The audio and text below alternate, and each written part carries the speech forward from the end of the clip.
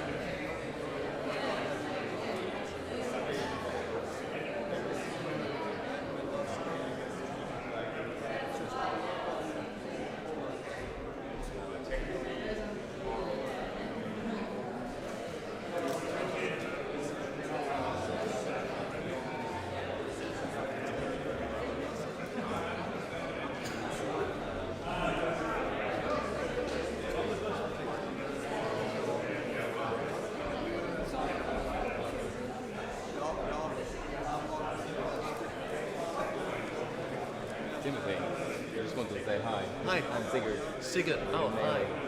Yes. Glad to have you here. I was looking for you everywhere. You weren't doing your thesis project yesterday too, were you?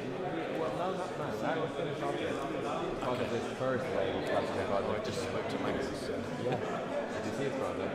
I haven't, no, I just dashed in because there's no Airport Express train today. So I wasn't here quite with the time I'd hoped. We are slightly doing some technical trouble. Yeah, it seems like they're figuring it out now. Everything looked alright with your files and Great. Slightly nervous if the typeface embedded itself.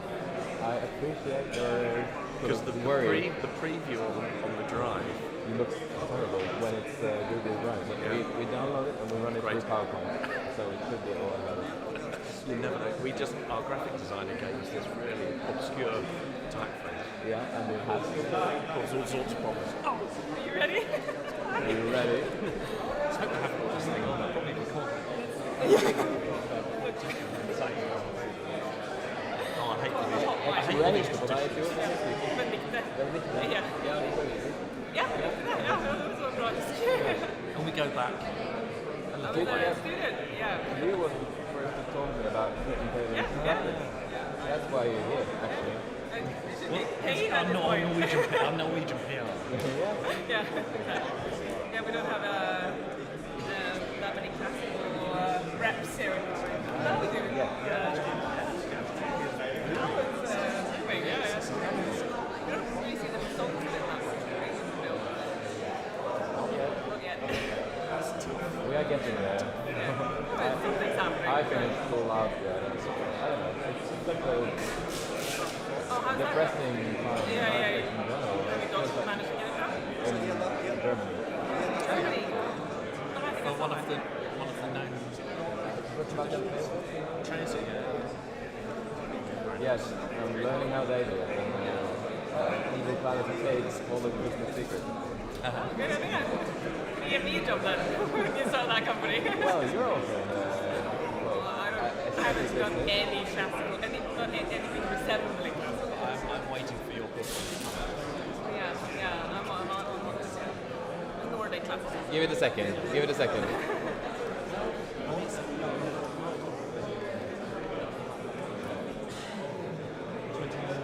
Oh yeah,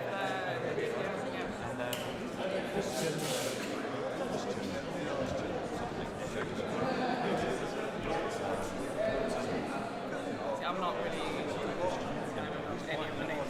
Yeah. Oh no, I know. Oh yeah. No, something. Yeah.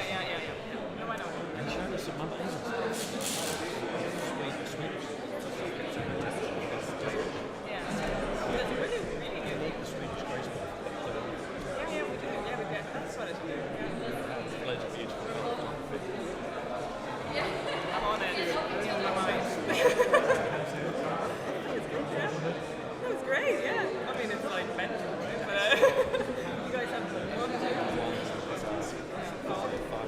say, yeah, July 14th. That's when it's happening.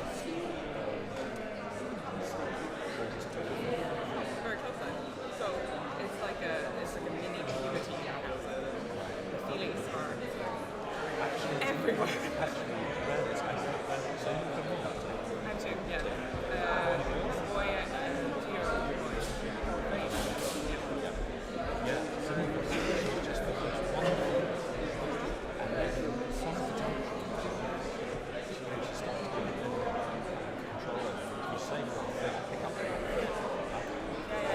But you still thought that was over, and then it's kind of come back a bit. And I had some help having a younger brother. The arguing can reach. I mean, I'm shocked still. Literally, he'll be sat there with like a bunch of her hair. Yeah, no. No, literally, he's like violent, and we're like, so that's not allowed. Yeah. So obviously, he doesn't have the language yet. So he's. You the first? Oh yeah. Do some argument.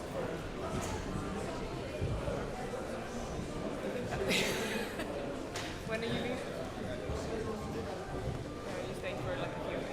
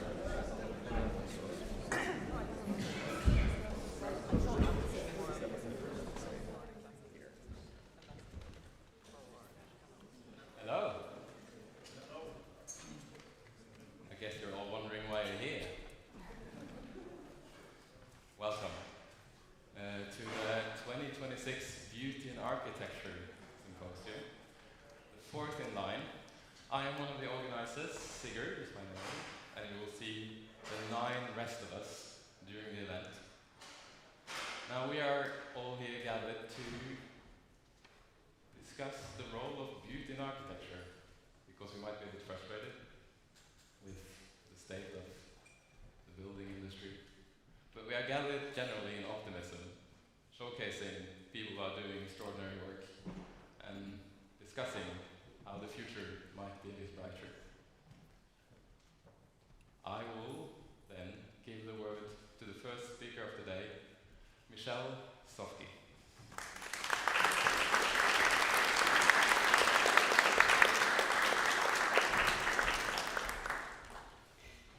Thank you, Figurative. I'm delighted to be here. So my name is Michelle Sofke, and I am the editor of the Classic Planning Herald, which is the magazine of the Classic Planning Institute, and I'm also a PhD student at the Technical University of Bergen.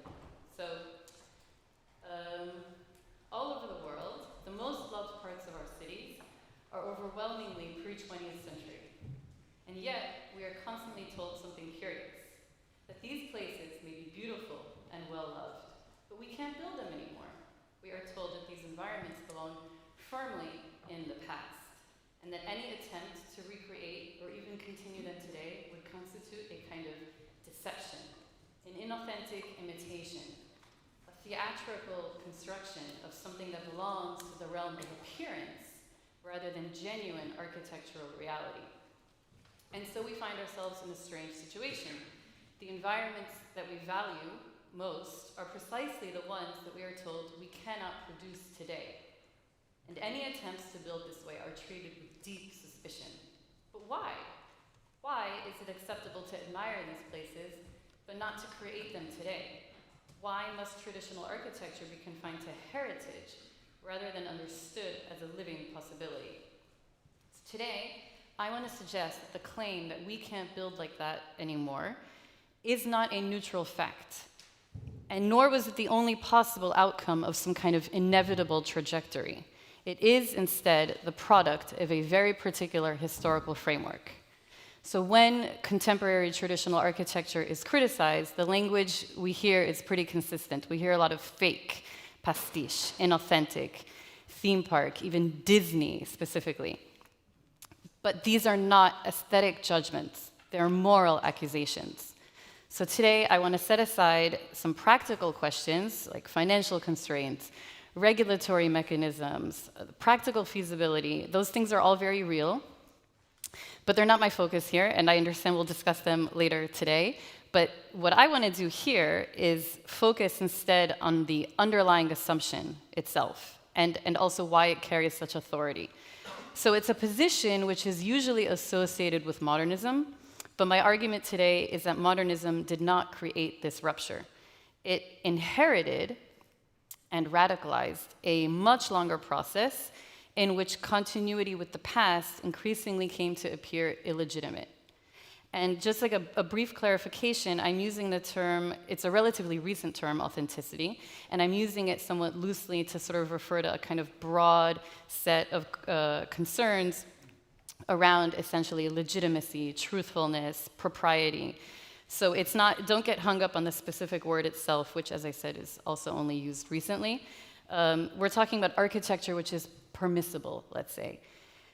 And another clarification, I'm not going to attempt a complete genealogy in 20, I think by now 18 minutes, but rather identify some particular assumptions that continue to shape our contemporary understanding of what is authentic, permissible, legitimate.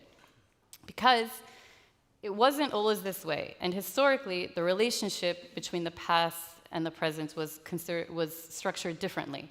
So for most of history, architecture operated within a logic of continuity, and rebuilding, repairing, adapting, reusing, extending, reconstructing structures was a normal part of architectural practice, and there was no anxiety about authenticity in the modern sense. So continuity was the norm, and something changes in the 18th century with the Enlightenment, and the past becomes increasingly something to be observed, to be analyzed, and to be understood from a distance.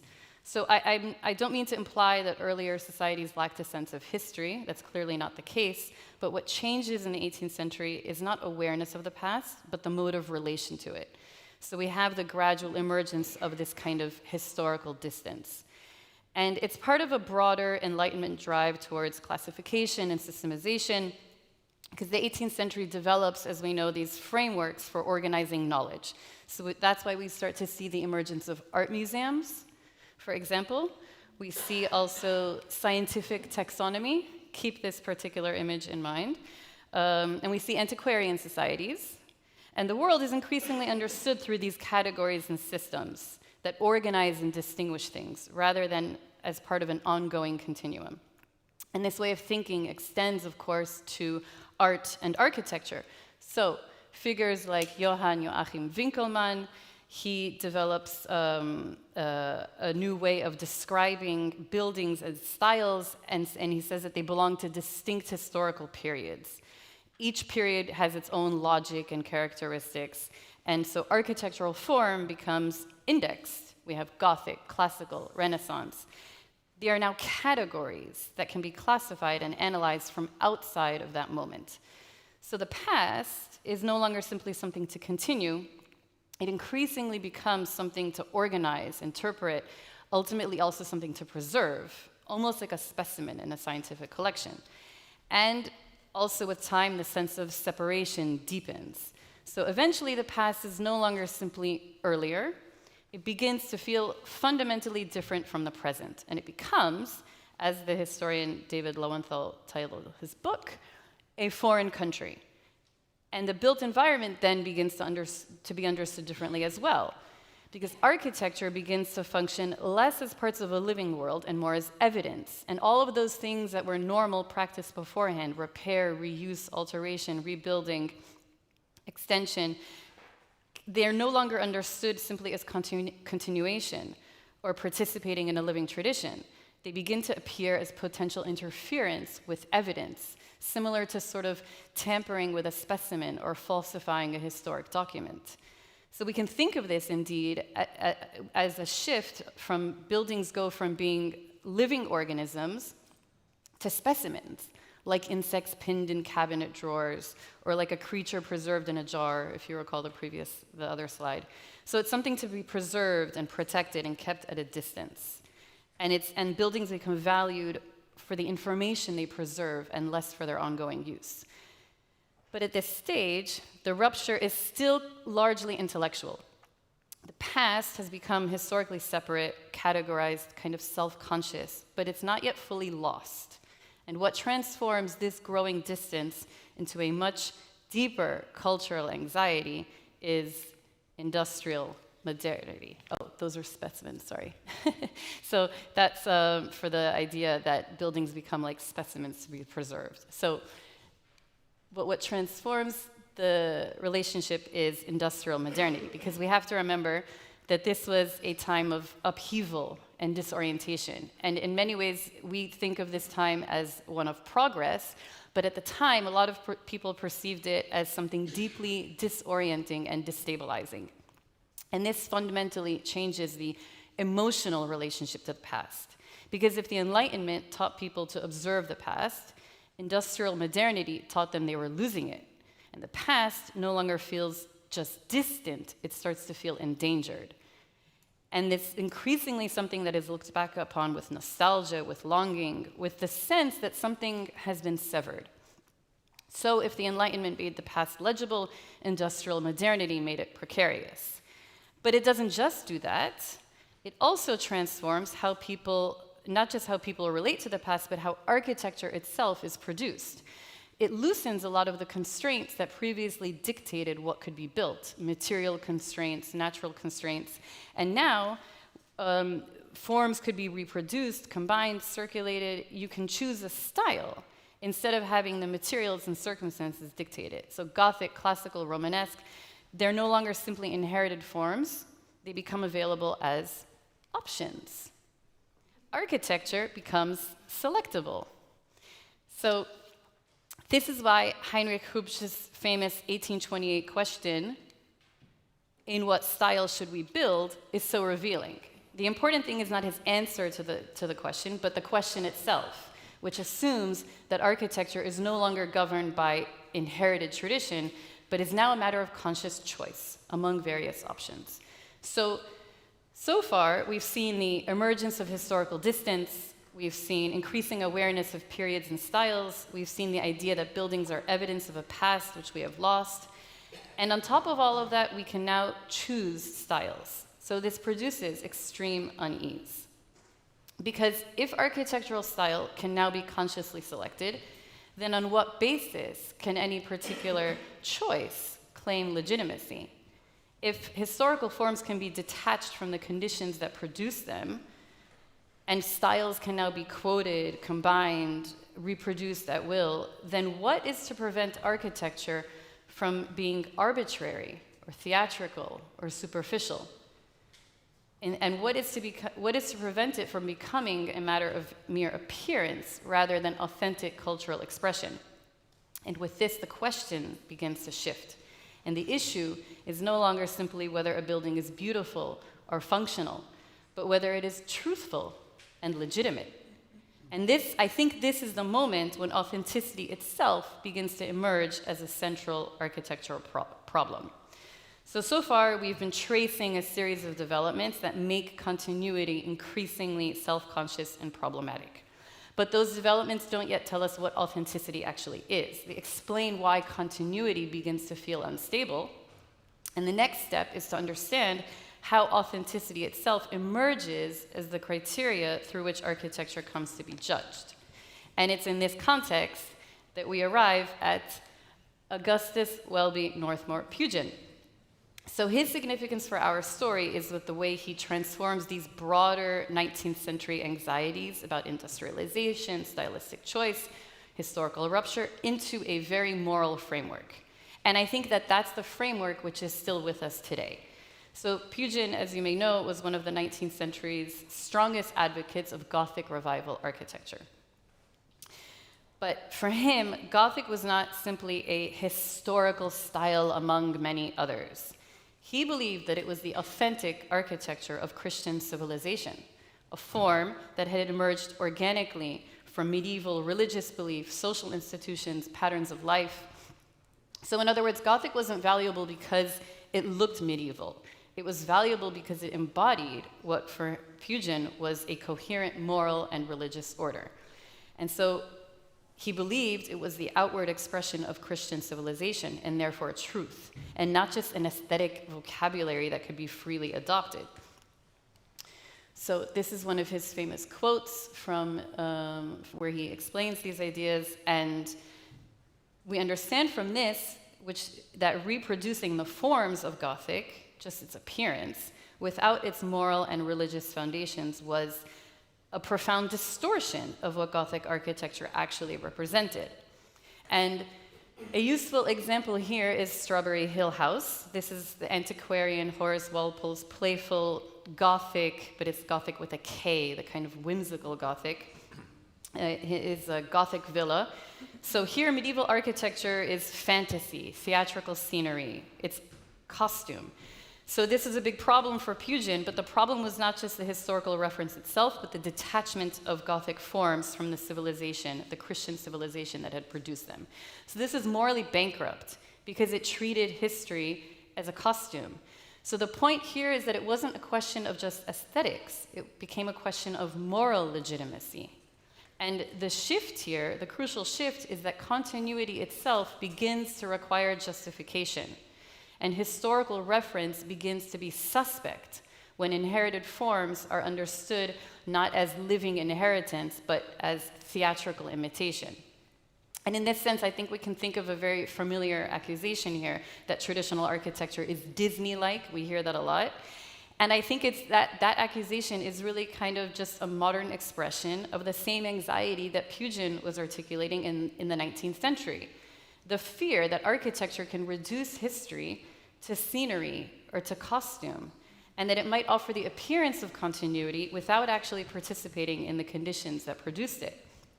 And I should just note that Pugin did not invent this anxiety.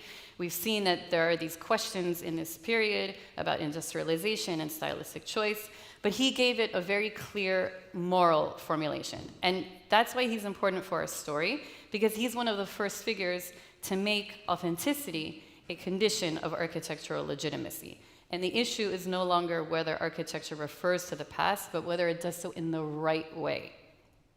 But the story doesn't end there, and it continues with John Ruskin, the Victorian art critic.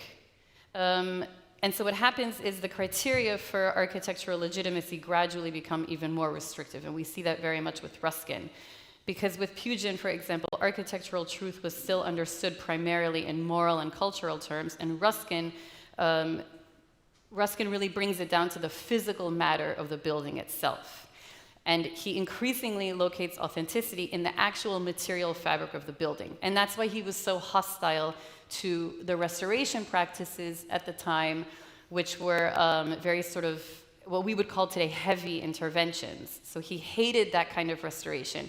And he said it's impossible to restore anything that has ever been great or beautiful in architecture. And the implications of this are very significant, because if authenticity resides in original material and accumulated time, then it becomes fundamentally non-reproducible. And a new building, even if it's extremely carefully designed, cannot possess authenticity in the same way. But that's not the whole story. Ruskin's position was actually only one out of a few possible understandings of authenticity, because at almost the same moment, Eugène Emmanuel Viollet-le-Duc, the famous or perhaps infamous French Restoration architect, develops a very different position. And for him, authenticity is located in form and in structure and in the underlying principles and logic of a building. So it's something which can then be reactivated in the present. So where Ruskin locates it in surviving fabric, Viollet-le-Duc says it's in the form and the structure, and we can reproduce it. We can even improve upon it. And today we would describe these kind of two different approaches, whether authenticity is located in original material and time and cannot be reproduced, or whether it's located in form and structure, logic, and therefore can be continued and even improved upon. We would describe this as a difference between material authenticity and conceptual authenticity. So strictly speaking, these figures are writing about restoration and not new architecture. It's true. But what matters for the argument is that they articulate two fundamentally different understandings of where authenticity itself resides. And the implications for those assumptions, they reach beyond restoration, and they reach us today as well, because our contemporary discourse overwhelmingly assumes the first position, the Ruskinian position. And continuity with the past becomes suspect, because authenticity is believed to belong to material fabric and irretrievable historical conditions. But I'm bringing this up to show you that that outcome was not inevitable. That Ruskinian perspective, which became dominant, was not inevitable, and there were other paths available. But actually what happens is the argument tightens even further with William Morris and the arts and crafts movement. And William Morris built on Ruskin's critique of industrial society, but he shifted the focus away from material fabric and into the process of making itself. And his concern was with the way industrial production severed the relationship between labor, craftsmanship, and the finished object. 5 minutes, okay. And it made it increasingly impossible for appearance to become detached from the conditions that produced it. This anxiety became visible in the Great Exhibition in 1851, where the criticism was not that objects were made by machine, but that the criticism was of the attempt to conceal the processes that produce them. They were made by machine, but made to look handmade. So this seemed to be a sort of deception that objects could appear meaningful or finely made while being produced through anonymous mechanized processes. And if we think about it, this concern is basically the psychological ancestor of something we hear a lot today, which is it looks historic, but it isn't.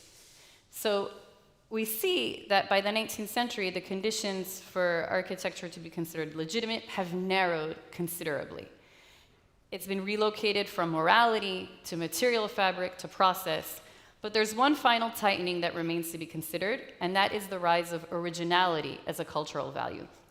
So before the mid-18th century, artists and craftsmen, they worked with inherited traditions, and they were expected to study and build upon established models through imitation. Enlightenment and romantic ideals increasingly elevate novelty, innovation, individual creativity, and the artist becomes a unique creative genius whose task is not to continue tradition, but to produce something new, and especially with Romanticism, something that expressed his inner vision. So once originality becomes a cultural ideal, and once each historical period is understood to possess its own authentic form of expression, then repetition begins to appear illegitimate. To build in inherited forms is no longer continuity, it's imitation at best, and deceptive at worst. So modernity increasingly reclassifies the same act of continuity as imitation. And that we have to understand that these two ideas develop together. The accusation of fake and the demand for originality are not separate. They are expressions of the same underlying shift. Because the rupture with the past doesn't just prohibit imitation, it actively produces originality as an imperative. And that's why we don't just hear today traditional architecture is fake. We also hear good architecture must be original. And this is the framework that modernism will inherit and radicalize. And now we've finally arrived at the elephant in the room, modernism, the moment you've all been waiting for. But I think what we can see is that by the late 19th century, what had begun as a critique of superficial imitation is increasingly expanding into a broader suspicion of historical reference itself. And the question with modernism becomes not whether the past was being used correctly, but whether it should be used at all. And modernism is often presented as a radical break with history and tradition.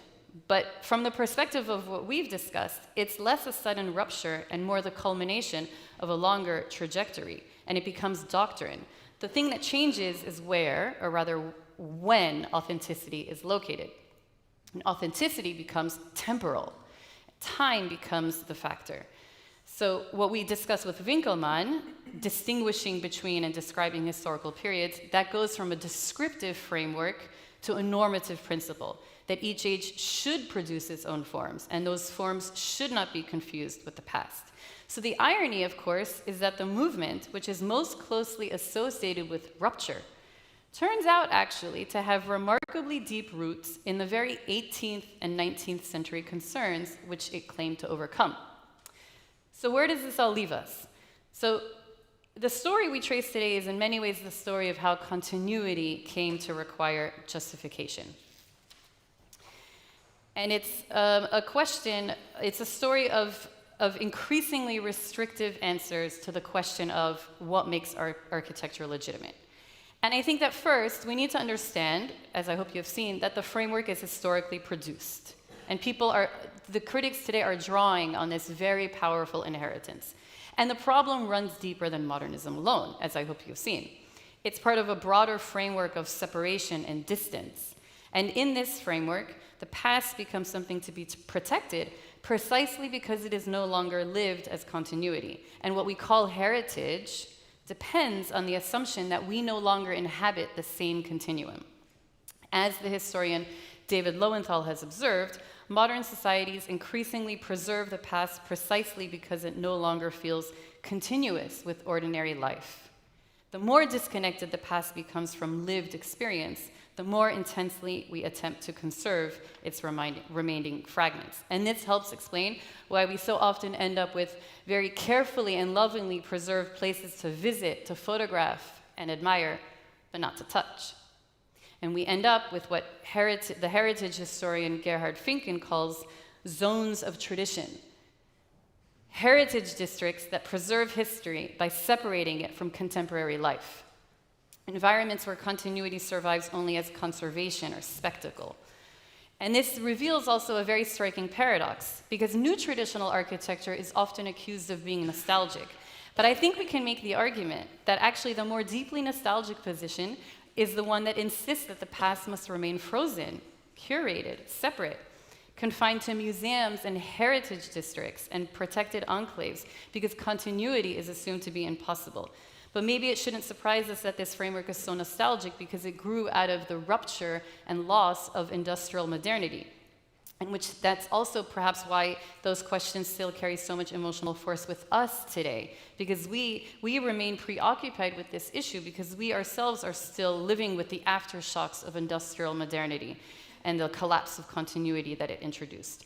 So there is a way out, but there is a way out, because if the framework we trace today is historically produced rather than timeless or inevitable, then that means it is also open to reconsideration.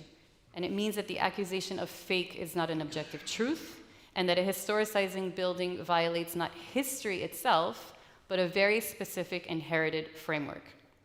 And outside that framework, the accusation loses its force. And in fact, it's not just our interpretation of authenticity that is historically contingent. I think the very preoccupation itself with whether something is authentic rather than meaningful, beautiful, durable, loved, is itself a product of that framework. And at the end of the day, a new traditional building is controversial not because it misuses or falsifies history, but because it refuses to keep the past at a safe enough distance. Now, this should not mean that all distinctions should disappear and that architecture should become a postmodern free-for-all in which anything is equally meaningful or legitimate, but maybe we can recover a broader understanding of our relationship to the past, one that allows for reuse, rebuilding, and transformation and living engagement.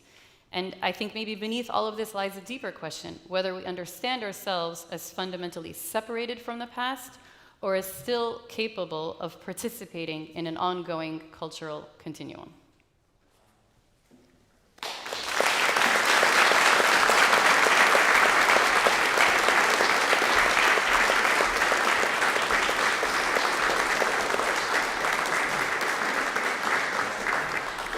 Thank you so much, Michelle. That really sets the stage for all further discussion. I will give the word to Timothy Smith, who will talk about how they interpret the future of tradition. Welcome.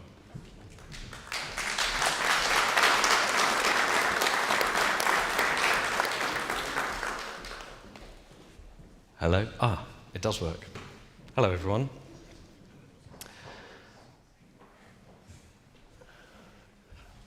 And wonderful, the typeface worked as well. Thank you. I'm Timothy Smith, the Smith of Smith & Taylor. And back.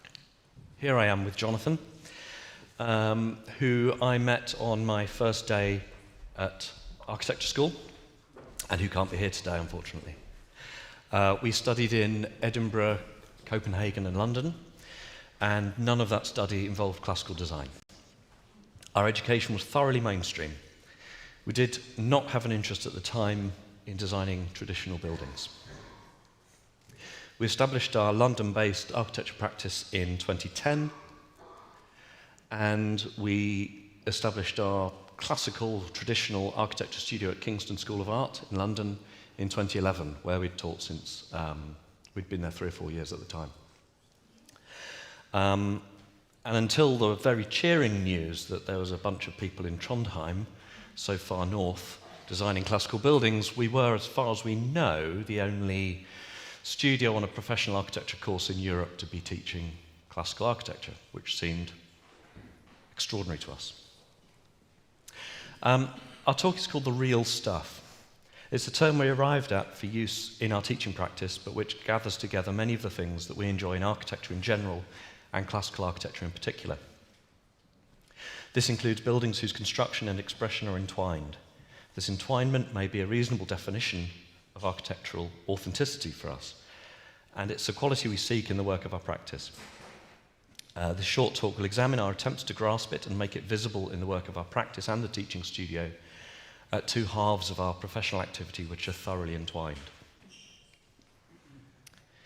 Imagine grasping a cold brass handrail, placing a foot on the first solid tread of a stone stair, rising towards a landing across which is a doorway, opening into a tall room with a plaster ceiling and large windows on the outside wall, looking out to the surrounding city. These images are not that description, that will have to remain in your minds. This is sensory, intellectual and material contact with the components and materials of the building, the volume of air it encloses, its architectural language and spatial arrangement, and its place in the city and in the world. Our interaction encompasses all these elements to allow us to perceive the whole of the building, and each part of the experience is both architectural idea and artifact. Our inelegant term for these things, from which the building and our experience of it are assembled, the totality of the architectural encounter, is the real stuff. It's particularly true of the architecture school that there can be something rather flat and lifeless about projects investigated and represented at usually one, often small, scale, but the results of such a narrow conception can be evident in built projects too. This is not an example of that. It's an example of the fragment and the whole. Whatever a project's qualities, the evenness of the scale of the representation belies our experience of encountering real buildings, which takes place in a fragmentary fashion and in relation to ideas, objects, space and matter comprehended at very different scales simultaneously. The Beaux-Arts method emphasizes the analytique as a way of bringing different scales of drawing together into a harmonious and synthesized description of a building in two dimensions, and is a technique we use a lot. This isn't coming out especially well on the projection, but it's a very beautiful CAD analytique. Our interest in these drawings and promotion of them as a mode of representation is also linked to the simultaneous exploration of multiple scales. The best analytiques are incredibly concise assemblages of architectural information, poetry rather than prose, beautifully composed, but also containing almost all the information you would need to construct the building. We're fortunate to teach in an architecture school which across the board values real things in study and in architecture. But we're one of 12 design studios at Kingston, and we're the only explicitly classical and traditional studio. But the modernists like buildings. They wouldn't call themselves modernists. And I think it's in this art school environment where people love real things and love buildings that we've been allowed, we've been encouraged to do what we do. We want students to understand the implications of the physical reality of their proposals. Architecture is about ideas, but those ideas are manifested in the physical world, and we believe that this should be explicit in the investigations the students undertake and in the representations they produce. We recognise the contradiction in attempting to manifest the reality of an imaginary project, but we believe that that is essential. We're interested in buildings, and the closer we get to experiencing and understanding the reality of even an imaginary building in the teaching studio, the better. Perhaps one of the superficially most simple ideas we've investigated is scale and its fellow traveller proportion, and I'm aware that I'm going to be telling a lot of you what you already know in the next few moments. We begin each year by reading Summerson's Classical Language of Architecture, and then we use Chitham and Cordingley to help the students to draw what are often their first ever orders. I'm showing the sources and columns that they draw alongside a project of ours which features what are to date the only freestanding columns we've had the fortune to build. We've learned alongside our students. Remember, we're educated as modernists. Each student then makes a full-size drawing of a column on the wall. And sometimes groups of students will make a full-size drawing of a gateway, for example, around a studio door. These exercises, carried out on lining paper in charcoal and chalk, instruct the students in the construction of a column and the proportional relationships which govern the particular order. They also require an understanding of scale, the size of drawn objects in relation to the room and in relation to the students themselves. They need to reach them safely. The examples we ask them to recreate are too small and pixelated to be transposed. They must be constructed at the scale of the room from first principles. Importantly, at the end of the session, every student has created a full-size artifact with a physical presence. It is also instructive to reflect on scale in relation to the application of the classical language. The scale of what we might call the architecture is interesting for its effect on the apparent size of a building. It is quite possible to have two versions of a building, each of which might seem either too big or too small for their context, but which are, in absolute dimensional terms, exactly the same size. A too fine-grained or conversely an overly broad or sparse application of the orders and other architectural elements can cause us to read the size of the building as too large or too small, and each of those applications could cause either of these perceptions, depending on the context. A useful reminder of the importance of context, and also of the necessity of architectural intuition and judgment. This is one of those things which seems to us that classicism is very good at teaching, quite aside from the idiom a student might prefer to design in or continue their design experience in. The first of just a couple of projects by our practice is a pair of cocktail bars at the Queen's House in Greenwich, which is a very small project which we hope conveyed a monumental scale. The Queen's House is here in the centre of the image, framed by Wren's Royal Naval College, and it's here at the bottom left. And the central 5 bays of the ground floor of this building is the orangery, and we were asked to put a cocktail bar in there, a kind of dream commission. And nearby is Hawksmoor St Alphege Church, his most easterly of his 7 churches, which we love, the tower not so much, and its flank elevations have these wonderful muscular compositions, and we realised that just underneath the windowsills, these aprons might make quite a good bar to lean against. So we modelled it in foam blocks. It's to be built in lightweight concrete block. It was placed on a historic marble floor, and the engineers were quite concerned we might crack stones with these weighty structures. So it's a timber frame with lightweight blocks, cut by us in the workshop of a builder we worked with at the time in Dorset, and assembled in his shop, and then transported to London, where they were set up again in place. And they have these blocks, they have these aluminium tops, but also just underneath, there's a sort of feeling that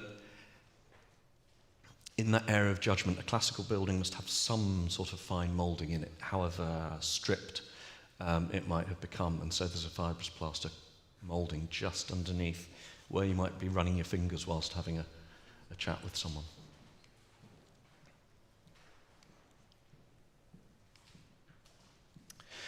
Perhaps more so than in other modes of architectural expression, classical architecture places a greater emphasis on the relationship of parts to the whole. Or at least these relationships have been codified to a greater degree. As this audience knows well, most classical buildings are formed from an arrangement of one or more of the 5 canonical orders. Each order provides for a specific proportional relationship between all the components from which it's assembled, and these relationships in turn inform the order of the whole building. The orders are by no means immutable, but broadly speaking, the relationships of parts to the whole is the same for each type of order. What this means is that if one can correctly identify and measure part of an order with reference to the canon, one can construct the whole order and therefore extrapolate much of the building from the deployment of its proportional relationships. On several occasions, we've asked our students to make full-scale fragment models of a part of a building. The first time we did this, we set a task which required the students to identify a fragment of a building in London that they would draw, either by surveying the original or, if the subject was out of easy reach, as in this case, through research and by piecing the composition together using familiar textbooks. This is the cornice of the courtyard of the British Museum, far out of reach of a visiting student. But by measuring the entablature's supporting column and identifying the order to which it belongs, the students could construct a fairly accurate drawing of the entablature with reference to the canonical versions of that order, and in the process observing any deviations from the canon. The survey drawings were used as the basis of construction drawings for full-scale models, and as you can see, these are built from expedient, often found materials. These are insulation boards that the students found in a skip outside a building site. The construction detailing more or less followed the stacking logic of individual mouldings. You can see that there on the left. despite being greatly removed from the fabrication methods employed in the original building, which was of stone. And these methods are dictated by available materials and space in workshops and available tools at the Kingston, in the Kingston workshop. But then at the end, the faces of these models were covered in sort of plaster filler, which gives them, which emphasises the form and gives a beautiful light and which belies the construction behind, which we found quite exciting. The imposition of the physical presence of the building into the studio is incredibly powerful. We were honestly quite struck when we first saw these things brought into the school and set up together. Suddenly feeling transported to the Athenian Agora, surrounded by parts whose wholes were powerfully absent. It's been particularly interesting to us as teachers to observe how much effort it takes the students to understand the three-dimensional forms at hand. Even relatively simple forms, such as a Doric column base, have the complexity of adjacent concave and complex mouldings running around a radius. Even the simplest classical buildings can be three-dimensional compositions of quite extraordinary complexity. These forms, on which so much of the emotional power of a building rests, are not always easily understood or indeed described by the novice designer. The construction of the students' fragments confronts them with full-scale, three-dimensional reality that drawings can only allude to. So having run this project 1 year, the year after, Neil Hobhouse of the Drawing Matter Archive invited us to collaborate, offering to select drawings from their collection which, of classical buildings or parts of classical buildings that had not or no longer existed as the basis for that year's project. While the ultimate aim of the project was similar, the subjects being drawings rather than buildings emphasised an act of translation, in this instance from 2 dimensions into 3. Source drawings range from freehand sketches to highly finished pen and ink hard-line drawings, and from large sections of buildings to details of parts. The students identified a suitable part of the drawing to work on, ascertained the size of the subject, which is quite fun here,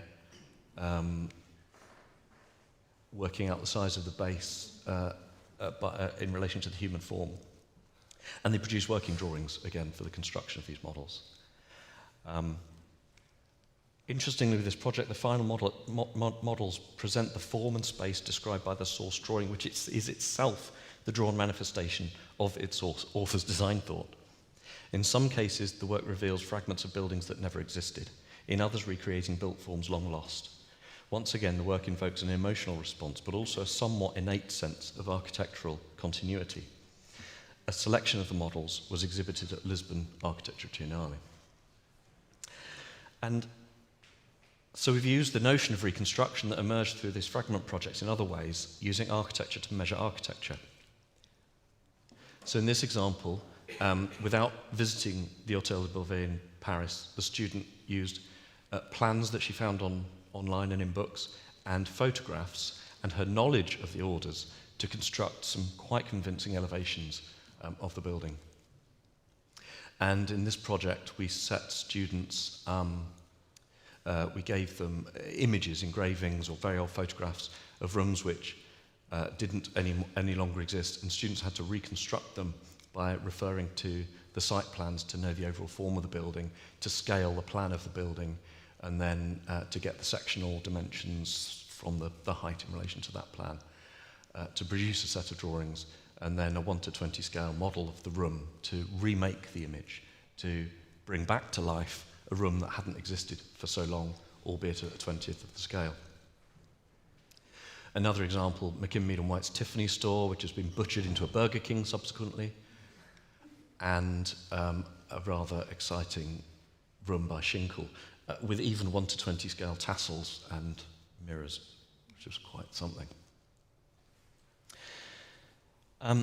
In a classical or traditional building, there is never, or almost never, a wall condition that can be accurately described in plan by drawing only 2 parallel lines. In a traditional building, there is always a sill, a skirting, or base to show below the cut line of the plan, or a cornice or entablature to show overhanging above, and of course the relief of engaged or freestanding columns, niches, and architraves must all be shown. The 30 centimetre parallel lines running around the outside of a building and the 20 centimetres of parallel lines running around the inside of a building is a scourge of contemporary architectural education. Architecture moulds the air around and in itself, and it's one of the ways in which it imposes itself on our consciousness. One of our favourite juxtapositions is to place a close-up photograph of the heavily articulated arcade of Michelangelo's building on the Campidoglio next to one of Sigurd Leverent's Social Security Administration building in Stockholm, which achieves almost the same degree of monumentality in our view as Michelangelo, but with an almost complete absence of relief. But even his facade is not devoid of incident, it's quite the opposite. Both buildings are exquisite expositions of the handling of relief and mass and monumentality in the service of architectural expression by two architects completely in control of their very different languages. The comparison touches on another concern of the studio and component of the real stuff, character. Working within a classical mode of expression, it is fascinating to note how little one has to change, or rather, how fine the adjustments can be to create buildings with similar natures but completely different characters. Two examples, constructed approximately 230 years apart, usefully illustrate this point. Both are mausolea, both are circular in plan and cylindrical in volume with a domical top, and both employ a form of the Doric order externally. One might expect that the two buildings, allowing for differences in size and location, would be virtually identical. This is what the rules are supposed to offer. Yet while there are, of course, similarities in form, the character of the two could hardly be more different. Bramante's Tempietto of 1502 is one of the most charming buildings of the early Renaissance, diminutive, open, welcoming, and undeniably pretty. And in complete contrast, Hawksmoor's 1729 Howard Mausoleum in Yorkshire is austerely monumental, chilly and remote. Atop its hill, it wraps its columns tightly around itself and turns inwards, as if consumed by the aristocratic grief it was built to commemorate. The two buildings have a similar nature, but a completely different character. Inseparable from any consideration for real stuff, materials and their part in architecture, or the ideas of construction, are perhaps one of the hardest things to materialize in the academy. It's often assumed that classical architecture must be constructed in stone, and of course many classical buildings are, but it's equally true that many instances of the classical language are not. We have Palladio's buildings mainly in brick with stucco and shingles, most wholly, equally wholly in stucco, but in better nick in this image. We're therefore ecumenical in our attitude to construction materials. Classicism can be expressed in almost anything. What matters, we believe, is that the construction material and the construction technique, which derives in part from the chosen material, is suitable for the desired expression or register of the language. We're attracted to the synthesis and sometimes tension between the method of a building's construction and the plastic nature of classicism, two matters whose dimensional characteristics and constraints are not necessarily immediately complementary. This student found that the timber pads supporting lintels over round earth openings resembled column capitals. And these models explore the translation of masonry precedents into timber construction. The intersection of architectural language and constructional tectonics is an interest common to many studios, academic and professional. But we feel that the discussion within the context of a studio, working with the classical language of architecture, which has traditionally celebrated artifice as much as stereotomic directness, is a potentially rich one. The contemporary interest in mass stone, mass timber, and rammed earth as more sustainable, durable, and healthy construction techniques also seems to suggest the potential for a direct and satisfying contemporary classicism. I'll whiz through this. It's a project of ours that grappled with some of these concerns, a project for an artist studio and gallery in London. And I think it's the only project of ours that can be seen from the street on a corner in Camden. And this is the building as the client found it. The client was an artist who wanted to run her own gallery and have her own studio on the site, which is why she was attracted to this garage, which we replaced.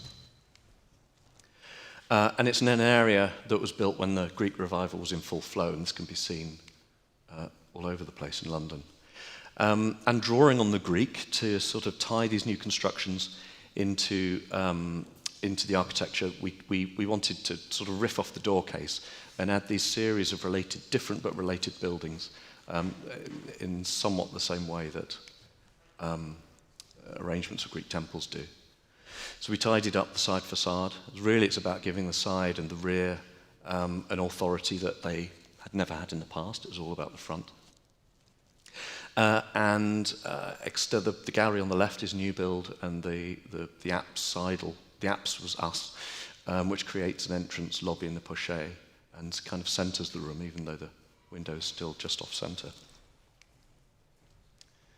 And we're inspired by the sort of decorous but everyday buildings that you find in London, sort of electricity substations and things like that. Really wonderful dogtooth cornices and bits and bobs. And so we wanted that sort of gravity for the new building.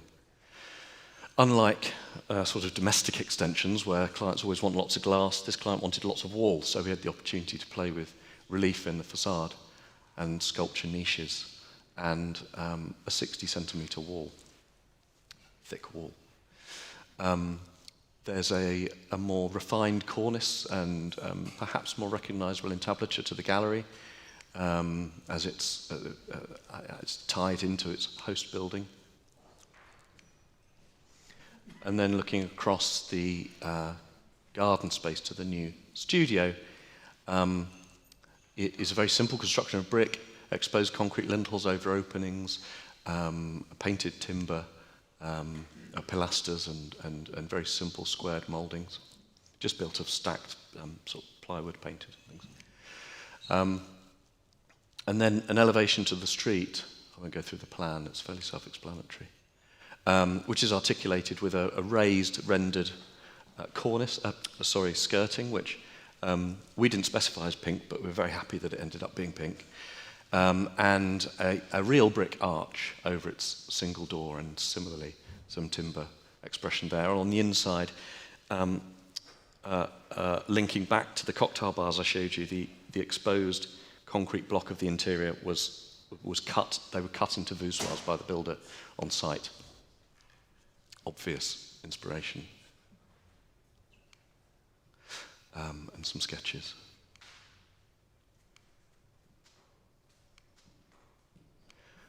And to wrap up, somehow we seem to be doing arches all at the same time. This is a project that's on site at the moment, and we designed it about the same time that we'd set a theme of arches for students. We asked them all, we always do some sort of model making at the beginning of the year, each of them to draw an arch and a vault of a certain order and a certain size, and then to make a model of it. They duly got on with their work, and they produced these kinds of models. And they were sort of wondering, these are all similar but different, where's this going? And as they came together, I think one of the more perceptive students realised just before we stacked them up, she said, hang on, this isn't the Colosseum, is it? And so once they were stacked up, all of a sudden we had a piece of work which was, again, quite moving, a 1:25 scale fragment of the Colosseum, which in the various different ways the students have used the same material, also suggests the kind of ruination, or it's the condition you find the Colosseum in now. It's sort of supported ruination. And we're in Scandinavia. The counter-proposal is a big thing here, social media suggests. And we're asked to offer an alternative facade to a building which careful, you'll hurt your eyes. This one. Don't worry, it's gone. It's gone. And so we did that. And that apparently it was being built in the UAE. Whether it's still being built as we speak, I've no idea. But there we go. Thank you for listening.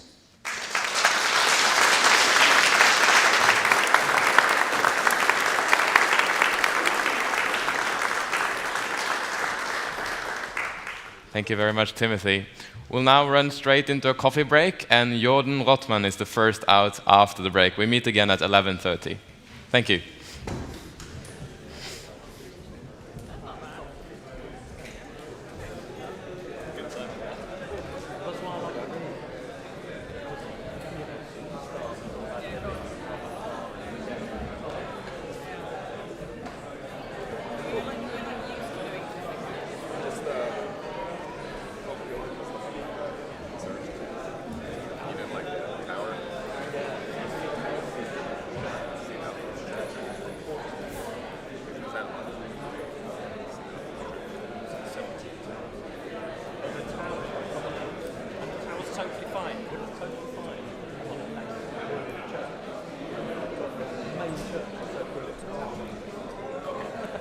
they didn't quite hit the mark. Same.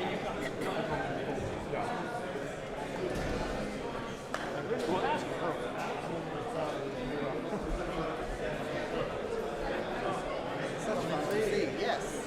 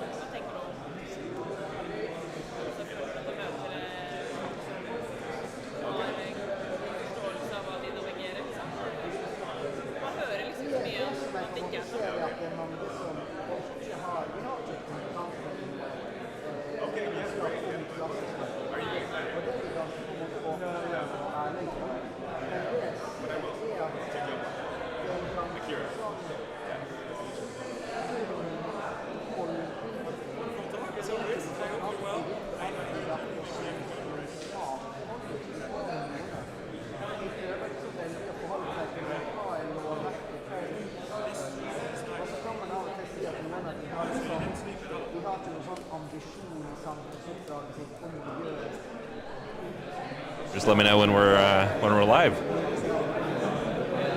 Is this going live or is it being recorded? This is live. Okay. Yes.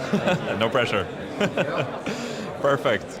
Okay. Hello, everyone. My name is Oscar. I'm very happy to welcome you all back to the 4th annual Beauty in Architecture Conference here in Oslo, where we are gathered, many people. We're gathered architects, craftspeople, urban planners and politicians, and scientists even, to discuss the importance of beauty in architecture.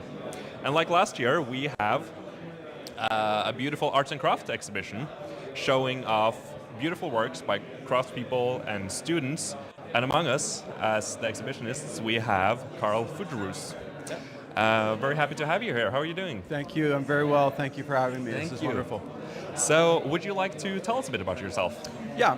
My name is Carl Fugerus. I'm an artist. I work in a variety of different media, including painting and sculpture, stained glass as well. And for about 26 years or so, I've done site-specific works in conjunction with architects on projects that required ornament and art to embellish the spaces. So currently I live in Austria. I've been there for about 4 years. In addition to running my studio practice there, I teach for an American university that has a study abroad program where our students come over every semester to learn all kinds of things, including philosophy and theology and whatnot, but also art and art history, and those are the classes that I teach. Fantastic. And you have brought some beautiful carvings or moldings of plaster. Would you like to show us a bit around what you brought? Sure, absolutely. So in this case, I'm working with an architect based out of Savannah, Georgia, where I lived for 15 years. And his name is Christian Sutil, and he does a lot of traditionally inspired and classical buildings in that area of our country. So this is for a building in Charleston called Courier Square. And I was asked to design innumerable decorative elements. About 20 or so of them have figurative elements. This is the part that really kind of ties into my background and my education as a figurative painter and sculptor. So I designed some thematic elements that sort of are meant to bespeak the passage of time and the endurance of architecture throughout the ages. And so we have personifications, for example, in these keystones of various styles of architecture, classical as seen here in the sculpture as well. And that's representing the summer, sort of the full bloom of classical art and architecture and that full maturity that it achieved in the 5th century BC and beyond, of course. Some of them are more like this one here, evocative of the season of spring, and it is, of course, Art Nouveau with all those beautiful flourishes that are reminiscent of the spring flowering and so on, as well as winter here that seems sort of cold and remote, and so I have a veiled figure kind of in a Gothic style that's a little bit more robust, I guess you could say, and those are meant to show kind of the seasons of architecture sort of as it evolved throughout the ages. They are truly beautiful. Thank you. And you said you said your work is very much intertwined with your background in philosophy. Yeah. I'm really curious, how do you go about designing this? What is the process in making these things and designing them? Yeah, so it's a number of different things. On the one hand, even through my teaching, I've seen how many different epochs in art history have tied into the philosophy of the age. So in classical thought, there's a lot of rumination about this tension between the things that are immutable and never changing versus those that are subject to the ravages of time and entropy over time. And so this idea that we could, so to speak, grasp a form from outside of the realm of this decaying world and reach into the realm of Platonic ideal forms and draw from that a perfect specimen, so to speak, into our own world. Bringing some of that immortality into a dying world is sort of some of the conceptual underpinnings of this, and of course the forms then of those classical works will inspire a great deal of this. So at the center point of the whole building here in the main entrance, you have the personification of architecture crowned with this beautiful Ionic column capital head, and that bespeaks kind of the humanism of that time, also kind of reaching an expression in architectural ornament. It's fantastic to hear. And you not only have the art studio, but you also teach. That's correct. So what are like the core? What's the most important things that sort of have to go through? I assume that where you teach, it is not a fully like fine arts, or it's not fully figurative. That's but right. what is like the core principles that you believe are important that we now, if we would like to see more of this, what do we need to change? What do we need more of or less of? Well, so one of the things that I do in my art history course that probably has about 30% of the class devoted to architecture is to speak about the concepts behind the work. So it's not just about sort of enumerating a succession of styles or insisting that people memorize dates and names and precedents for all things. Of course, that's a component of it, but I see those as being a trivia and less about the sense of the sort of center and heart of what it's about and what it means. So I like to include as much as possible about kind of understanding the meaning of these things, so that when people go out and see new buildings that they've never seen before, they're equipped with the wherewithal to decode them and understand the language of symbolic forms and of ornament. And oftentimes those are very clearly related to the purpose of the building and the nature of the building. So it helps us kind of to situate ourselves, to articulate hierarchies within a city as well as within a building itself. And that is, I think, allows us to feel at home in a certain place, that it's readily understandable, and that we see ourselves in these buildings and that we feel at home there. Yeah. Oh, fantastic. What would you say like inspires you to do all this? Well, I've been doing this a very long time now. I graduated from my undergraduate studies in 1998, so however many years ago that is, 28 years ago, and immediately started practicing art, in part because some of the classes that I took there during my last semester, both in art history and painting, were an enormous inspiration, in particular looking at works of art from the past. So I'd say that's been my access and inspiration for all these years, is trying to carefully study works of the past that haven't been topped. You know, like the bar has been set enormously high.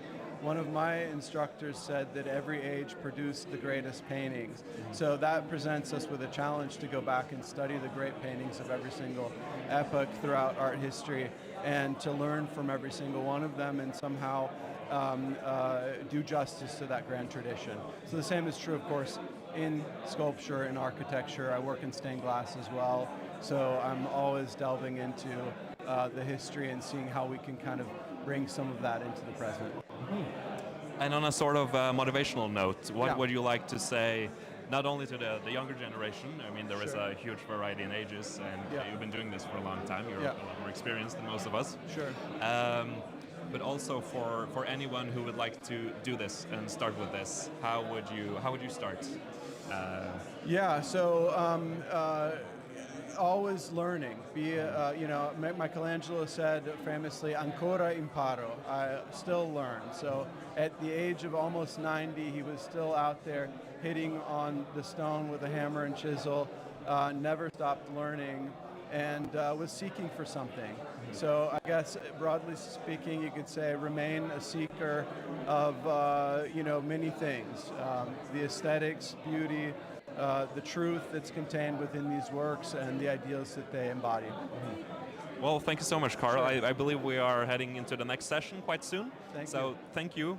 Your works are truly beautiful, and thank you for the inspiring words. I appreciate it. Thank you for your time.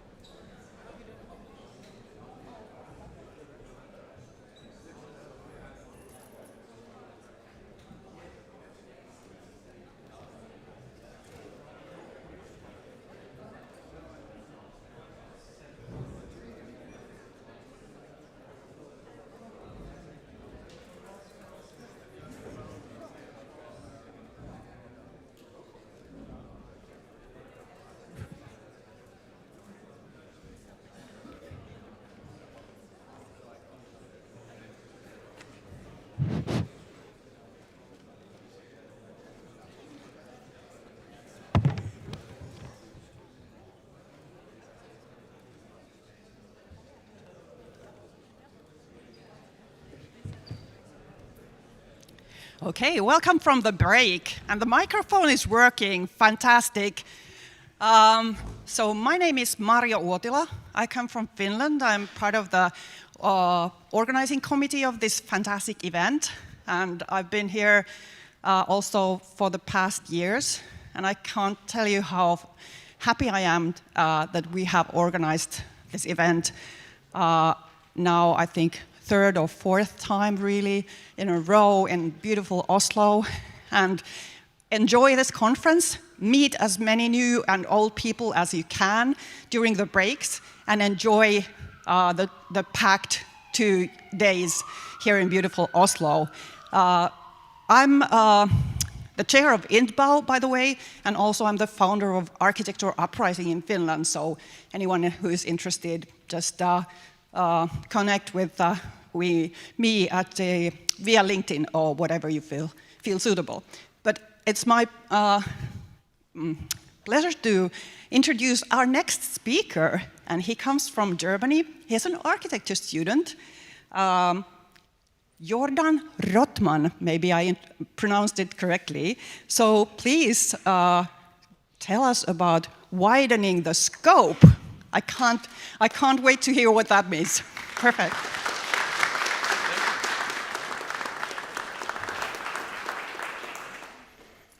All right, so thank you for the invitation to talk here today. My name is Jordan Rothman. I'm a student of architecture at Bauhaus Universität Weimar in Germany. And today I want to give a little bit of an insight into how learning about classical design has affected my studies. So, as I said, I'm studying in Weimar. Weimar is a nice old classical town in Germany, and we have a great school of architecture. It's called Bauhaus Universität, but don't be scared by the term Bauhaus. It's not really much Bauhaus left in Weimar. It's just a good school for architecture, and I think you get a proper, solid education in contemporary architecture, which is also open to new kind of inspirations. So, in Weimar, nobody is teaching classical architecture. So, after starting with my master's studies, I decided to look into this matter by myself a little bit. And I just read some books, and for instance, what I found was this nice Boucher plan by Schinkel, or this plan by Weinbrenner for some of the projects that he did for Karlsruhe. And so those were things that I began to fill up my visual memory, my knowledge of classical buildings with. And what then made the most impact was this book, Complexity and Contradiction by Robert Venturi, which to me is one of the best books that I know about architecture, as it really opens a wide range of build examples to learn from. So it's all classical, modernist, it's royal, it's vernacular, so it's a really wide range of source.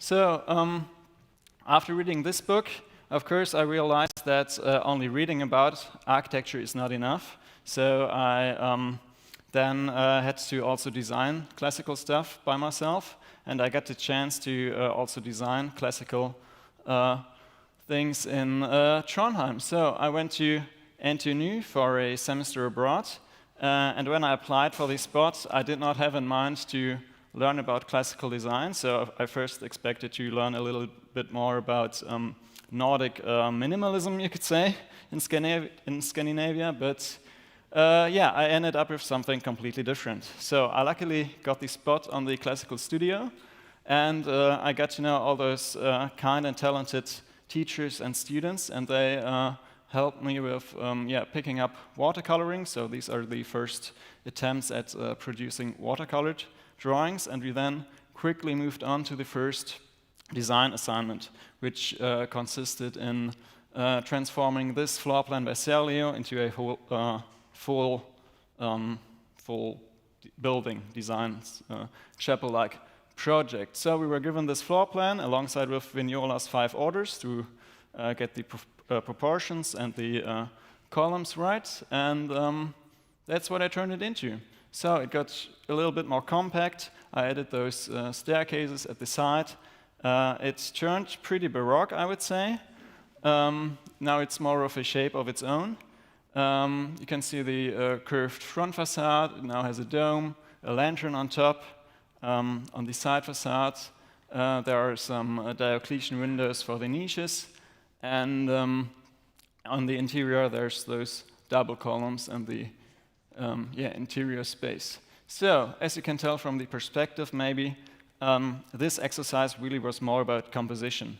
And what I realized while working on this one is that education in Weimar actually is not too bad, as it let me integrate those new elements rather seamlessly into my set of skills. So this one was a little bit more abstract, I would say, and we then moved on to the main assignment of the semester, which consisted in building or designing a residential building in Trondheim at a prominent site. So you have this large roundabout, and then this corner building that somehow closes off the block. And this is where I then got reminded of those things that I had read about earlier by Weinbrenner. So he designed a lot of buildings on corners for Karlsruhe, and this is something that I could get back to learn from. So that's what I did. I also drew a rather symmetrical plan with an emphasis on the main axis. The ground floor, which is rather schematic, is used for commercial use, and then there's this standard floor, which I think is the drawing that I spent the most time on, as it really was a masterclass in drawing pochés. I had never really drawn pochés before, and there are now 3 apartments on the standard floor, 1 in the middle, 2 on the sides, and I try to use those elliptical or half-round shapes to solve the angle of the plot. Under the roof, there's a penthouse filling up the whole footprint of the building. As you can tell from the main facade, I really try to make the main axis stand out, to have this projecting part in the middle, also emphasized by these Corinthian columns and the colossal order, the statues on top, and this kind of dome on top. So the ground floor is used to level it all out, to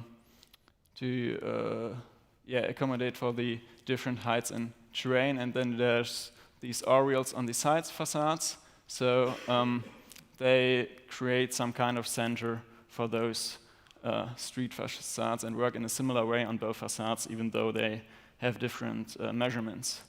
So in this section you can see how you enter the building through the space with the painted garden. That's another inspiration that I actually took from a trip to Paris, and how you then enter those apartments through the grand staircase. The residential project was like the first real classical project that I did, and as you can see, the building block is now closed off, and that was my real design experience from Norway. But what then was left from my studies was my master thesis, which I was about to do in Weimar. And I thought, well, I need some kind of project for my thesis to merge all of those experiences. And I therefore chose the town of Bad Gastein in Austria to have a somehow classical context to work in. That's what it used to look like. So the emperors used to come there, so they have a lot of Belle Epoque architecture in this town.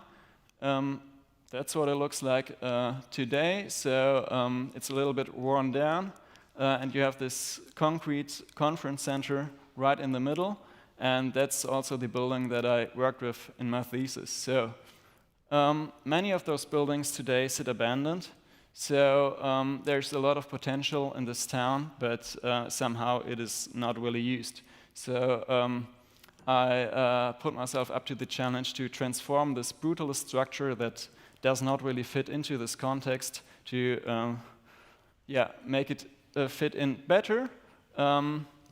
That's the situation in the model. So from the roofscape, I think you can tell that there's a lot of rather traditional buildings going on, the waterfall cutting down through the village, but then this concrete behemoth right in the middle. And the special thing about it is that you enter the building from above. So on the street level, there's just one story visible, and then you go down into the auditorium. What I did was that I got rid of the ground floor and placed some new buildings on top, which also had some difficulties. That's what it looks like from the street now. So the special thing is that you only see those new additions from the street, and only from the other side of the valley you will see the whole also concrete substructure. I try to make it as much classical and also contemporary as I could. It's a wooden building, so as it is an extension on top of a different building, I wanted it to be light. I decided to close the corners to then place the entrance right in the middle next to the square. That's what it looks like in plan. So the square now has a way more precise shape to it, and is also open to the valley, so you have a great view into the mountains from the square. I try to also apply some pochés, based also on the grid of the existing structure. And as you can tell from this section, there were some quite large difficulties when it comes to tectonics. So first I tried to change the whole structure, which somehow did not really work. So also due to this cantilever, I tried to place those new boxes on top. So that's what it looks like in the model. So I try to use techniques of contemporary wooden construction to make all the details for the facade. I know it's not really canonical, those pilasters, but I think it's an approximation to what a classical building in wood could look like nowadays in our time. So to draw a short conclusion, I think learning about classical design in architecture school is essential, as it makes historic buildings accessible to learn from them. It helps to understand architectural history as a continuous source of inspiration. So there's not really this break of modernism. You can draw inspiration from all of what history has to offer. And it's a complementary part to common architectural education. So learning about classical architecture has made my set of skills grow, and now I feel like I'm prepared for the job. Thank you.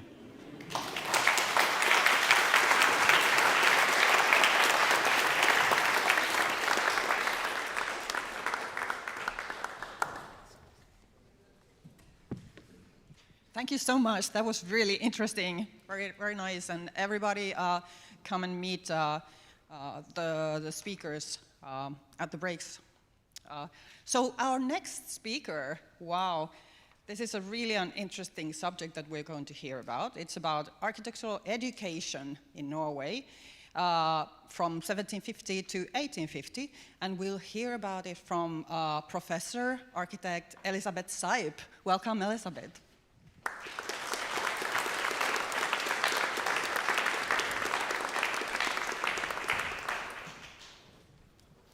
I must thank you for this invitation. Yeah, I'm on the left. Recently published book, Norsk Arkitektur, Norwegian Architecture, 1750 to 1850. It is part of a series, and also at the same time was released the Norsk Arkitektur 1980-2025 by Ulf Grønvold. Sorry. In between, there are now busy persons writing the missing volumes. Yeah. So you may think it's strange that we put so much force into presenting a complete Norwegian architectural history. Why wasn't it done before? it was done, but always as chapters in art history books. So we, who are here, being architects, thought that it was high time that it was a complete architectural history on its own. So we are working on it. It will take some time before we are complete, but we are very hopeful. So this was I've spent the last 10 years working on this. These things do indeed take time. The year 7050 wasn't chosen before it is a nice round number. This was actually when architectural education was introduced into the Norwegian society. So we wanted to focus on the professional history of architects in Norway, because I think, and we thought, that the vernacular had got much attention over the years with very nice books, and especially the stave churches, that we are very proud of them, and they also have got many presentations in very nice books. Now it was high time to focus on the architects themselves and how the craft of the architect grew in Norway. I think a short history on Norwegian history is called for. There are so many coming from abroad, and not all Norwegians are always aware of our history either. So it is important in this context that from 1380 onwards, Denmark and Norway formed a union under the Danish king. Denmark-Norway, often mentioned as the twin countries, stretched from Altona near Hamburg in the south to the Barents Sea in the north. Included were the Shetland Islands, the Orkneys and the Faroes, and Greenland, as well as colonies in the West Indies. So it was quite a big country, actually. The undisputed capital was Copenhagen, and the king had absolute power in his realm. In 1814, as a result of the Napoleonic Wars, Norway was secured its constitution based on the American Declaration of Independence and also the thoughts from the French Revolution. The constitution is celebrated on May 17th, and it followed a few weeks of independence. But I show you this picture. You see what you missed 1 week ago. Every year there's a parade of children going up to the royal palace, and these parades take place all over the country, even in very small places. So it's the Children's Day to celebrate the Constitution, which is a nice thought, I think.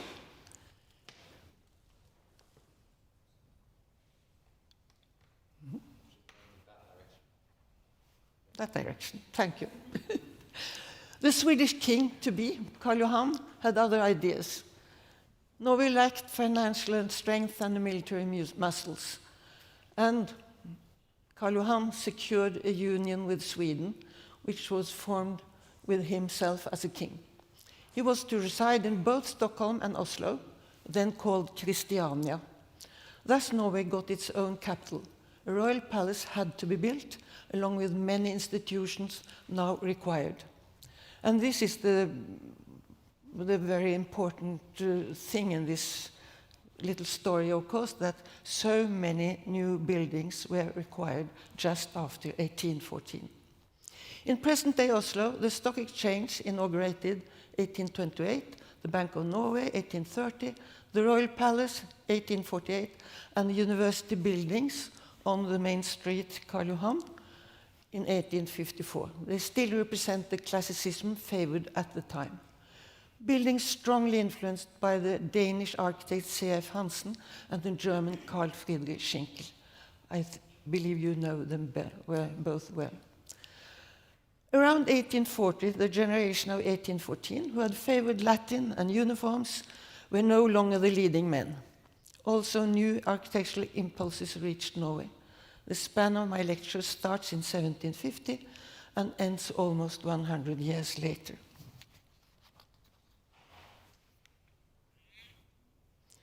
This person may be a surprise in the context of architecture, but he was the Danish king Frederick V.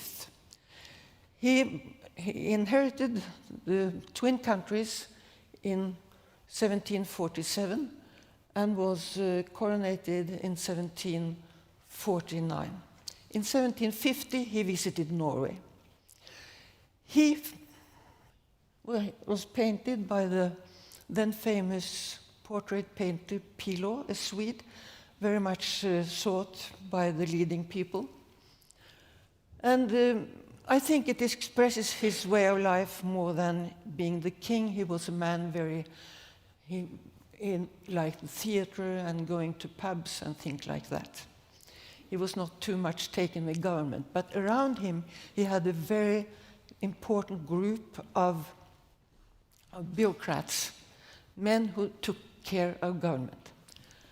He went to, I'm showing here with Louis XIV. I think those two portraits are fascinating. There are, of course, many years between the Rococo man to the left and the Baroque on the right. But they have both shoes with red heels, standing in the same position, wearing ermine, having their swords, having their the crown post on a little silk pillow with tassels. It is obvious that the Danish king admired the French way of living, and also this goes much further than just admiring. He started schools, or his good men, they started schools in both, for architecture, in both Oslo, then Christiania, and in Copenhagen, which followed entirely the French way of education with from the academy in Paris. And in this period, we got then the Krigsskolen, the Norwegian military academy, in 1715, actually a very old military academy, older than most of the others still running. The Bergen, which was the Kongsberg School of Mines, appeared 7 years later. And then, after 1814, the Royal Norwegian Art and Crafts School was founded in Christiania in 1818. All those being very important milestones in the way of developing architectural education. This did not give the full education needed by an architect, so you had to be a fully educated architect. You had to go to the academy in Copenhagen, finish the education there, or later, and much more common, going to the new polytechnic schools in Germany after 1840. And then, just so you have the full picture, the new technical university was built in Trondheim in 1910, which is rather late, and those are, of course, after my story is finished. This was the important person. He was the general who met with the king traveling in Norway, and he had the king's ear, as they said. He explained that it was not sufficient to have officers coming from abroad building the Norwegian fortresses. There were many problems connected to that. They could be spies, that is one thing, and they did not know the Norwegian climate. They did not know how to build in such a rough climate with snow, frost, etc. And he needed men educated in Norway. And the king listened to this wise man, and the military academy was founded. This is not what you would think of in combination with the military men. Of course, they were connected to their regiment. They were very young, some as young as 8 or 12, 10, 12 years. So but they all had to learn to draw. And I think when you look at the plan for the education at the military academy, it says drawing is very important. It has to be taught in the morning when the mind is still clear and quick. So this is the position of drawing seen from the military point of view. And of course it was all about making the hand and the mind work together. Very important for an officer who was to plan his strategy in the terrain, and also to make drawings to explain, to show the king this battle he had won or whatever. So, but I think it also shows it was the society it was very much competition. So these nice little putti on the left, they are rewarded with a prize and signed by the teachers. So that was the one thing, but what is the main thing by this picture is they asked for drawings from Copenhagen, from the academy, and they arrived and they used it as to copy. So these well-worn drawings are two examples from a little stack of drawings which were cut out and numbered and distributed among the aspiring officers to learn how to draw. And yeah, I think could be that way of working with drawings could be copied also today. And they indeed learned to draw. This is one of the students making a measured drawing of the building they moved into centrally in Oslo. So indeed they knew how to make buildings which it was originally just an ordinary house in Oslo for the civil population. So they were very well known with that kind of building also, and became very important in designing buildings also outside the fortresses.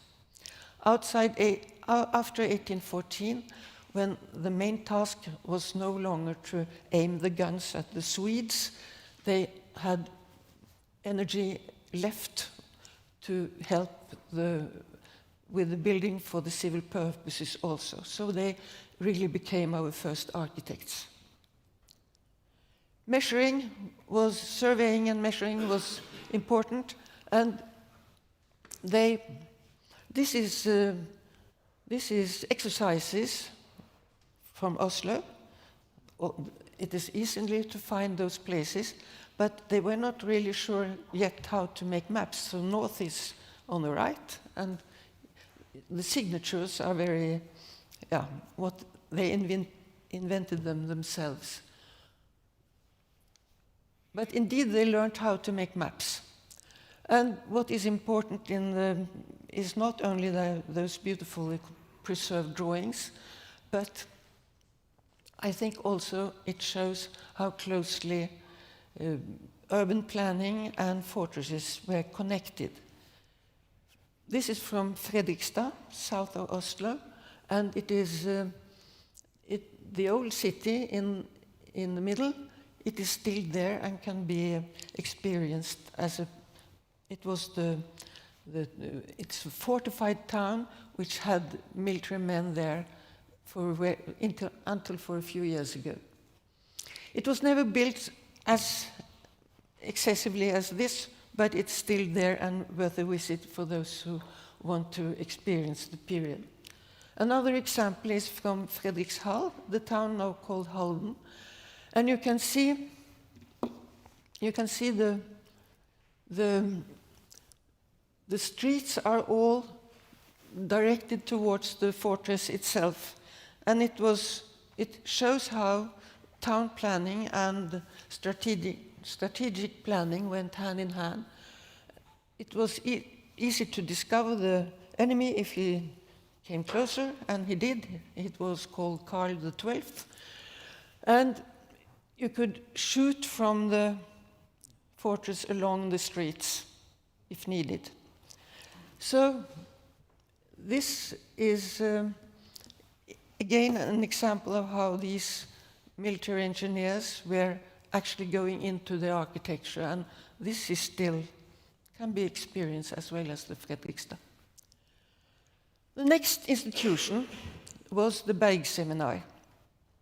It was called seminar because the king did not want an academy, a mining academy. He wanted a mining school.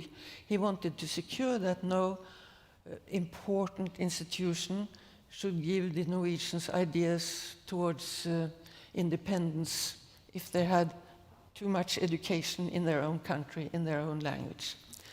So it was the Berg Seminar, but it was led by Germans who came here to work with the silver mines. And the silver mines at Kongsberg, it means the town is called Kongsberg, it means the King's Mountain, and it was actually a huge mountain filled with fantastic silver nuggets.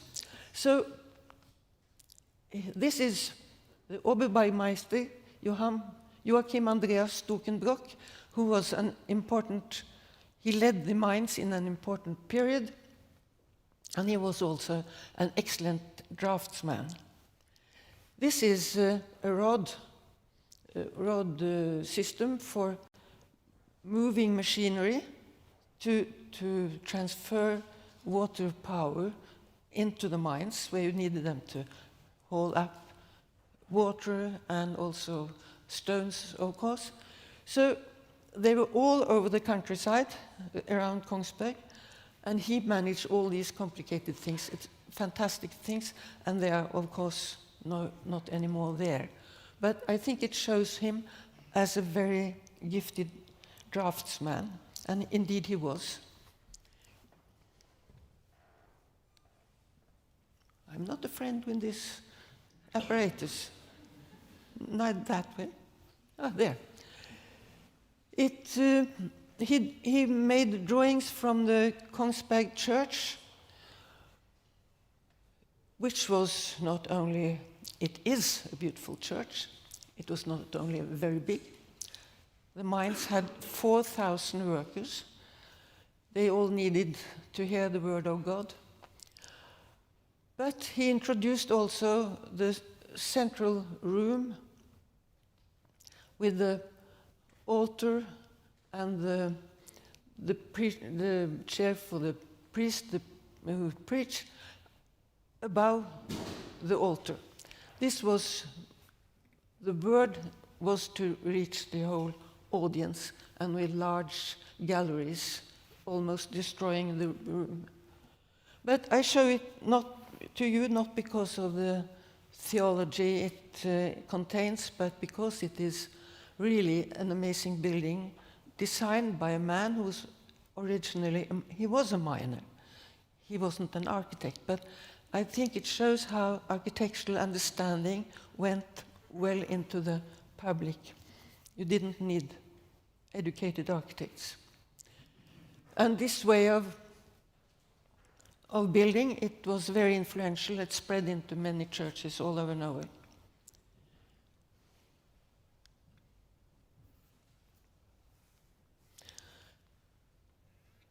Oops. This is Olav Olavsen. He was called to Kongsberg to teach architecture. Because the mines, they needed a lot of what was called economic architecture. That is all kind of buildings that could serve the mining itself. Simple buildings, useful buildings. But Olavsen, he was an Icelander who had studied law in Copenhagen and also studied at the Academy of Art. And he had other ambitions. So he taught to these miners there in the Norwegian woods, he taught how to draw a nice city house for Copenhagen. On the left is an ideal exemplar imported from Copenhagen, and he taught according to that, and according to all the classical standards. He learned his pupils out there in the woods to draw an adequate house for Copenhagen. So in this way, architectural education also spread into the Norwegian life. What is this? This is a jump to 1818, when the School of Drawing, Arts and Craft School in Christiania/Oslo was founded. And the reason it was founded was they felt this immediate, they had this intense wish to have a drawing education, not only for architects, but for educating craftsmen. They ought to be able to read drawings and also to make drawings themselves. So these four men, they went together, an officer, a miner with a silver in his hand, a portrait painter, and also the man Lindstow, who was to be the architect for the royal palace. Many wanted to study there. Among the 77 pupils listing at the first call for students was Christian Heinrich Grosch, but he was the only one who wrote, "Want to be architect." And indeed he became. He designed the buildings I mentioned, the Stock Exchange, the Bank of Norway here in Oslo, which is now the Museum for Architecture, and also the university buildings on Karl Johan, strongly influenced by Schinkel, while the two former were much in the spirit of C.F. Hansen in Copenhagen.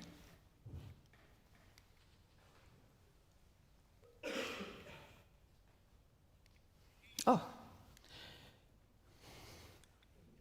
Here is Lindstow, an amazing man who went into the Norwegian society with all his resources. And he made the town plan for Oslo. Yesterday we were down here. Now we are more up there. And he changed Oslo from being a commercial town to being a town for the king, with a parade going up, a street going up to the royal palace. And there it is, and you can see what a huge task it was compared to the then much not so structured buildings of Oslo. He said, nobody helped me to teach this building. But indeed he followed the scheme of the classicism, with a temple front, with wings, and with symmetry, and it was the idea to reach the good proportion. He said he had no one had helped him. But this is a model drawing from the academy in Copenhagen, which he frequented. This is from 1802, and he was there at the time. So, of course, this is a sort of copying. And he was all in favor of copying. He said that buildings are standing there for everyone to see. We are so few architects, we have to learn people to copy good buildings. And this is a very nice example, which I like to show you, because it is at the Kongens Nytorv in Copenhagen, designed by the then director of building, Heistoff, called Heistoff House. He never lived there, but he designed a building that could be copied. A palace in the middle, a better man's house on the left with symmetry, and around the corner a more simple house with an asymmetric organization. So he also advocated using brick instead of wood, and this is why it survived the fire in Copenhagen, which destroyed many buildings. This is my final drawing. It shows how, after this period of copying, etc., new problems arose. It had to be built schools, prisons, hospitals, etc. And a commission was sent to England to visit and to see what could be done with prisons. And Grosch, who designed these classical buildings in Oslo, he came back with this drawing, showing the model for a prison. And this shows the dilemma they were in at the time. The old patterns could not easily be used.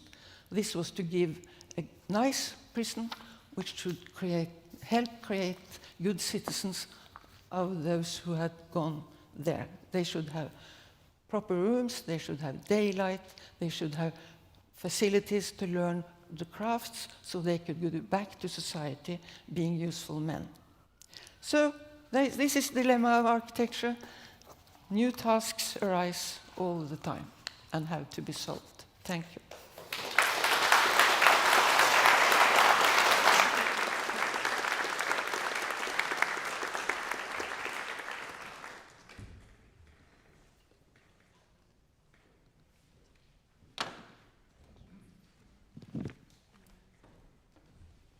Thank you so much, Elisabeth. This was really an insightful plunge into the history of architecture here in Norway.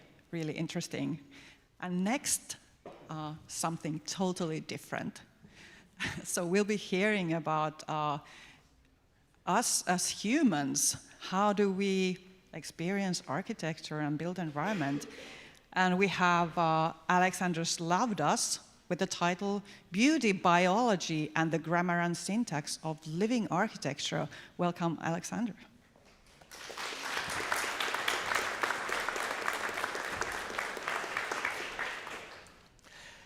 Thank you very much for the introduction and for the invitation. It's wonderful to be in this beautiful congress in this beautiful city. So, yes, back already. So that's the title, it's already said. So I often start these presentations with these slides, and some people have seen them. The question, which one is prettier of these two? And I think most people would agree that the ripe is prettier than the rotten one. Then there's this cheeky one. It's just Raquel Welch, and the snake, Immanuel Kant, is not in the competition. But I think, again, most people would agree that Raquel Welch was quite beautiful, and the snake is usually quite scary.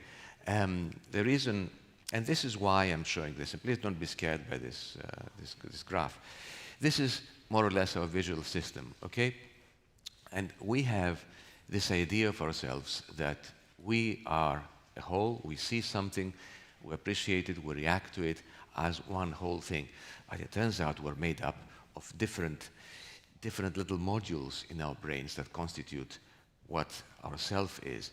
And you see how some of these modules work here. You have the retina, the eye, and the signal goes to the thalamus, which is like a relay station, and back to the visual cortex, which is conscious vision. Now, inside the thalamus, there's this little thing called pulvinar, showed as big here, which actually has snake detection circuits. It has snake detection circuits. And this sends a signal directly to the amygdala, which makes us be afraid of snakes before we realized we saw a snake. These are very ancient circuits that were there before we developed advanced cortices that let us reason about these things. So first you're afraid, then you realize you see a snake. First, I see a falling off place, then I realize, this is the edge of the podium and I might, break my leg or something. It's not so high, but anyway. And this is just a paper, it's not from ours, that described this. So I think this is something interesting. And I think neuroscience is discovering now what basically Freud said a long time ago, that not everything is conscious. There's a lot of stuff going on under the hood that we don't realize.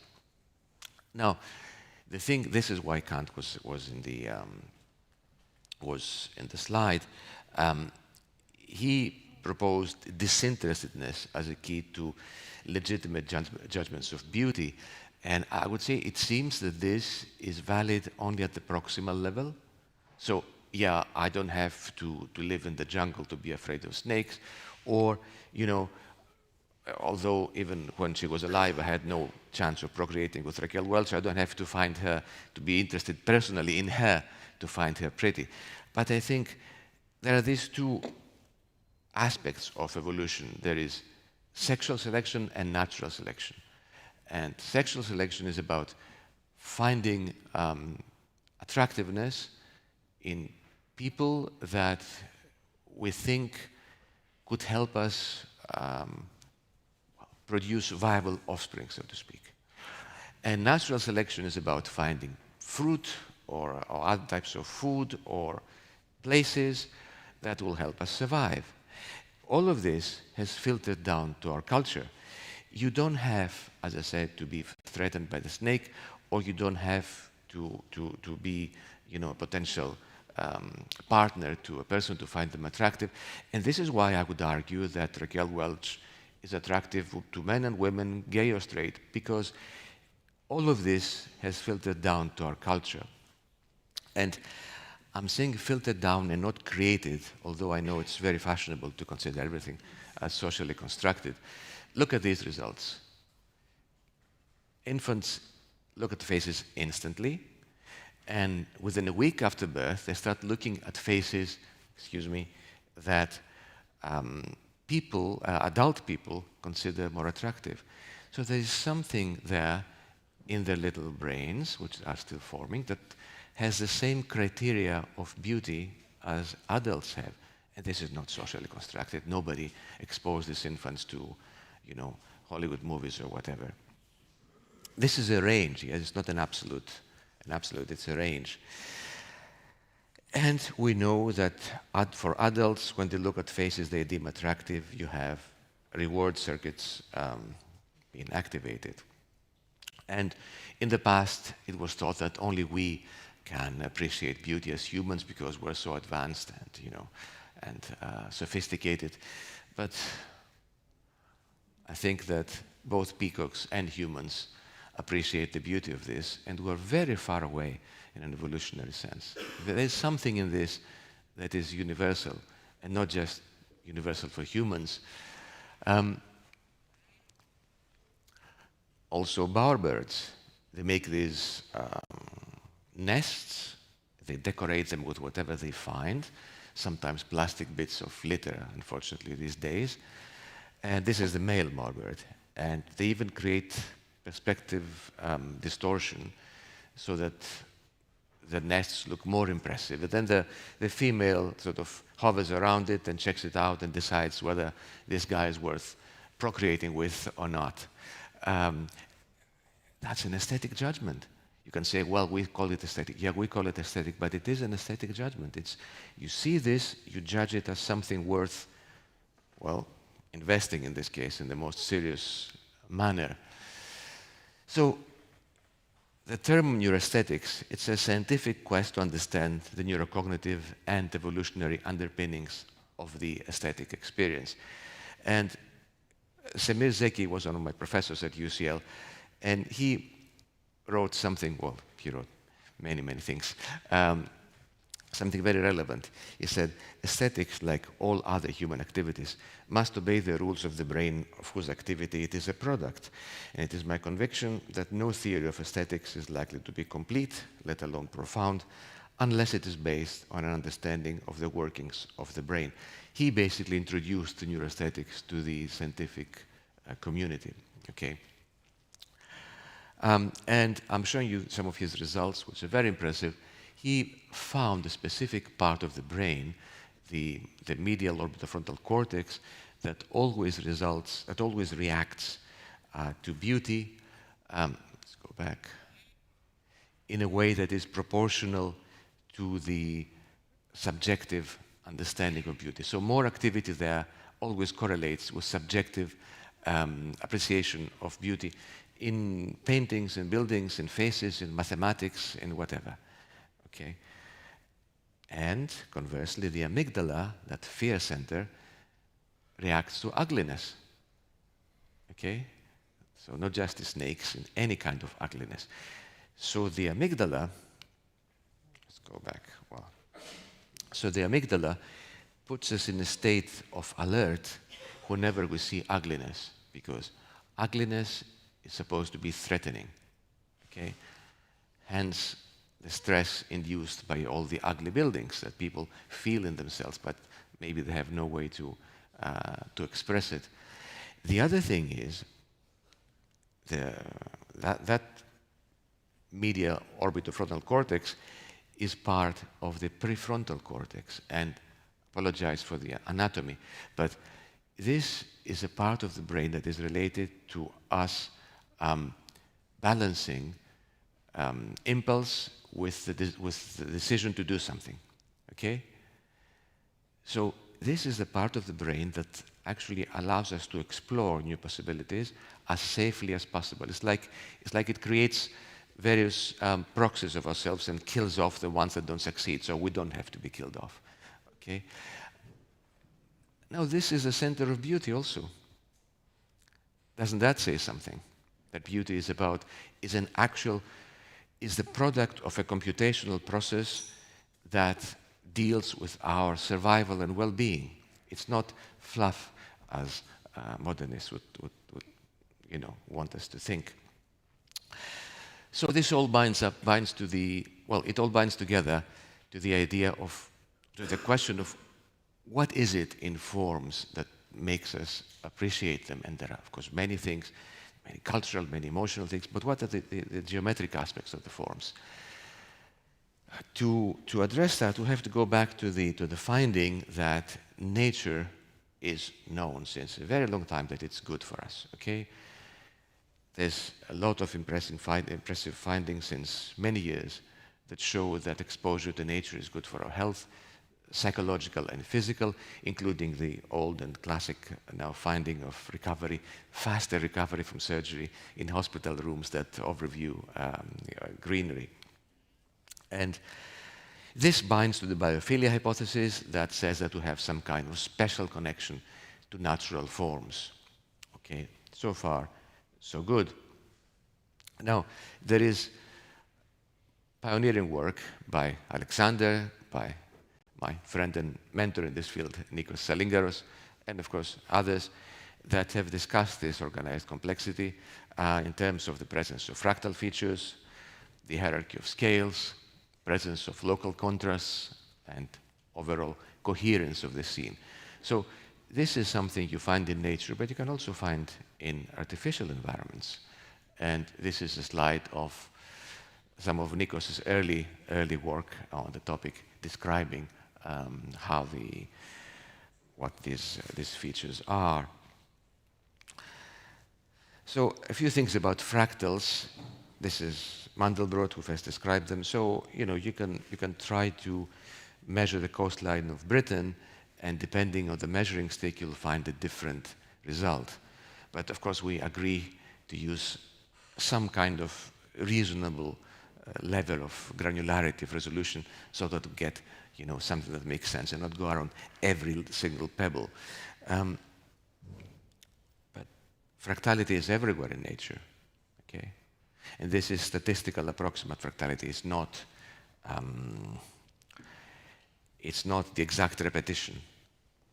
If you're not familiar with the term, a fractal is a shape that when you sort of zoom into it, you find the same shape, and then there's more and more and more, And this can be exact or this can be statistical. Statistical fractality is everywhere in nature. This is an exact fractal with a recipe of how to make it. Okay? You don't find these things in nature, of course. A fractal line, again, with a recipe of how to make it. Okay? You just follow this and it gets more and more and more complicated. The same here with a different recipe, very, very simple recipe, yeah? And you end up with this, okay? And this looks very similar to this, but this is just the outline of this landscape, okay?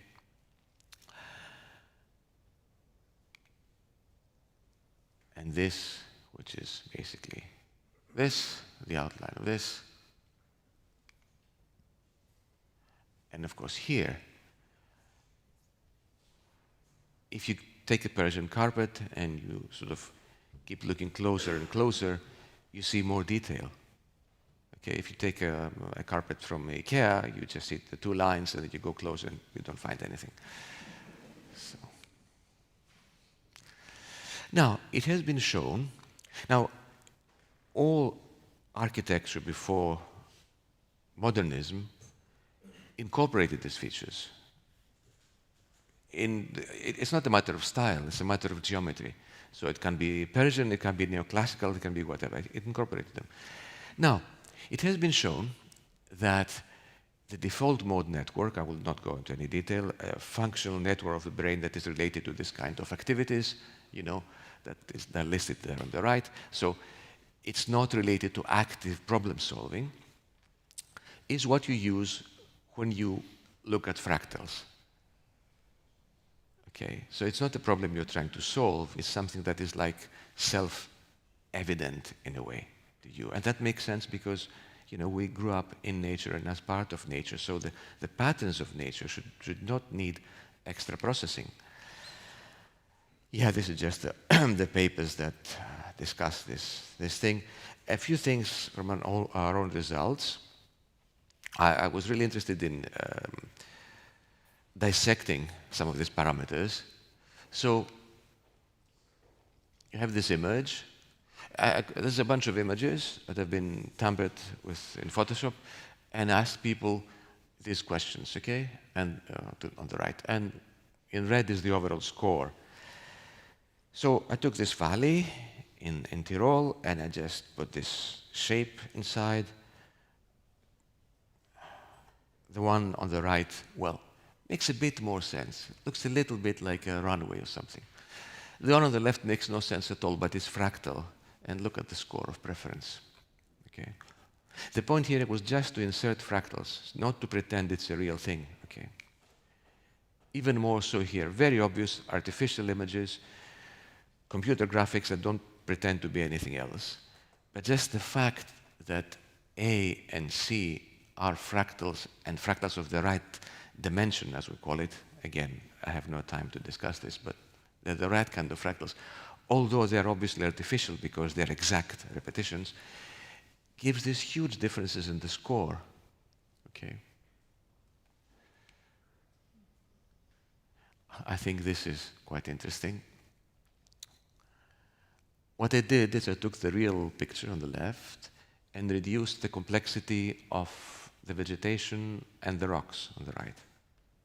And look at the huge differences. I mean, at first glance, the one on the right is not so horrible, yeah? But it lacks the natural hierarchy of scales. You know, one big rock, some smaller ones, some smaller ones. They're all small rocks. And look at the score. I mean, some of them turned out better than I thought in terms of the results of the survey because people were really responding to them. This here too. This here. Persian, or modern office buildings in South Tyrol. And, you know, especially the first one. I mean, why is a Persian building familiar in South Tyrol? It's not style, it's geometry. And we proceeded with using this AI simulation software. So it's an AI application that is taught by many, many real eye tracking experiments, so it can predict with up to 92% accuracy where people will look at. So I think this is also quite interesting. This is from Manchester. So the more intense colors are more gaze attraction. Obviously black is nothing. And it's like, I said, better than I thought. And some people will say, and somebody asked me when I was speaking at Heatherwick's, how do we know it's not just annoying? How do we know they like it? Well, we know because of all the converging evidence. And look at this blasphemous experiment. I took the Duomo in Milan, and then I took the front of a curtain wall building, inverted it, adjusted the color a little bit, first followed the outline, then didn't even follow it. So You see, initially gaze goes towards the building, then when the building turns to rubbish, it goes to the people that are walking, yeah, or the other buildings. This is in Boston. You see in the beginning there's no attraction at all, it's just the top. Yeah. If you go closer, there is some structure, so you're trying to see what's happening. And then you go real close and you see, okay, well, nothing is happening, just these are the lines. The map is dissolved, okay, there's no sustained interest. This is quite interesting, these modern pictures from Tehran in Iran. There is this palatial complex at the Golestan, and at the edge of the complex is this building, and behind it there's a street with this hideous office building at the back. You can see it from the inside. And as you zoom in, you see how the gaze map disintegrates for the modern building, but it remains strong for the traditional one. Okay. And murals, this is like the carpets. And even the artificial Sierpinski carpet itself. If you simplify it, the eye doesn't go there. Now, there was this study in 2020 about federal buildings. There was this poll, and well, most people prefer traditional buildings, although it has become political, but across the political board, most people prefer traditional buildings. And anyway, we asked, Justin Shobo from the National Civic Art Society gave us the images, and we did first an actual real eye tracking study, and the results are what you would expect. And then, yeah, I'll just go through them very fast because I see I have 5 minutes. And more recently, an emotional reaction study. There's software that can actually look at your face and detect micro-expressions, and this is not rubbish, it's based on the work of Paul Ekman, who died recently. It's very valid academically and scientifically, and actually even used by security services for lie detectors and stuff like that. And these are the buildings, and you have a trace for joy and engagement. These are the appearances of these buildings. You see what's happening, yeah? It's almost uncanny. There's this video here. I don't know if we can play it. I don't have anything to press here. Is it possible to play this? Okay. So look, it's 1 minute, so it's 1 out of my 5.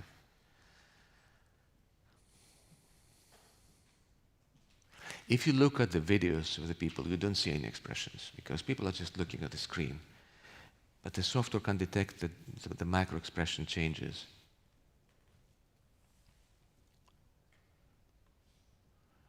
I would say that engagement is more reactive to these things than joy, but it's interesting.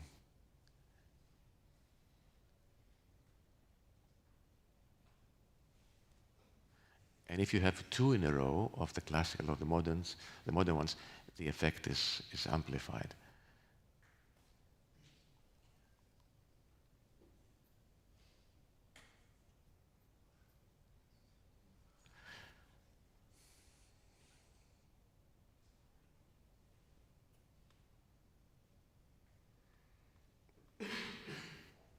And then the black screen, which is very boring for all. So, of course, there are dangers. One could, if one uses these approaches and starts believing that they have explored everything there is to explore about aesthetics or architecture, of course, they are very misguided. The point here is to try to find something solid and legitimate that cannot be argued against by dogma or ideology. Okay, and I wish I had time to speak to Scruton, but unfortunately he's no longer with us. He was right about the dangers, but I think the people who approach this work in this reductionist way are the people who don't do it very well. Yeah, and another quote by Zek that I like, that we can actually measure subjective truths in an objective way today, which I find quite impressive. Now, I want to finish with this. There is this book, and there's also the lectures on YouTube by Leonard Bernstein, one of my favorite conductors and fabulous composer and teacher, about music. And he was a proponent of tonality in music, so against modernism music, basically, and I'm with him, I must say. And he has this wonderful quote, which when I heard this, I was hearing this on YouTube like 15 years ago, and I said, this is how it finishes, the 12 hours of lectures. And I said, this is exactly the same as a discussion in architecture. Just instead of tonality, just say the rules of geometry that we're discussing about.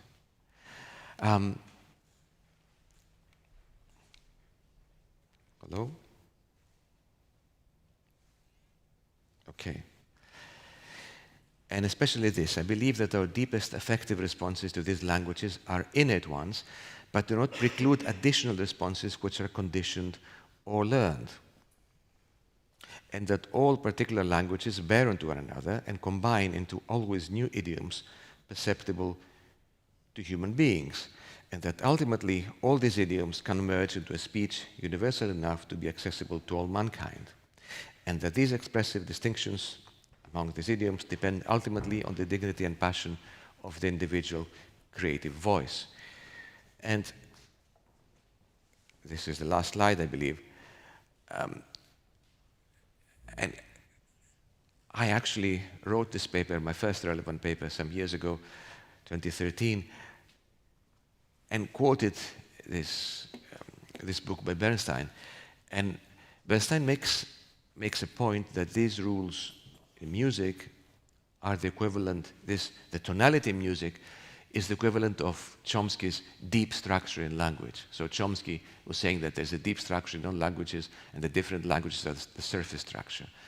And Bernstein was saying the same thing about music. And my point is that the deep structure in architecture is geometry, and the surface structures are the different styles, and none of these things dictates a style, but it dictates, well, it's the equivalent of a spell check or a grammar and syntax check. It doesn't. You can write an infinite number of new works of literature in English without violating grammar and syntax. So I think that's the point. This is about grammar and syntax, and we have been violating them for the last 100 years. And I think this work can help us stop violating them without prescribing anything to the architect and their artistic voice. Yeah, this is just what I already said. It's a spell checker. And it gives also a voice to the people who are dismissed because, somebody sees a building, they say, this is hideous, I don't want to live in this or next to it. And the architect comes and says, well, you don't know. You haven't studied architecture. It's like you go into a restaurant, the food is disgusting, and the chef comes and says, but you haven't studied cooking, how can you tell? Yeah, but, my stomach contents are going upwards. Thank you very much.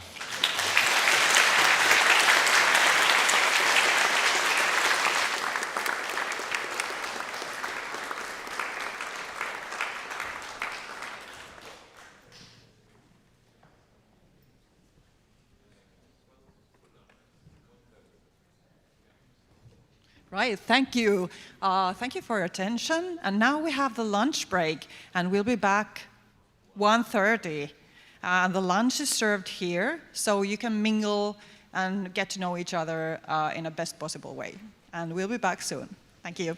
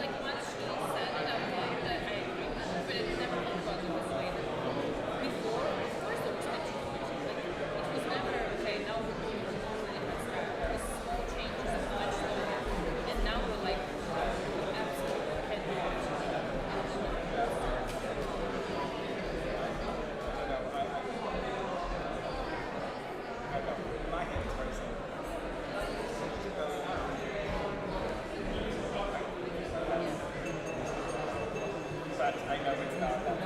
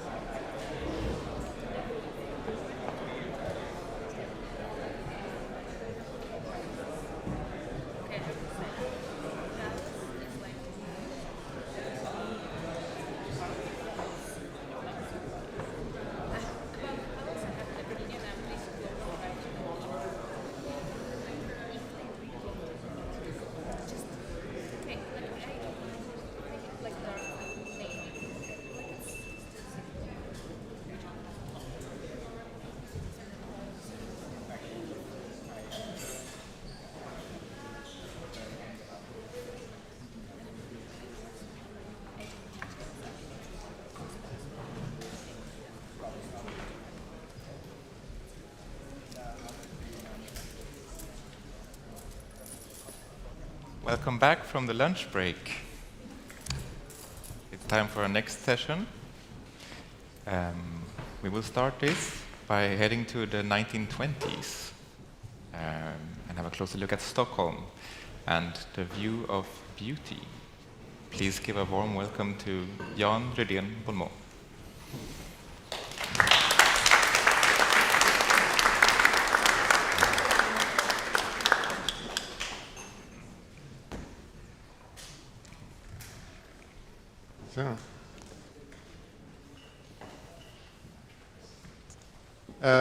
Yes, my name is Jan Rydén Bolmå. I'm going to talk to you about agency, affordability, and beauty. And the context is the cooperative housing movement in Stockholm in the 1910s and 1920s. And I'm a doctoral candidate at Åbo Academy, which is a Finnish university, Swedish-speaking Finnish university. But I'm also a design researcher working in Stockholm. So the reason I wanted to do this study in the first place, I had several reasons. The first was I wanted to sort of question the way history was written about the Swedish welfare state and why we needed modernism, or in Sweden it was called functionalism, funkis. So I wanted to question that and sort of give a more sort of nuanced story of what happened.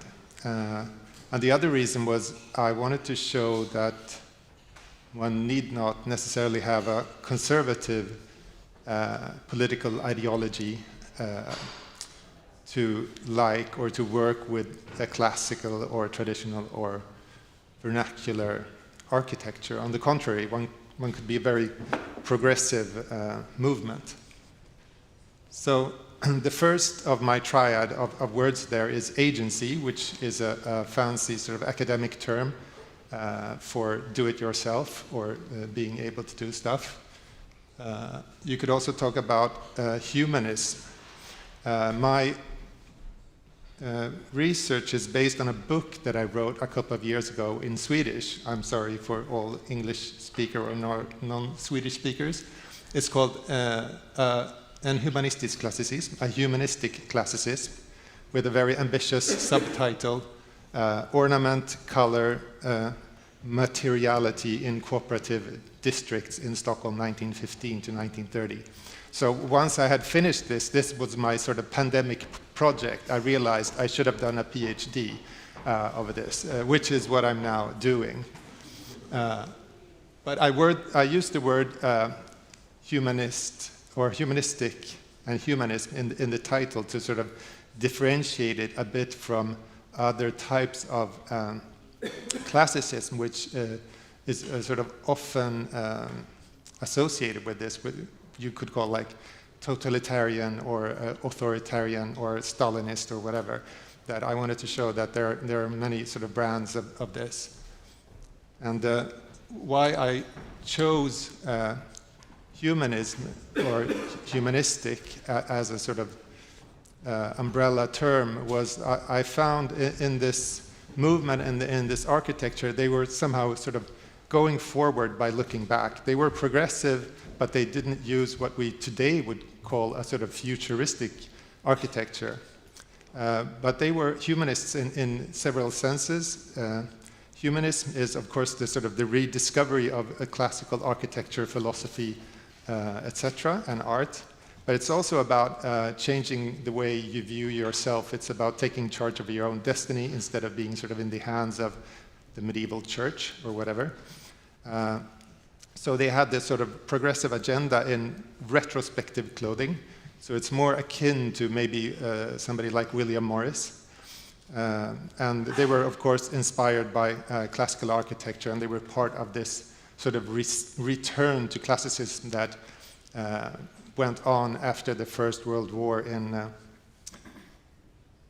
Europe. And it's also very much about the human scale and Camillo Sitte.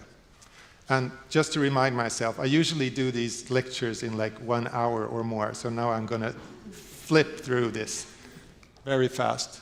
So just to give you a bit of context, some of you may be vaguely aware of Swedish 1920s architecture and design and maybe heard the term Swedish Grace, which originated in the 1925 exhibition Art Décoratif in Paris, which gave the Art Deco term. And one of the contributions was this by a Swedish architect called Uno Orén. He came down there with this is a boudoir furniture for a wealthy woman. And we will return to Uno Orén later on, but this was not the reality of most Swedes at the time. Sweden was about 1915 one of the poorest and most unequal nations in Europe. And this is from 1925. This is a temporary shelter in a school in central Stockholm. So living conditions were super bad, really terrible. And there you had an ongoing war, you had a pandemic with the Spanish flu, you had high inflation, speculative housing development. It also reminds us of another time that is maybe closer to us. So what happened then in Stockholm, and they were also inspired by similar things going on in the rest of Europe, but it was a question of certain individuals and these large organizations reacting to the situation. And one of them is this architect that is not very well known outside Sweden, Sven Wallander. He was about 30-ish something at the time, and when he was 25, he made a proposal for the new main street of Stockholm, and also designed one of the first skyscrapers in Northern Europe. And it was finished about 1924 when he was like 35. Looks like that. So but he was also very involved in this, in the housing conditions, the bad housing conditions, and he teamed up with the Tenants Association and other sort of cooperatives that were going around. There were smaller cooperatives, like this one is the very first that I identified. It's just south of Stockholm. It was built in 1915. And here already you see what I would sort of identify as one of the first Swedish Grace-ish national classicist buildings, and it was a cooperative. The architect was Cyrillus Johansson. And that was just outside Stockholm in one of the first garden cities of Europe, that was Enskede. And then in 1917, it moved to the inner city, and this was the first sort of major cooperative building that was built in the inner city. It's an organization called SKB, Swedish Stockholm's Cooperative Housing. It looks like this, or it looked like this in an older photography from 1927. So what they did, they introduced this sort of human scale, but they also introduced the green courtyard and also quite modern living standards. And they were a huge inspiration. They kind of stayed in Stockholm. They were a huge inspiration for another organization that was started in 1923, called HSB. And it's the sort of tenants' savings bank and a building association. So they started a bank and a building organization. And this is what I mean when I say agency. They kind of took this situation and took their destiny into their own hand. And they were really quite successful and at a very impressive pace. And this architect I mentioned, Sven Wallander, he was part of founding, and he became also the first CEO and also the head architect. So their first office is kind of a, you could see their whole world somehow, or their ideas sort of manifested in the office. In the back of it was an old cinema or theater, I think. So they had a huge map of Stockholm with all the projects. This photo is taken 1929, so they have existed for 7 years. So they have a map with all the projects going on in Stockholm. I think they're like 17 or 19 projects or something. And in the front, it's the bank. It's where you deposit your money. So you save up to buying your apartment, and the organization gets capital. And let's see. Now it's not cooperating with me. Yeah, up on the balcony is the architectural office of Sven Wallander. So they're there, they're up there drawing sort of new projects, churning out work at a quite rapid pace. And they also started a magazine called Vår Bostad, Our House. And the subtitle says, it's for the Tenants Association, for the cooperative builders, but also for the construction guilds. So everything was built by workers' guilds, very sort of William Morris inspired. So it was really workers building housing for workers with their kind of own bank. But it's not, I wouldn't really call it like a socialist idea. It's something in between, because they're very, very occupied with the family as this sort of the core foundation of building a good society. So they're always talking about the good home. The family is the foundation upon which our society is built. So they're all about building the good home. And as I will mention later on, beauty is one of the sort of instruments to creating the good home for the good family, which will then create the good society. So they're very idyllic. So this is a cover from 1929. And you can see in their design that Wallander is kind of importing elements of the garden city aesthetics into the urban context. And I think that one of the signifiers of that, if you wish to use that kind of word, is that like he has shutters on the sort of ground level quite often. And it's like like an element taken from the garden city context, put into this urban, and it's also a lot of greenery. But crucial, of course, was affordability. That was kind of the main problem, really, or one of the main problems, and they are really quite successful here. Rents were 20 to 40% lower than what the private rental market offered.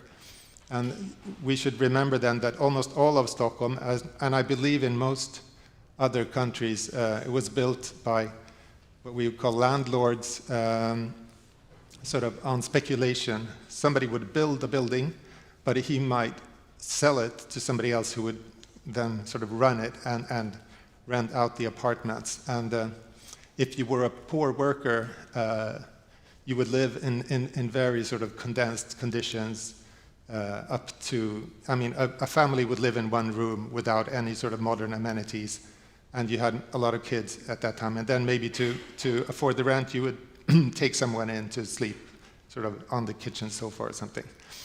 But anyway, they managed to build these apartments, introduce a lot of technical new facilities as warm water, running water, toilets, central heating, etc., and still push down the rents. And one of the reasons was the enormous sort of mass production of this and how fast they were. So they started in 1923 and then very quickly started building, and they built like 700-800 apartments a year. This is the first one. It was finished in 1924. That is 1 year after they founded the association. It's on Södermalm in the southern part of central Stockholm.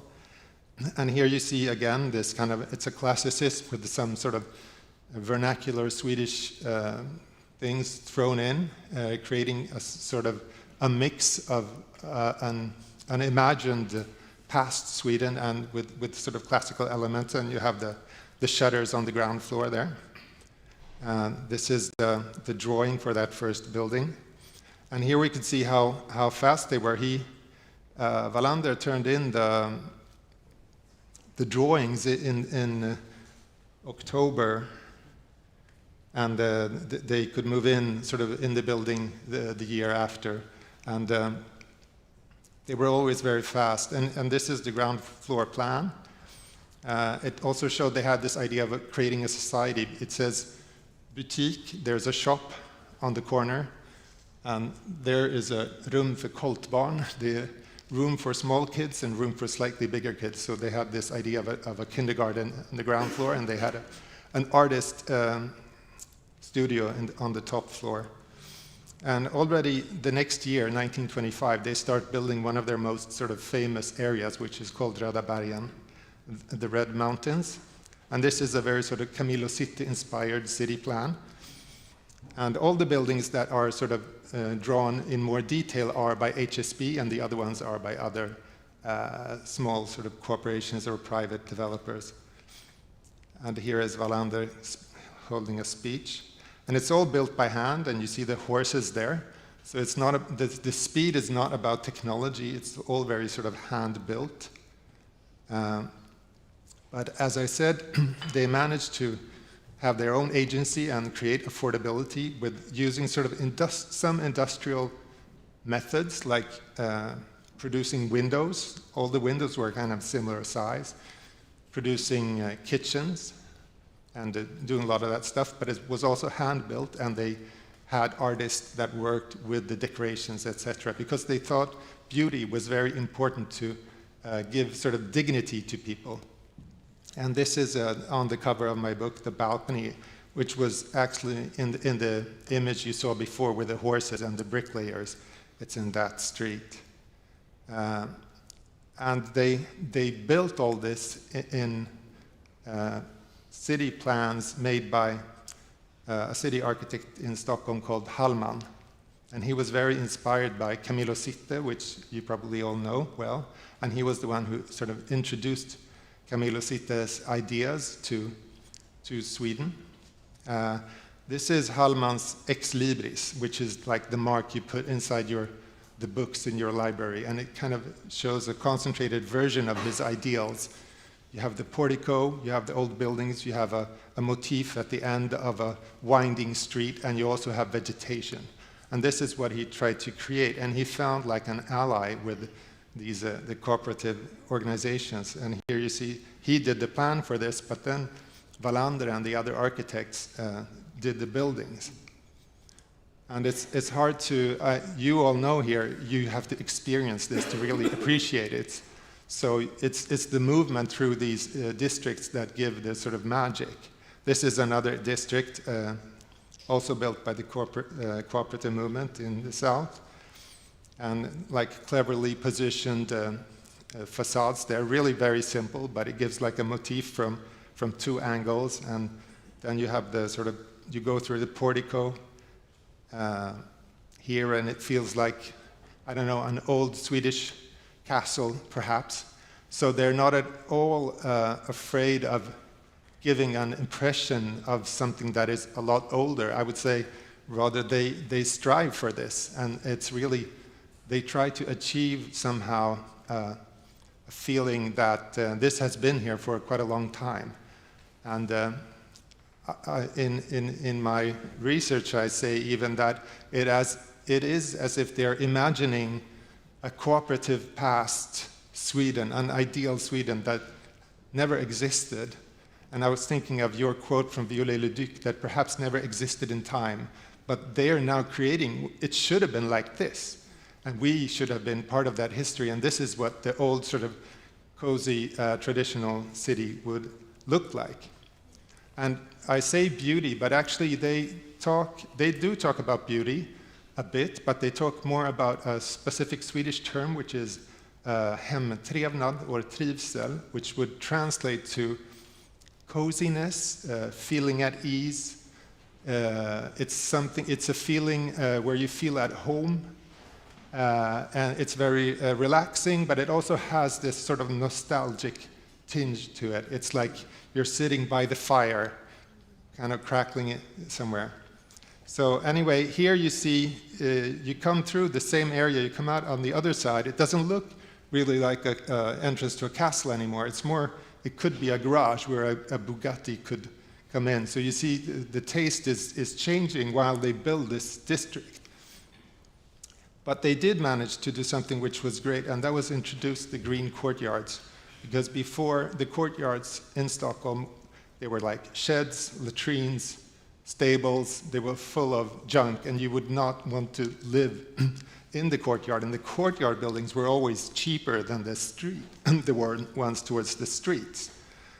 But they introduced the green courtyards, and suddenly that flips the value of the facades and the apartments facing the courtyard. Suddenly they become more attractive. And this is one of the first ones down in Enskede. And this is the one I showed before. So they get to build on land that is not valued very much. It's the hilly land, hard to build on.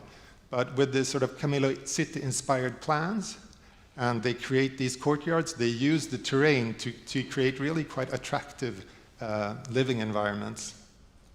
And this, of course, is very different from what used to exist there before. And there were, as I mentioned before, lots and lots of kids. And it was the same group of people that worked for allotment gardens and the sort of garden city movement. It was kind of, they came out of the same milieu, if you wish. And HSB also used garden architects to plan.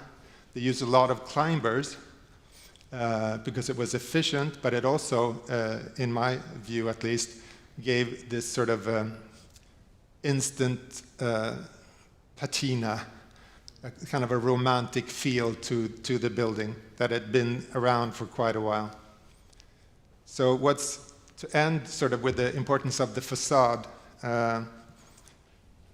what is different about this type of classicism, apart from the sort of the content that it was built to be affordable for a certain group, is the color, ornament, and texture, where a lot of classicism could be white. This is very colorful. and that is important in a country like Sweden, where it's dark half the year, from October to March. But you see, you have these very sort of textured facades with bright colors that are inspired by the old town of Stockholm and other sort of similar 17th century buildings, when, by the way, Sweden was a great power, so they were also sort of kind of a nationalist thing. But on a winter day like this, when the sky is gray, it's very, very different to be in this kind of area than to be in an area with like gray facades. So you understand that this gives a completely different feel to your sort of everyday sort of wandering around.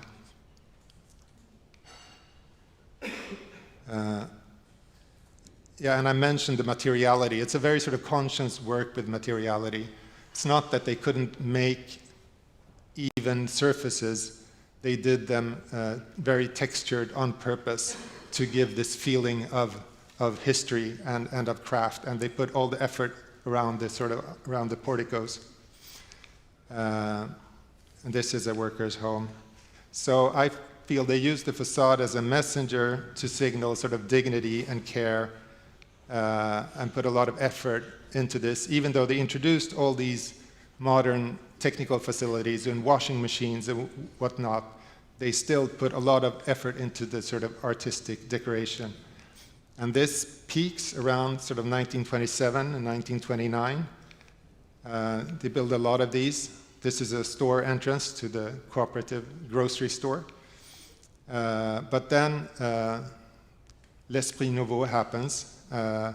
Honoré, who was down in Paris, he met Corbusier.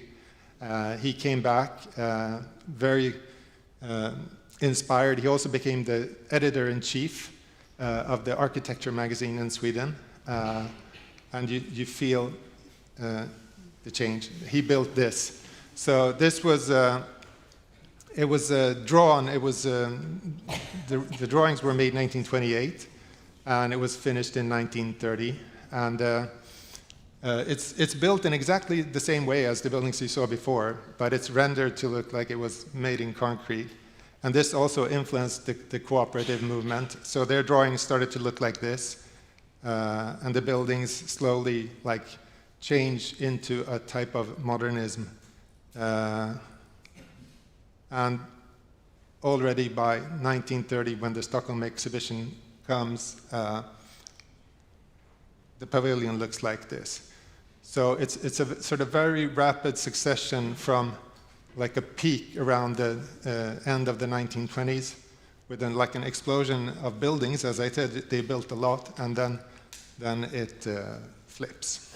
So I think I'm out of time there. So thank you very much.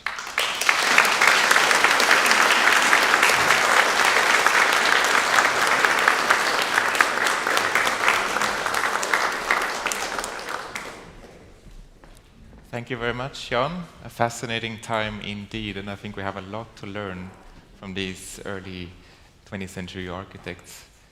It's time for our next speaker, Roman Pastores. He will tell us how to go from plan into built reality. Welcome up on stage.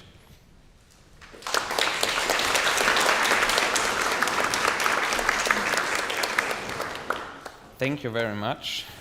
Given I only have 15 minutes to do that, I will quickly prepare the time so that we can be as efficient as possible. So, thank you very much. We are talking about the price of beauty now. And the price of beauty is, of course, a topic that is not only easy, but that we will dive into the next minutes. That means that we cover basically 3 topics. So first of all, I will credentialize ourselves. So why can we talk about that topic? What can we bring to the table? The second topic is, how does the mechanics behind the project development work? Because that then answers some of the questions that might occur when we talk about, is beauty luxury? Can only wealthy people call that something they can afford? And is luxury also something that only can be preserved when there is enough money from the city, from the clients, or something like that? And the third question is then, what can we actually do to make that better and to also make something like beautiful architecture more affordable for us as a society, but also for the cities. So on the next page, we actually see the question that occurs usually when we talk about the beauty of architecture and the price of beauty. Because usually people say that new housing looks interchangeable. So everything is more or less gray, the houses look the same everywhere, and you have the feeling that it's more like a functional shoebox than an actual house that you can use and where you can live in. And that is not fully true, but at least it's an event that occurs. So there has to be something about it, and there also has to be a result and a reason for that, and that's something that we will dive into now. So first of all, what can we bring to the discussion? Ralf Schmitz, which is our company, is a developer, and we will also talk about the question what a real estate developer does all the day. When we talk about it, we are a family company in the 5th generation as of now, more than 160 years of experience. That means that we also have changed our business model a lot. So what we have seen is that the business model changed from the very beginning, back in the 19th century when we were a craftsman shop, so we really built the houses.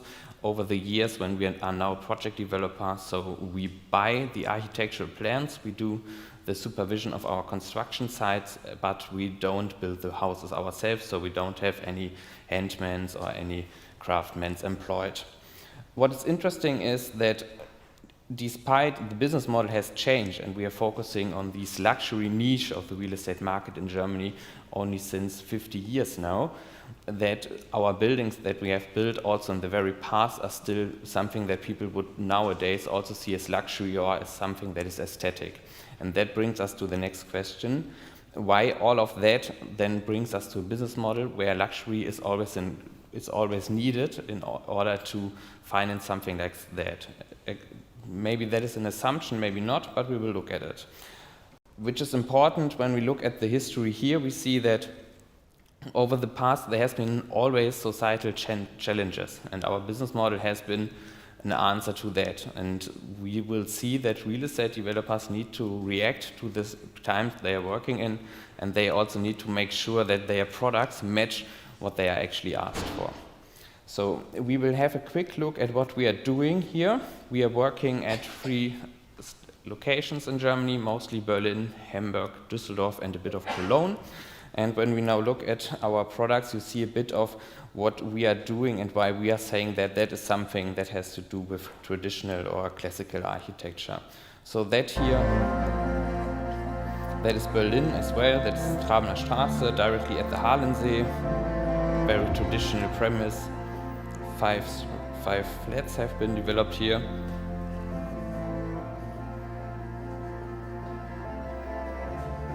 That's a very traditional brick object in Düsseldorf.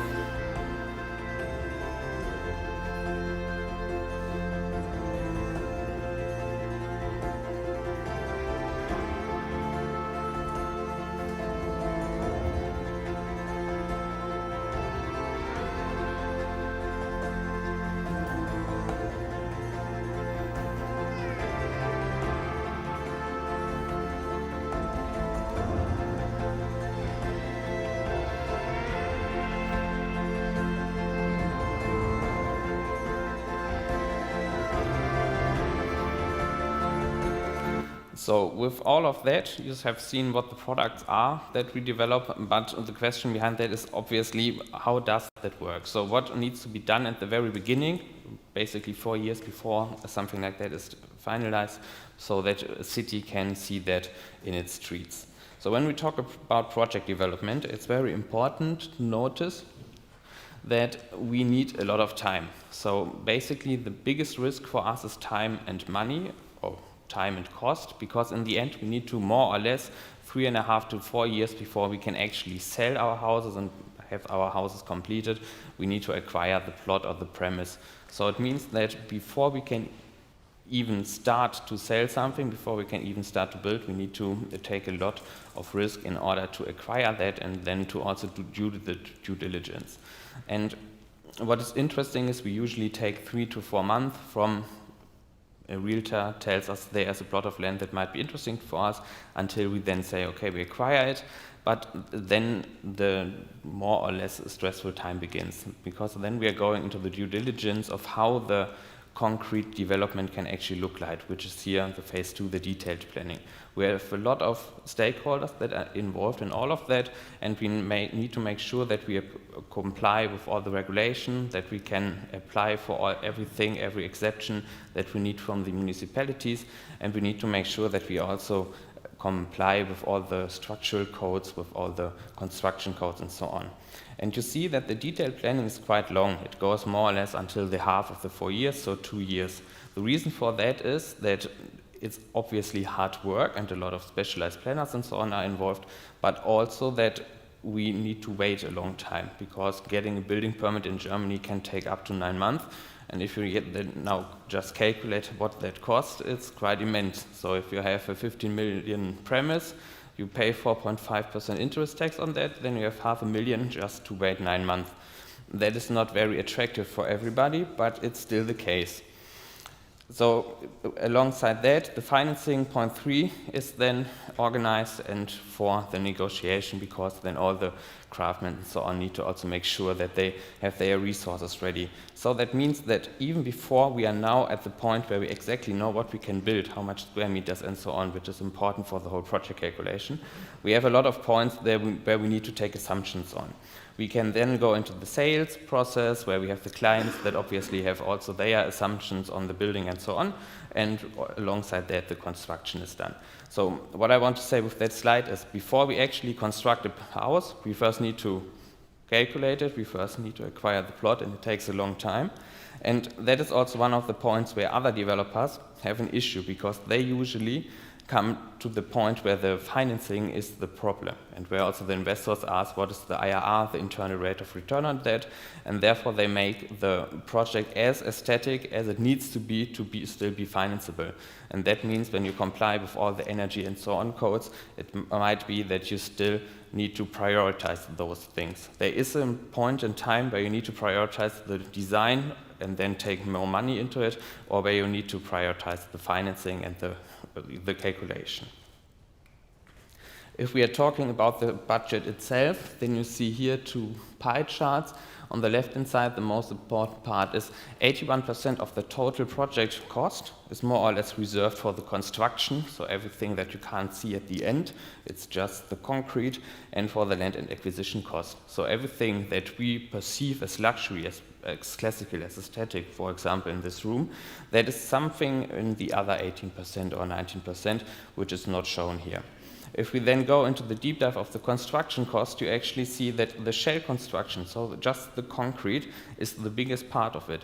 So whenever you then want to make sure that you can build classically, aesthetically, and so on, then you need to make sure that you can actually finance that. And that is usually, for us, only possible when the clients pay a premium on the price that they would usually pay. That is then always combined with the right premise, with a very good premise, and also with a very traditional type of doing the sales process. But in the end, that means that the budget itself doesn't allow for a lot of creative thinking, because the majority of points is for what you already need when you build a house. When we're now talking about the price of beauty, what comes into play here is not all of these points need to be fixed like that. Many of them are just a result of regulation, of codes, which are not checked for effectiveness on a regular basis. But that is just what we need to comply to, and therefore these are the cost situation. When we now go quickly on the link, then you can see what a flat or an apartment in the end can then look like. Here we have a Berlin object, it's Eisenzahn 1. So you see in the end, when we now go to the dining room, then you see that in the end, all the materials here are very nice, and in the end it looks nice. But that is something that is important for us, because we say we have very interesting and very aesthetic facets, and that should also be this point in the inside. Nevertheless, that is now something that you can actually see, but all of that makes only not even 5% of the cost, because the majority is for the shell and the land. We can now go a bit further in the presentation. I think there was something in between. Yes. So I think we should go back to, yeah, exactly where we came, yeah. So when we're now looking here into the facades, then you see that this is obviously very expensive, but has not been covered in the calculation that we have seen before. So what that means is all of that is very nice, and it's also done in a craftsman way, so there was somebody putting all on that on the white facade, but nevertheless that comes on top. When we're now talking about the price of beauty in terms of what could we do in order to make price of beauty, make beauty also more affordable to others, and also make sure that our cities are not just functional anymore, then we should think about the regulation that we have. We are not against regulation and all the points where people get protected against fire, against unpredictable energy consumption and so on. But we should from time to time just challenge whether those processes, those regulation is actually in place and actually there where it belongs, so that we can actually have the effectiveness of those measures. And for example, if we now look at the status quo currently, we see that the permitting process is very long, and the question is whether that needs to be. We could just think that with AI and so on, that maybe parts of the diligence process is just digitized, and that the other parts of that is a deemed approval, so that specialists, engineers, architects and so on, they are putting their signature under the document, and they need to make sure that they are adhering to it. So then that doesn't need to be examined in those details. The other part is that the building standards with a very high level of detail doesn't allow for a lot of control mechanisms, because they are usually put in place at some point because somebody did something wrong, everybody else has to adhere to it, and in the end that makes building more expensive. And we are not afraid that from time to time there's something that's difficult and so on. That is part of the business. What we are afraid of is that there's a structural part of building in Germany that is very expensive, and that makes also those facades, those aesthetic things, very, very less affordable for other people. So we have also looked at our buildings were much more affordable 5 or 10 years ago. That's not only because of the rise in interest, of the rise in real estate prices and so on, but more or less also because just building a house without everything of that, the 81% you remember, has become much more expensive.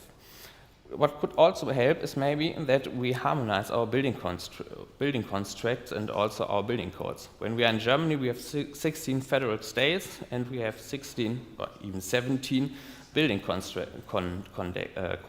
because everybody has their own, which makes it difficult. You can't buy or can't build the same object in Munich or in Berlin and so on.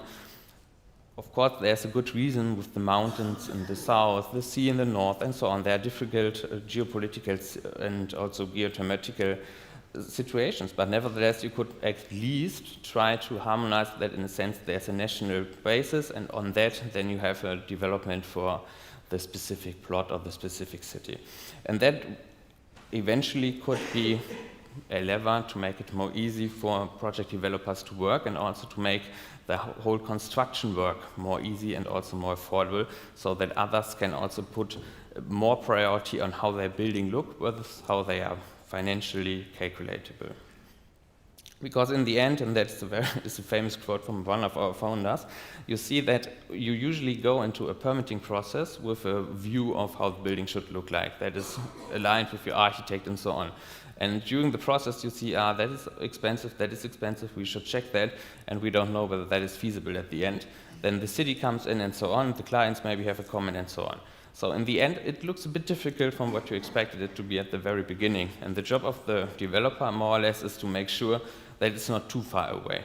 And that, I think, is a bit of a pity, because in the end, everybody has something from it. When we have a nice-looking street, and we always say that we did a good job if people go around our houses and never ask if that's a new one. So we want the people to go beyond our houses and say they should have been there for decades, and then we did a good job. But we are not commenting on ugly or beautiful, because first of all, we are not architects. That is not something that we should do. And in the end, we are believing that classical planning and classical design has an advantage, and therefore we are doing that. The advantage is that it fits into the city, it allows the city to be nice looking, and also to make sure that people are feeling good in it. So architecture has a social dimension that needs to be more looked at rather than the protective one and rather than the technical one, which is often the focus point in permitting processes. Because in the end, we think that beauty is not nostalgia, it's also not just luxury, it's a long-term thinking, and it's then visible, because sustainability occurs when you don't need to demolish the buildings after 50 years, when people are looking after it and when they have a good time in it, and when the city as a whole also thinks that the development was something worth for. We should not forget that in the end, we are not just building something. We're not just building a car that you can put in a garage. We're not building a pen that you can put in your desk or so.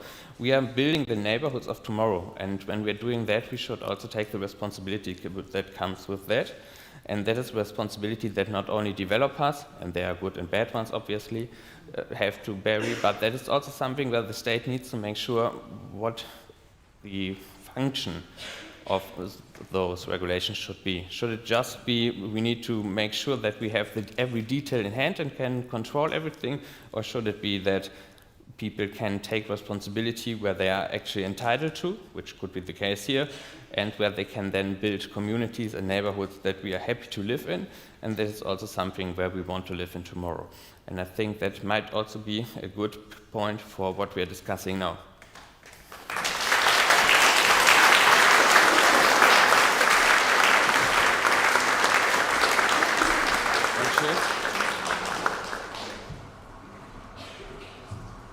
So, are you doing many live interviews on stage? Sorry? Are you doing many live interviews on stage? From time to time. Usually I'm interviewed by a supervisory board about our financials. Exactly. So that is a bit nearer to my profession. And I don't know anything about this. So I will It's the perfect starting point for our talk, I guess. No, we were very happy that Ralf Schmitz and you were willing to come to the symposium, because we have been struggling for many years to get developers on stage and try to understand your perspective on things and your world, and also to open this realm of architecture is much more complex than just pretty facades. That's a common critique. So I thought after you present your vision for Ralf Schmitz's development strategy, I'll just ask some naive questions, because many here still don't understand quite what we are dealing with. Do you prefer Roman or Greek architecture? Roman. Very good. What do you think is sort of a common misconception of a normal person on the street or an architect of what a developer does? I think the majority of people are of the assumption that we are only doing that to print money, which maybe some of the competitors do. But actually then, if we were of that assumption, we shouldn't do the business model that we are doing. Because that's very complex, it takes a lot of time, it involves many risks, more risk than just putting a shoebox in a street where nobody wants to live. Because our business is also not very much scalable. We need the best premises and the best streets of the city and so on. So our margins aren't that much better than any other competitor. So what we are doing has something to do with the responsibility and with ourselves being able to imagine living there. I think the second part of the project developer is that many people can't differentiate the business of just buying a house, then making sure that every flat has its own permission and selling the flats on a separate basis, where you can gain a lot of money on a short-term basis, but that is not a developer. A developer usually demolishes something or buys a plot of land which is free and then builds something. And I think the third point where people are usually not on the point what a developer does is what the risks are. So they usually think that the current risk is the interest rate, which is one. They think it might be what the buying price is, or the acquisition price, which is also relevant. But what they don't have in mind is all the permitting process. So how long it takes, how many questions you get, what you always need to defend, and also which type of building codes you need to adhere to. So there's one example in Hamburg where we paid several €100,000 for one tree, because the issue was that the fire department said, yeah, if the tree's there, then our car needs to stand on parts of the underground structure of the tree. And we said, okay, but then if there's a fire, then there are people, and probably that is a trade-off of conflict or a trade-off of priorities that you should be able to comply with or to deal with. But that wasn't possible, so therefore we needed to change the structure of the house during the construction process, and that is something which I think nobody helps. Lots of surprises during the process. So what is a developer works down the street? What does he see? Does he see a lot of potential? Do you live in the future? Do you sort of always have new ideas of places to develop? This building we should demolish and build something nice and become rich on it. I don't comment on the last point, but of course we go through the streets and see different premises. However, if you are then talking about something that you would like to demolish because it's looking not really beautiful, and you think, and it's maybe also not something where you can live in, it's maybe a gas station or so. But still you then come into places where you have to discuss with the city if that's possible in that construction code, maybe that one needs to be changed, then you are 2 or 3 years down the road and so on. So that is the first basis where you then see might be difficult, and the second one is we always make sure that what we are building is also feasible today. So especially in the current market environment where real estate is not one of the flourishing assets, it needs to make sure that the calculation works. So we are not including any price changes, we are not including not any positive ones, we are of course including cost increases, and we are also not thinking that maybe the city says, okay, you can build double the amount of square meters. What brought you to the world of real estate development? Yeah, that's actually a very personal thing. I did my dual degree program during my bachelor's with Ralf Schmitz. Then I did my master's study somewhere else and worked in investment banking for 3.5 years, which is not that comparable to being a real estate developer. But it was Axel Schmitz who then called me and asked whether I could imagine coming back, and the passion for real estate, the passion also for good design, in combination with the financial and strategic point in that role was then what brought me back. So there was some sort of also ideal that the things that are done on Ralf Schmitz is beautiful, and that's something you sort of felt like a motivating factor. Yes, something where I think that I would like to stand for that, and the other way around. With the same point as I mentioned before, we are not that much commenting on beautiful because that's not part of our profession. We are doing things where we think that is sellable, and we are doing architecture where we think that has a sustainable and long-term advantage for the society. Right. You feel like a societal role. Take it very seriously, obviously. Do you meet a lot of resistance in sort of being, I don't know, a developer when you come to the municipality? Are you met with optimism that what you do is going to be great for the city and people are very happy that you are wanting to buy a plot and develop something? That's more or less the case, yes. So because the city also knows that we are building flats, and especially in Germany, building flats is currently very much prioritized over office and so on, or any other things. That's the first point. Then the city also knows that the facades that we are building is something that you can rely on. It's something which also the city can profit from. And the third point is they know that we are financially stable. So when we are starting, then we are also finishing it, as we did for 160 years. What is an issue is that sometimes the discussion between the city and ourselves is they see not that much square meters, or they see something different which costs a lot of money. So for example, if then you have the case that you maybe are not able to build on a certain percentage of the land because it's a regulation that something needs to be free, then it has a direct impact on our calculation. And it might be that we then cannot build our product there. Mm-hmm. Mm-hmm. Do you meet resistance in the sort of architecture you have produced in the past, that some people disapprove of the facades or the buildings in some sort of stylistic distaste? not about the ones that we are building since 50 years, I guess. What we have imagined and what I can also understand is as we are that old, we also built in the post-war era, and there the question of the society and of Germany was to build a new living room, and that very fast, and not just in a nice and good looking, but there were people without a flat, and therefore that needed to be done very fast. Of course, not all of that has been built in that time is very aesthetically, but that was also not the task, and the setting was very different. So, people manage to build these grey boxes we talk about and still make money of it and sell the apartments. While you make beautiful apartments that are at a different rate in the market, and they are sought after. Do you think the people of the grey boxes also would like to have the nice apartments or the beautiful facades? What can be done to change the process so that these beautiful facades and apartment designs are also within the sort of economic range of the today grey box architecture? I mean, the first question, I guess, is what do we want? So if we are talking about our business model very shortly, we buy the most valuable land, then we put a very expensive building on that, and obviously we then need someone who pays for that.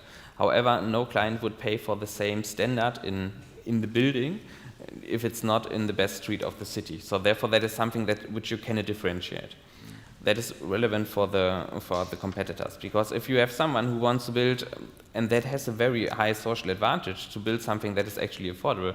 If you want to build something, and we did that in the past as well, so if you want to build something that is affordable, then you need to make sure that the construction codex and everything else that comes with regulation, be it energy, be it the fire protection and so on, that it's effective but not over-regulated. Because if you have that feeling, then you can actually get down to the point where you can build something and still have a bit of leeway for something that is then nice. And I'm very much convinced that people in every price category are willing to pay for that. Because what will happen if you are doing that and you lower the regulation where it's suitable, not just anywhere, just where it's really suitable and where everybody says, okay, that makes sense. Then you will have, at one point, people who are building those shoe boxes, and you will have people or competitors who build nice houses, but in the same price category, because they were actually able to manage that, and then everybody would buy the beautiful one, which means then that affordability, but also a nice, sustainable, also for the long term, design will become a competitive advantage. And I guess that when the market is taking over that and the clients have a real choice between something and something, that helps. Currently, the issue is that building in Germany is so expensive that clients don't have a choice under a certain euro threshold because it's not possible to build for that. So you see the regulatory, the process of what's it called? Getting building permits to be sort of the main limiting factor. There are some people who also argues that it shouldn't be legal to build ugly things. That somehow the municipal guidelines should be so strict that even suggesting a shoebox, you wouldn't be allowed to build it. Do you see that as a valid way forward also? I don't think so. So first of all, what is ugly, what is beautiful, that's hard to decide. And when I say I want the permitting process to be more streamlined, then the less level of discretion is better. So therefore that is not something which I would support. The second point is just prohibiting or just forbidding something is usually not a way, because then there's something else which then comes up from that. Why don't make it just more advantageous and more profitable for people to build nice flats? Because in the end everybody profits from that.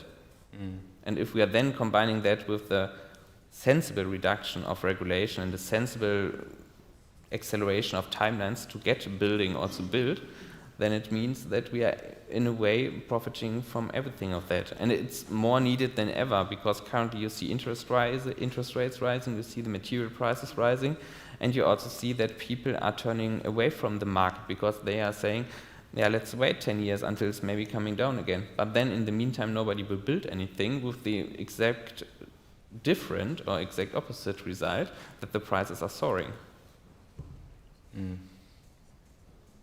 Interesting. Are you optimistic about the future? I think so. In the end, we can have as much AI and as much disruption as we want, but you will still live in something. And you will still live in a few rooms, in a street and so on. So we can disrupt a lot of things and a lot of processes, but not the very personal part of living, so therefore that won't fall away. I guess that usually the problem needs to be very hard for solutions to occur. I think we are not that far away from it's very hard. It's already hard, but could always get harder. So that is the second point, and I think what also makes me optimistic is that there are actually initiatives thinking about that. They are taking time. They need to find someone who listens to them. They need to make sure that also their solutions are realistic and so on. But we wouldn't meet here if we wouldn't be part of that, and I guess that all the people in the room here already have that impression of there needs to be something done, maybe with some differences in which direction it goes, but the general direction is the more relevant one. So therefore I think there's enough room to be optimistic, but there also needs to happen something, because just from talking, building doesn't get cheaper. I think that's a good round-off. We're all in this together. Thank you very much for being here. Thank you so much. Thank you.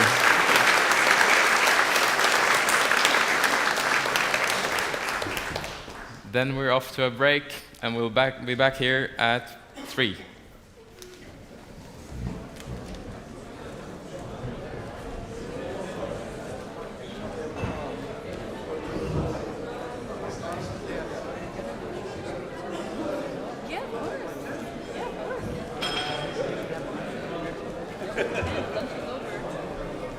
Oh, you mean tomorrow?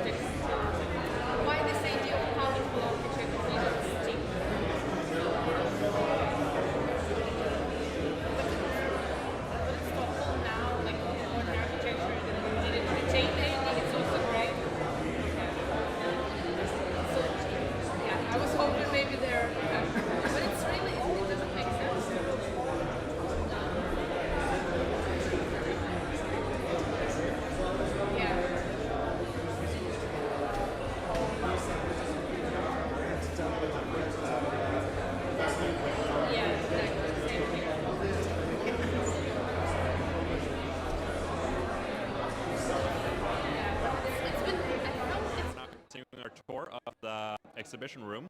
And here with me I do have Master Stonemason Chris Hannock from the DR. Could you tell us a bit about yourself and where you work?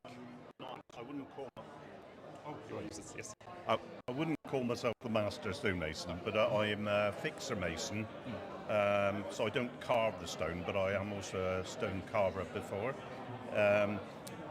Just to explain what we've got here, this is the apprentice stone carvers. Each what do you call it? Lærling or apprentice, has to carve each stone separately. So they all have to fit together. So this is their apprentice piece here. So. And how long do you usually use for a piece like this? This was done by three people, and how? Difficult to answer that because it wasn't me that did it, so I wouldn't know. But I mean, just to put it in perspective, some of the most complicated carvings on Nidaros Cathedral, they might take over a year. Wow. So, but obviously these are smaller designs, so maybe a month or two. Yeah. And these are beginner apprentices, or what kind of level are we? Yeah. Okay. Yeah. I see. So I mean, it's not the first thing they would carve. This is their final piece. But so it goes from a lot of geometry. They have to make their own templates and own drawings as well. So it's all part of it. Yeah. And in general, this is done at the workshop where you work, you work in restoring the Nidaros Cathedral. Yeah. The different parts, and I assume you have a lot of things to do. Like you have stonemasons and you have blacksmiths. Well, they're since 1869 when they began the restoration work on the cathedral. They've always had at least 5 workshops. So there's the fixer mason, the stone carvers, blacksmiths, leaded glass window, and plasterworks. So, and we all still work under the same roof. And this company's been since 1869, which is state run. So, in fact, with stone carving, there's no education in Norway apart from internal at the cathedral workshops, which is kind of unfortunate, really. But that is indeed very unfortunate. I've also heard is it for plastering? You also have to go to Germany to find any official education outside of what you guys do at the workshop. That's right. I mean, a lot of our work is really important that we travel and see how other people do it, and I think with any craft, it's important to travel a little bit. And experience different ways of doing things. So of course. And this is part of the stone made by the stone cutters or stonemasons. We also have some plaster models. Yeah. And these are, as far as I understand, these are made of moldings made from the actual details of the cathedral. Yeah. So a lot of the stone that has to be recarved because it's deteriorated. So this is just a kind of example of what the plasterwork would make a copy of the stone. And in some cases, like some of the moulding would have been disappeared. So they have to remodel that in clay, and then they would make a copy in plaster, which the stone carver can then recarve the stone. So that's quite an important part of our work. Yeah. So there is a lot of collaboration between the different parts and the different parts of the workshop. Yes. Yeah. It's all very much teamwork, and that's why we all work together, because each trade goes through to the next one. So, I mean, my job it would be fixing these stones in place, and then you've got the stone carver and the plaster worker who copies it, and maybe we might need some tools who the blacksmith would make. So it's all kind of very good that we all work together. So because you do make all your equipment in-house, depending on what you need it for. Yeah, it's been a tradition to do that. Not everything's made, but special chisels, for example, to carve this. The blacksmiths would make for the stone carver. I mean, some of them, not on this one particularly, but you'd have some very complex holes that you might want to carve. So they would perhaps design one chisel to get in the hole, if you know what I mean. So, so it's a great place that you work together. And of course, since 1869, we've had a concept that all the craftspeople of different trades have to experience each workshop. So all of us has to go through, I'm the fixer mason, but I worked in the plaster department just to experience it, and also the blacksmith and all the other trades. So it's not that you become a plasterer, an ornamental plasterer, or a blacksmith, but you sort of understand it a little bit. Yeah. So I see. That's fantastic to have this like collaborative and more holistic approach. Like you say, you have to understand all the different parts of it. And I remember Anna Cecilia Offergård. She's one of the plasterers. She was here last year talking about some of the process, how they do this, and she told us that you're also like selling these pieces, and you're also doing like plaster moldings and other private work outside of the cathedral. Yeah, she does what are they called, rosettes for ceilings and the cornices in older properties. So yeah, we're kind of involved in that department in other buildings in Trondheim. So and also the blacksmiths. We do work outside of the cathedral and masonry, like I do. So yeah, because you also were here last year, and you gave a wonderful presentation about the things that you'd built, both at the cathedral itself and the work that goes into that, but those projects you've done yourself as being at home. Or just I'm a bit of a crazy mason. I like to test my skills out. But it's kind of like this symposium's discussing lost architecture, but it's also lost hand skills. We do have skills out there, but they're kind of a little niche. And also we have to remember that materials change too.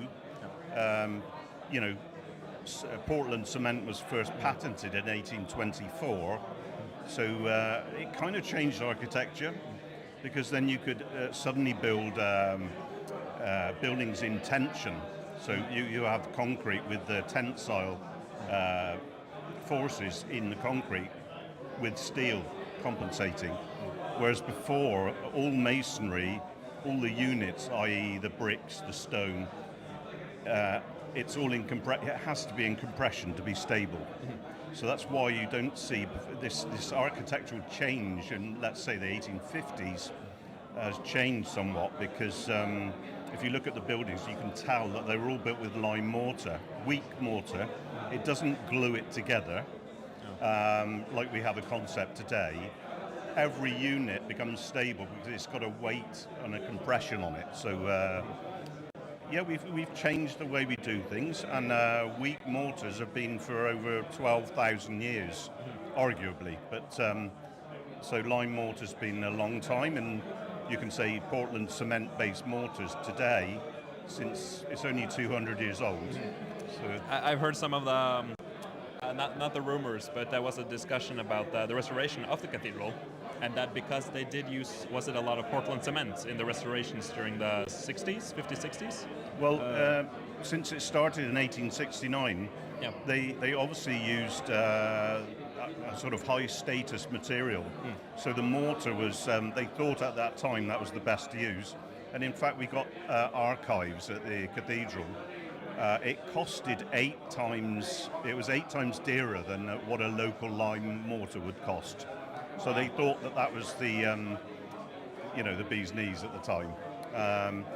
And in fact, it's that what we're restoring now, because we now know that it's too hard, it's not flexible enough. It traps water inside the building, and that's what you see, all the problems at Nidaros Cathedral today. So I heard everyone's thinking you are like solving all these issues that are 200 years old, but you're actually solving the ones that are 50 years old. That's or, right, a bit more. Yeah, it's kind of crazy to think of. But it's something we should actually think about too in architecture, because I believe that we can use lime mortar as long as we build it without tensile strengths, what we just talked about. But you can actually create buildings without... well, you can see the designs like we were looking at earlier today with balconies and things sticking out. Well, you can still make buildings without, these balconies, and they can still be beautiful. Well, we see them before 1824. It's just a slightly different design, and that's why we can see these eras, because that's when cement came. So, Oh, usually the argument is that we can't build like this anymore because we don't have the money and we don't have the skill, particularly. But you guys go. I mean, I believe it's quite important for the workshop at Nidaros Cathedral. You reduce the amount of machine use. Like you're ensuring that you're actually keeping the heritage and the actual methods alive.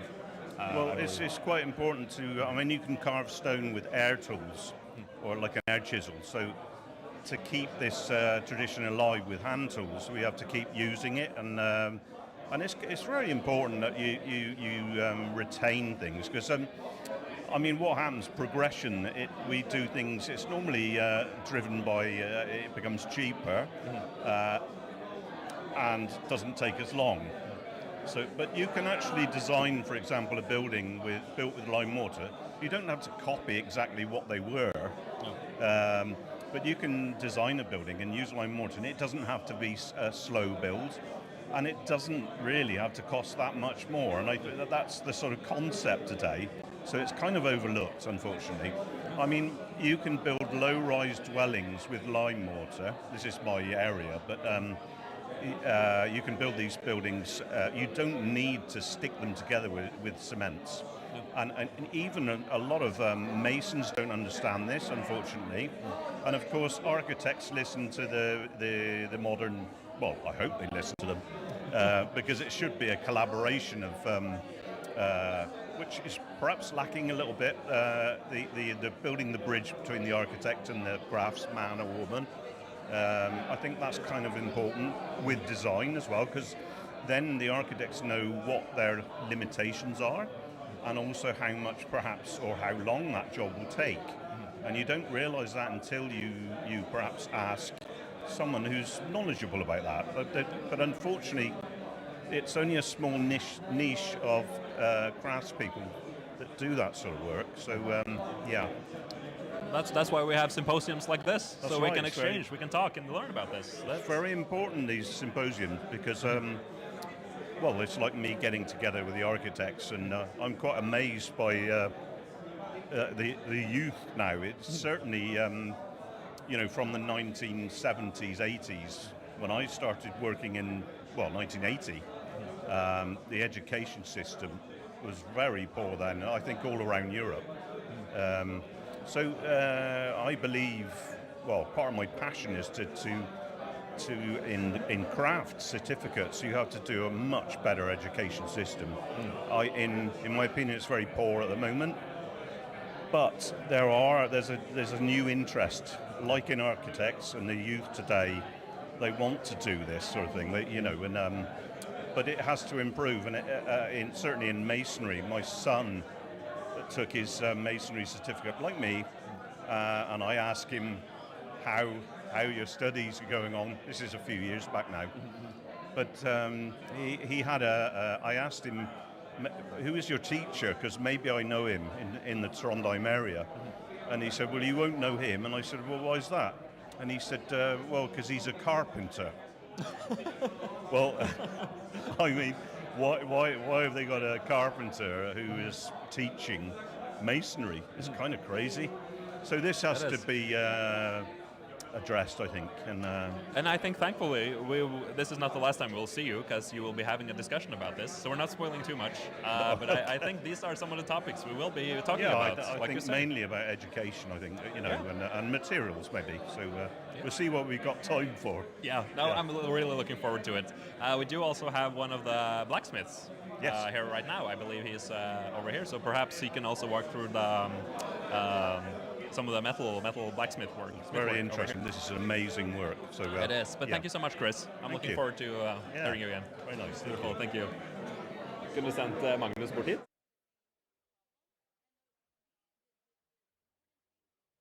Has done the project here on my left, your right. And it's a proposal for, or a test, I believe, a proposal for the new doors of the Nidaros Cathedral. So this was a larger competition back in 1 year or 2 years ago, in which there was a collaboration between the workshop itself, the workshop in which both Chris and Magnus now, he is coming right now. I think, there we go. Hello, hello. This is yours. Thank you. We're just doing a very brief introduction, but I do believe you are even more knowledgeable than me on the competition itself, because these are, as I understood, these are like test smith carvings for or smith work for the doors of the Nidaros Cathedral. So it's not specifically for the new doors, really. It's a project that I did beforehand that was to sort of learn a broad spectrum of really quite complex like techniques to be able to learn how this style works, how the aesthetics work, and then to learn how to sort of make something like this. So it's more like a study piece than a sample for the doors, but it has become like a reference for the project. So we can use this to sort of test out and to see what works and what we might use on the actual project. Because the project here is there was a competition that was 1 year ago, 2 years ago. It was in 2023. 2023, yeah, wow, time flies. 3 years ago now. In which there was a collaboration between an artist and you guys at the workshop.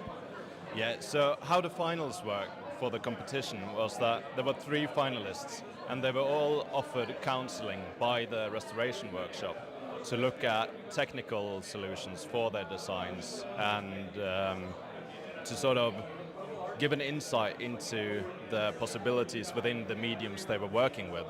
So, for instance, in my case as a blacksmith, I would sort of showcase, what is possible within working with iron. What are you able to do within the design that you're already working with? And a lot, obviously. I mean, It's beautiful what you can do with this. There are magnificent details, and this is all done by hand. Like this is manual tools, manual labor, everything. Exactly.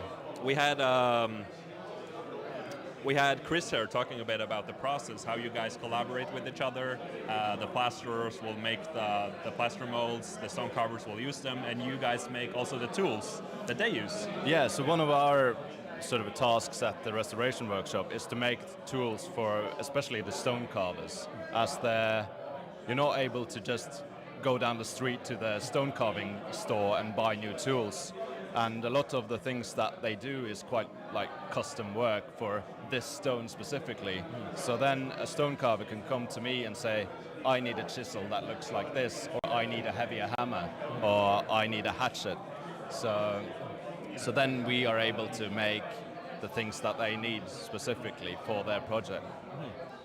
That's fantastic. Like again, seeing this collaboration between the departments underneath the workshop or beneath the workshop. What are the things you sort of have to think about when you're working with iron in this way?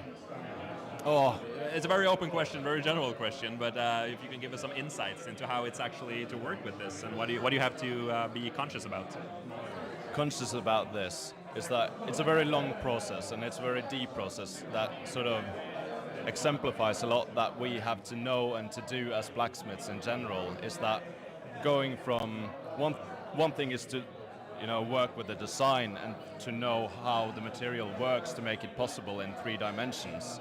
And then you start with a drawing of the design and say you have a detail, and then you need to make the tools that you need to make that detail. Right. And then you have to repeat that and to take it, like you start with the drawing, you make the tools that you need to make the detail, and then you go from there, and then you repeat that, throughout the entire process. A lot of back and forth. Yeah, and this technique specifically is quite like dominated by, the depth of the details and the amount of details. So everything is like made up of individual pieces. Every piece of leaf here is individually forged, and then sort of the crucial technique that sort of is critical here is that everything is forge welded, as we call it. Is that you start with the details and you heat them up in the forge, in the fire, to the point in which they're almost melting, and then you're hammering them together to sort of make them stick. And that's how you make all of this. So it's all made of hundreds of different tiny small elements. And each time you do that, if you do not know what you're doing and you do not have control of the fire and have it planned on forehand, it can simply melt away, and then it's done, then it's gone. So, so it's an exciting process, but which is very challenging and very exciting. But it's so to us as blacksmiths, this is something, a style of ironwork that sort of represents some of the greatest things you can do within the blacksmithing trade. And this piece in particular, how long did you spend on this? A year. A year, an entire year. A year of research and tool making and everything that goes with it. It's a long process. Very impressive. And you have to draw out every single detail, or do you do this as you go, or is every single piece pre-planned? It's made from it's like almost a finished plan, and then I allow myself to improvise. Yeah. That's very cool. Thank you so much, Magnus. Thank you.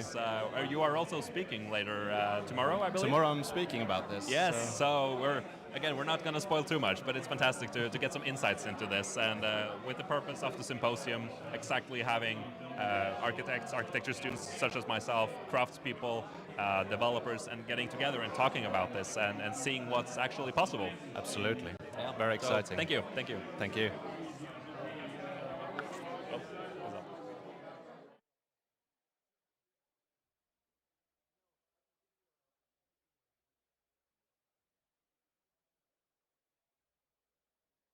Thank you.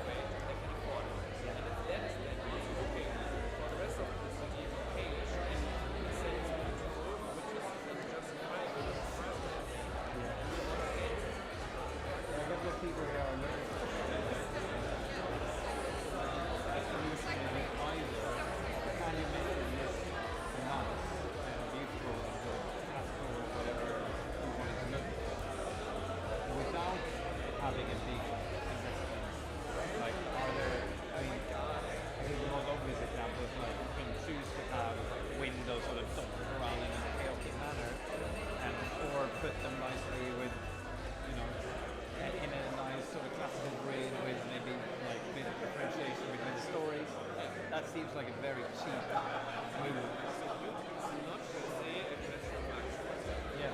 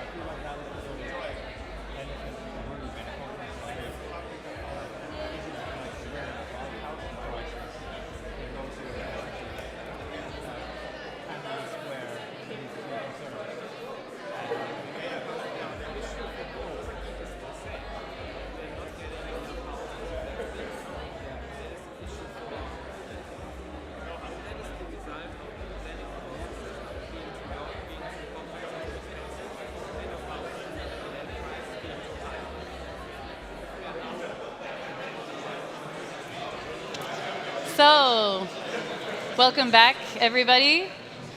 We hope you're talking to lots of people, mingling, meeting people that are old friends and new friends. But now we're going to start the next session. And our first speaker is Michael Hadida. And so let's welcome him.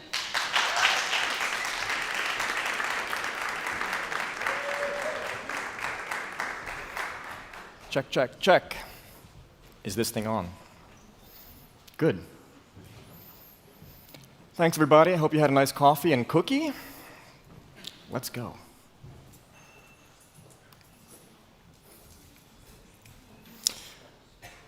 On the night of April 11th, 1812, a group of 100 highly skilled textile artisans marched on Rawford's Mill in West Yorkshire, weapons in hand to destroy the newly installed shearing frames. Cartwright, the mill owner, was prepared. He had stationed soldiers in the factory. When the workers broke in, the soldiers opened fire. 2 workers were killed. Following the failed attack, the British government deployed thousands of troops to the region. By early 1813, 17 Luddites had been hanged in York under the newly passed Frame Breaking Act. The Luddites have become a bit of a joke in casual language, synonymous with technophobia, or a fear and skepticism of technology. But the Luddites were not protesting technology itself.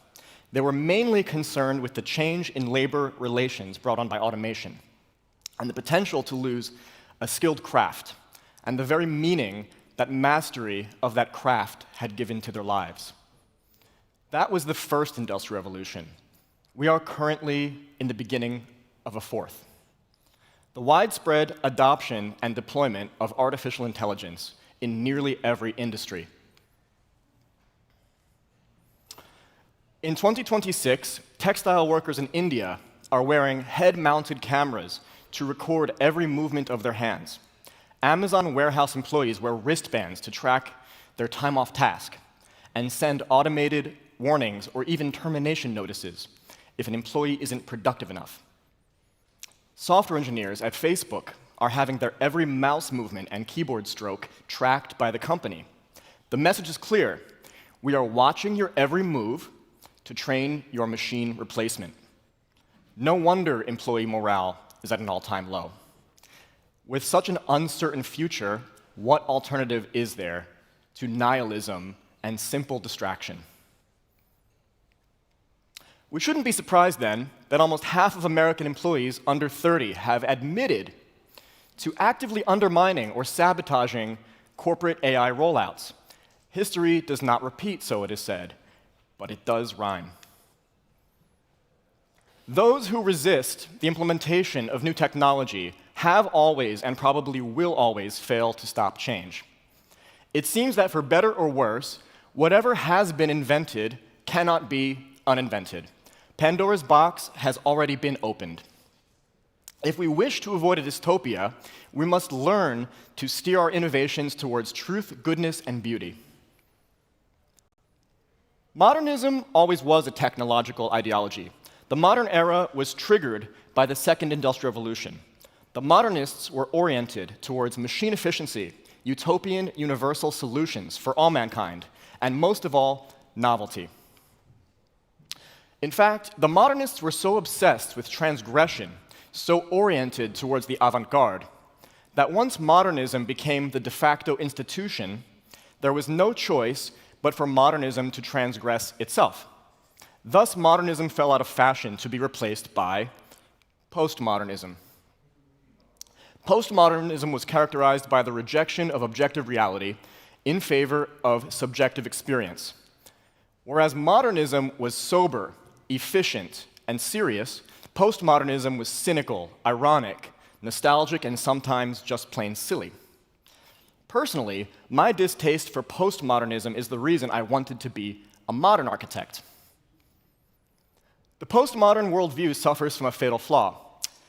That rejection of an objective truth is in itself an objective claim. And modernism must be an equally valid approach as far as the postmodernists are concerned. And this is known as the postmodern paradox. We are simultaneously living in both modernism and postmodernism. Ideologies aren't replaced, they stack. French philosopher Jean Baudrillard was a sharp critic of postmodernism, predicting how it ends in an implosion of meaninglessness. In his 1981 book, Simulation and Simulacra, Baudrillard observed that we are living after the orgy, an era after we have been liberated from every traditional rule. In fact, transgression has become institutionalized, repackaged, and sold back to us as ironic hyper-consumerism. The real, or baseline reality, has been replaced by virtual copies of copies of copies, called simulacra, each iteration becoming less meaningful but more seductive than the previous. This leaves us in a state of what Baudrillard called hyperreality, not only having lost touch with the real, but being completely unaware that there even is such a thing in the first place. It explains why people seem to like brutalism. Do they really? Or do they just like its seductive black and white photography, simulation in coffee table books and Instagram posts? Baudrillard's endgame is dark. Postmodernism ends in an age of total profanity. Artificial intelligence and consumer culture will recycle, remix, and regurgitate our history faster and faster until the end of time. It is the ultimate heat death of culture, and the only outcome is complete and total nihilism without escape. That's when I had to put down the French philosophy. You can imagine my desperation when I turned to a German for optimism. A century earlier, Nietzsche predicted the same outcome after the death of God, a period he called the Age of the Last Man. The last men are a society that has abandoned all ambition, all struggle and greatness in favor of comfort, safety, and mediocrity. They avoid all conflict and suffering, seeking only harmless pleasures and trivial entertainment. From the Age of the Last Man arises a new archetype, the Übermensch. The Übermensch is the opposite of the last man. He adopts responsibility for doing something difficult. He integrates previous traditions. He transcends societal expectations and finally returns to a state of playful creativity. Young people, it seems to me, are already beyond exhausted of the postmodern detached irony. They might speak in surrealist incantations like 6-7 and Skibidi Toilet, but just under the surface, they are desperate to embrace something they may never have truly experienced. Genuine sincerity, responsibility, and meaning. What then should they do? It is clear that our technology will outlast the postmodern paradigm that invented it. What then? What aesthetic philosophy will define the next century and beyond? Do we return to objective modernism and accept its failures? Or do we embrace the style of the future, parametricism? as proposed in a 2008 manifesto by Patrick Schumacher of Zaha Hadid Architects. At first, it sounds like a reasonable progression, given the age of computational design. But what even is parametric anyway? Parametric refers to a system, model, or process where characteristics such as shape, behavior, or statistical properties are defined by a set of variables, known as parameters. Changes to these input parameters automatically update the final output. That's a lot of words to say parametricism is essentially a system of geometric rules where outputs are defined by inputs. Let's design a high-tech parametric building together. First, let's define our inputs. Our building will be a single-family home in Norway. It will have a latitude of 60 degrees and a corresponding sun path. It will need to account for rain, ice, and snow. We will use durable, natural materials available locally. We must account for wind loads and heating requirements. Most importantly, we will maximize the sustainability and longevity of the building. And we will reduce its carbon footprint. We'll put these inputs into our parametric computer, and we'll see what we output. Surprise! It's a traditional Norwegian wooden house. It's made of materials available within a few kilometers of the job site. Wood and stone. The roof is pitched to chain rainwater and prevent snow accumulation. The overhang on the roof protects the facade from wind-driven rain and to direct water away from the foundation.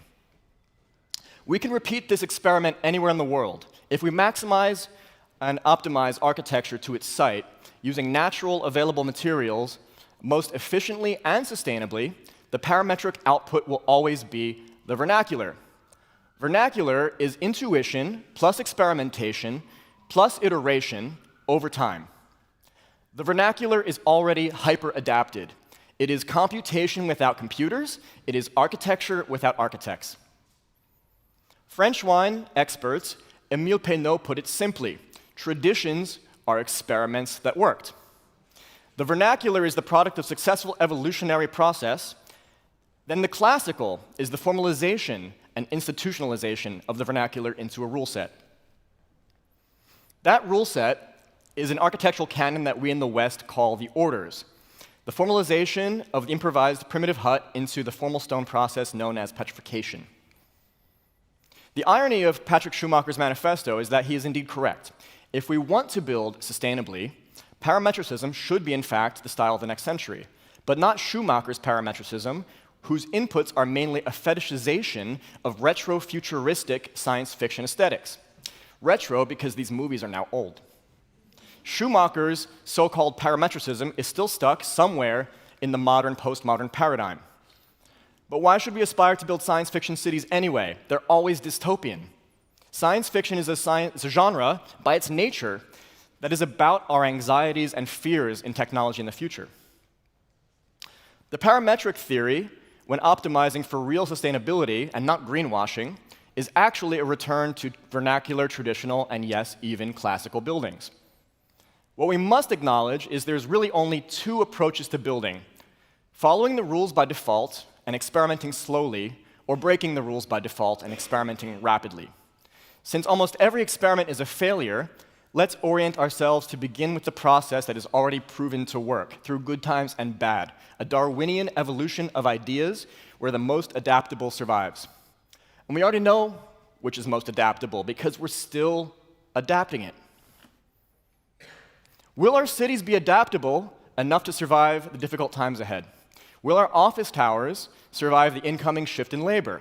Who will rent them once accounting, law, and finance are managed mostly from buildings that look like this? Proposing a tower, then, in 2026 is quite an economic gamble.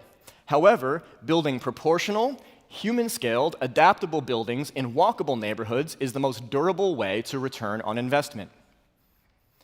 Nearly everything built after the First World War might have been one big blunder. But it's not enough to learn from our mistakes. We must add them into the canon of architectural storytelling so future generations can remember what happens when we worship the false idols of efficiency, novelty, and irony. We collapse our places into meaninglessness. The modernists were so oriented towards efficiency that they sought to lubricate the city into a well-oiled machine. In fact, they were so effective, they bypassed the city altogether by cutting highways straight through the city center. Like the modernists, Silicon Valley has attempted to replace all the friction in our lives with software. And they were so good at reducing friction that they have constructed a high-speed bypass to avoid real relationships and friendships altogether. In industrial society, it is becoming increasingly necessary to differentiate between the friction that gives our lives meaning and the friction that the machine system requires from us in order to function. There is no amount of meaning you can add to paying your taxes by writing on ink and parchment. The opposite is true for a love letter, unless, of course, you're in love with someone at the tax authority. While our movement promotes beauty in the physical world, the conversation primarily exists in digital spaces. How, then, do we use technology to promote meaning rather than replace it? How do we create digital infrastructure to reduce the meaningless friction while advancing the meaningful? This has been a central struggle in the last 2 years of my life. The internet has become a race to the base of the brainstem, hacking our dopamine responses to recover milliseconds of our attention. It is telling, then, that the very people who invented these algorithms disallow their children from using it. We therefore have a collective problem. The platforms that we rely on to connect, communicate, and collaborate are degrading.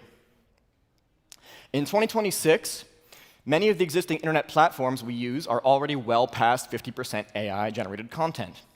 There is even a social media platform exclusively for agents, without any human input at all. Is there any doubt Baudrillard had a point? Like many of you, I used to be a modernist. My awakening to beauty started when a friend, Brian Creswell, a master builder, lent me a copy of Christopher Alexander's A Pattern Language. I read Alexander's book in a nonlinear burst after our long days renovating an 1890s townhouse. Observe the way people naturally behave and identify the recurring problems they are confronting. Organize them into a coherent, interconnected series of flexible rule sets. Those hyperlinked rule sets define a pattern language. A pattern language might be the closest thing we have to a theory of architecture from observation rather than ideology. Therefore, it was largely ignored by the world of architecture and urban planning. It was, however, celebrated by the world of software developers in the 1990s. For those last 2 years, I have become a cartographer. I have made it my job to understand and map the shape of our movement for beauty in the built environment. My team and I have attempted to define the pattern language of this movement and encode it into a web application. It's called the new Agora, and we are launching it today. Much like the original Agora of the ancient Greece, the new Agora aspires to be a digital square where an economy of goods, services, and ideas are exchanged. It is an aggregator of the patterns of our movement. The new Agora brings Alexander's ideas of pattern language full circle, from architecture and planning to software development, back to architecture and planning. It formalizes the improvised digital solutions into dedicated pipelines. It is the aspirational digital home of 3 sub-movements: traditional architecture, heritage crafts, and humane urbanism. Agora is the first and only living directory of these individuals and organizations. Having strong, dedicated digital infrastructure will be imperative to our growth and maintenance of our movement. We must offer young digital natives an alternative to the nihilistic, cynical internet slop. We aspire to make the new Agora a digital place for curiosity, learning, and showcasing our talents. The new Agora is not meant to replace human connections, but to foster collaboration for a better built environment. Inspired by conferences like Beauty and Architecture, it is our aim to continue the momentum and enthusiasm year-round. The new Agora is built on the premise that although we may occasionally disagree, we will be stronger as a unified, supportive, and constructive movement under Vitruvian principles. It is meant to show each other and the world how much beauty and meaning there can be if we choose not to resign to the cynicism of the postmodern world. It is our mission to use technology to foster opportunities for traditional and classical professionals, like an advocacy website we made to rebuild the Hasselbacken restaurant here in Oslo, which burned down in the 30s. The petition received over 600 signatures in less than 3 days. We have already received inquiries from the press and will arrange meetings between the architect Arne Sedal and the local politicians who can help push it forward. After a century of architectural missteps, we must dust ourselves off and get back on the horse, even if we have forgotten how to ride. If we don't have a seat at the table, we must build our own table. We must do hard things, not difficult for their own sake, but things that give us a sense of meaning in the pursuit of mastery over our chosen craft.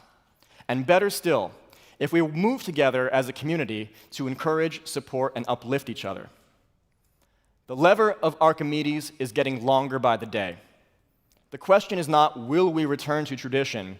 I think that is inevitable. Not as a matter of beauty, but as a matter of surviving beyond the collapse of meaning. The right question is, where will you place your fulcrum, and what heavy object will you move? Thank you.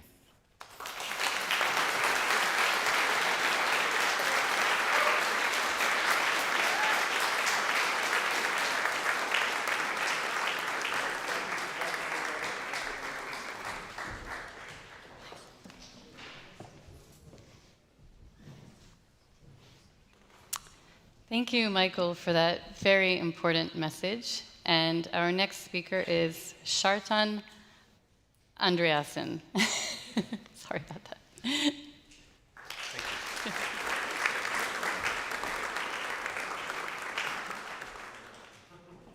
Hello, everyone. My name is Kjartan Andreasen, and I am the leader of the Center Party in Bergen. I was here last year giving a talk about our political work with architecture. And I was asked to come here today as well to give a little progress report on what was mentioned last year.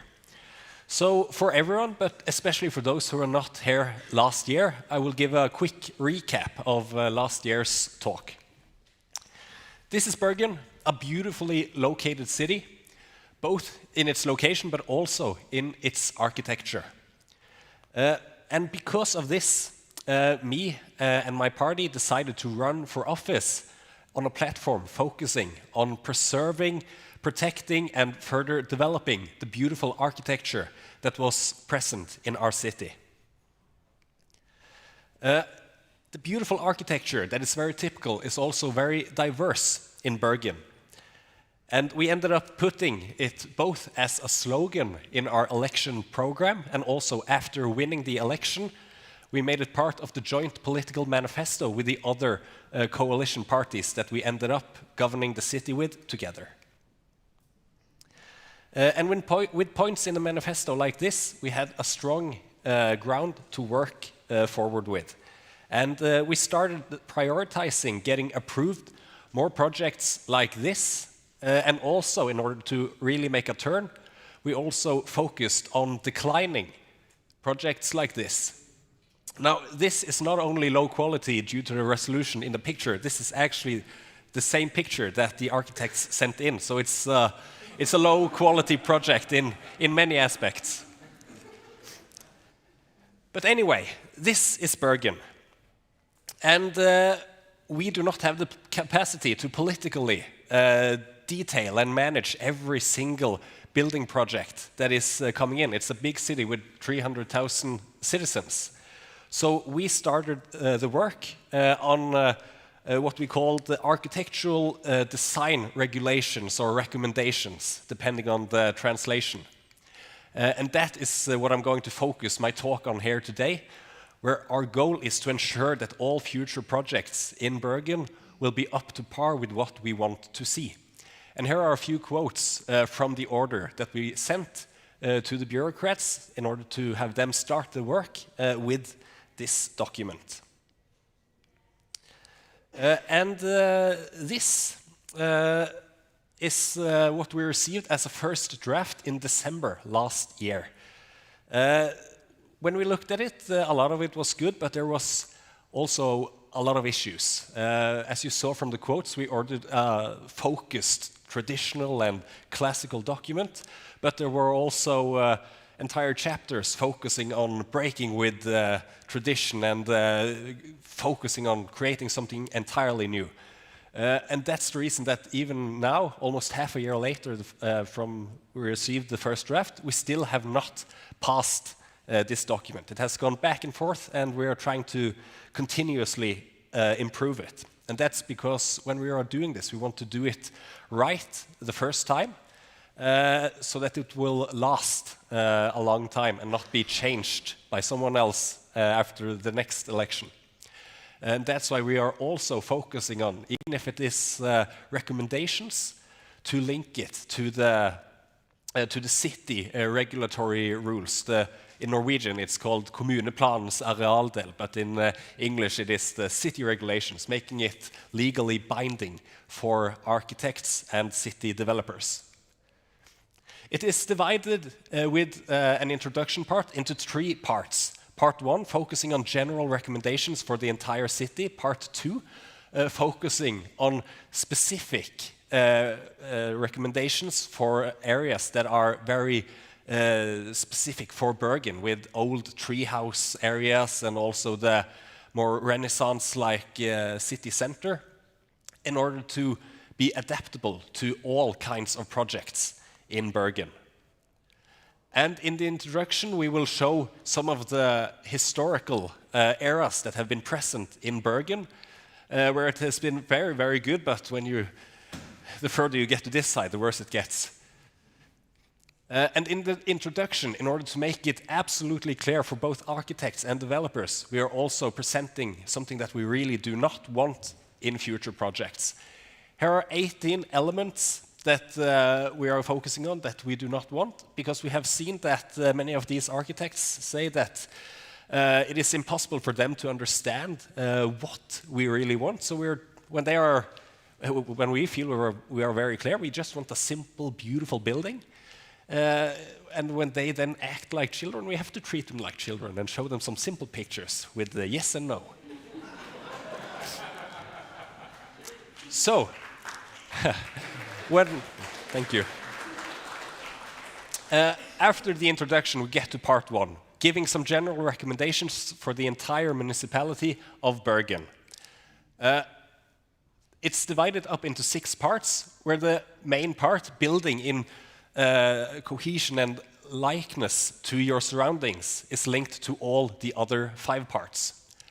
And the setup is similar on all pages and all elements, showing both in volume what we do not want, what we want, both in text and in pictures. And that's also some of the things that we are currently changing from the drafts. It's some of the yay pictures that the bureaucrats have put in, because I absolutely agree with all the negative examples they have found. I'm not necessarily very positive without all the positive examples that they have shown us. And that's the same with one of the next element after we have done with volume. We have the same with facades. Here also with some simple texts, pictures, materials and coloring. With the first floor, which is something that I feel as, I'm not at all an architect, I'm a political science graduate, but I feel like in all the modern buildings, the first floor is really lacking compared to the older and more traditional projects. And also roofs. All good projects need a good roof. Again, here are also some of the disagreement between us on the political side and the bureaucratical apparatus as to the examples they have chosen. But it's a work in progress. And as you see in the written examples, both in this and the previous ones, they are really focused on making sure that the future architecture of Bergen is going to be something that we all can be proud of. And after that part 1, with the general information, when it was read through by both other politicians, developers, and architects, they were shocked to see a part 2 that was going to give specific recommendations, because they all thought that part 1 was the specific part. And when we go through it, it's detailing with a start from these 6 elements mentioned in part 1, how those are to be preserved and used in the more traditional building environments that we do have in Bergen. It goes really into detail to show how everything from, if you go to the roofing, how it's going to be shaped, what elements are allowed to have, you are allowed to have in the roof. When it comes to the facade, how are windows supposed to look like, how are they to be placed, and also with decorations and ornaments, because that's something that has been really lacking in modern building projects. And this wheel with those 6 elements are then further used in all these 6 typical building environments that we have in Bergen. Like this, the traditional and old wood house areas in Bergen. We're very proud of them, and both with this environment and all the other 5 environments, we will have a text telling something about the history, because the architectural history is also very important in order to further develop that in future projects, showing on a map where these typically are located, and again with pictures to make it easily understandable for everyone. Further, on the next page, within the same building environment, we will go through those 6 previously mentioned elements with points to what is desired in these specific areas, and also with pictures showing how some of the issues mentioned on the previous page could be solved. And the same with the other parts of the city, like here with the more Masonic historical city center areas. The same setup with detailed texts telling them what we want and do not want. And also with garden houses and detached houses, and the same goes for all the other elements. And I would love to go into detail about all the requirements that we currently have put in, but I only have 15 minutes, so I have to go through it quickly. But if anyone wants to receive this draft sent by mail, I will have my contact information at the end of the presentation. And another one who is very important for us in Bergen is the building in the coastline. We have a lot of development projects in the coastline, so we have also focused a specific chapter on that. And now we get to part 3. Bergen has a lot of old industrial areas that are to be transformed to other and new uses. Because of that, we from the political side have always said that we want a specific chapter on that, because if you're going to adapt to your locations, the stuff you see in that picture there is not precisely what you want to adapt to. You want to create something that is more beautiful and inviting. The bureaucrats originally had not taken this in at all, so this is something that only is present in the final draft. But again, it tells about the areas, some issues you might face, and it also states how one is to build in these areas, what buildings are to be preserved, what buildings are to be removed, and things like that. And it all builds on the same 6 elements that I told you about in part 1. So even if it is in a transformation area with no original housing present, you still have to adhere to and listen to some founding architectural principles to ensure that building here also will guarantee a beautiful project. And here are the example pictures that we received. Again, this is also some that we are going to change, and if any of you want to draft and receive it, I will give you a warning right away. There are a lot of ugly pictures, so don't be worried. We are going to remove them all and replace them with beautiful ones. So this is the current political situation in Bergen.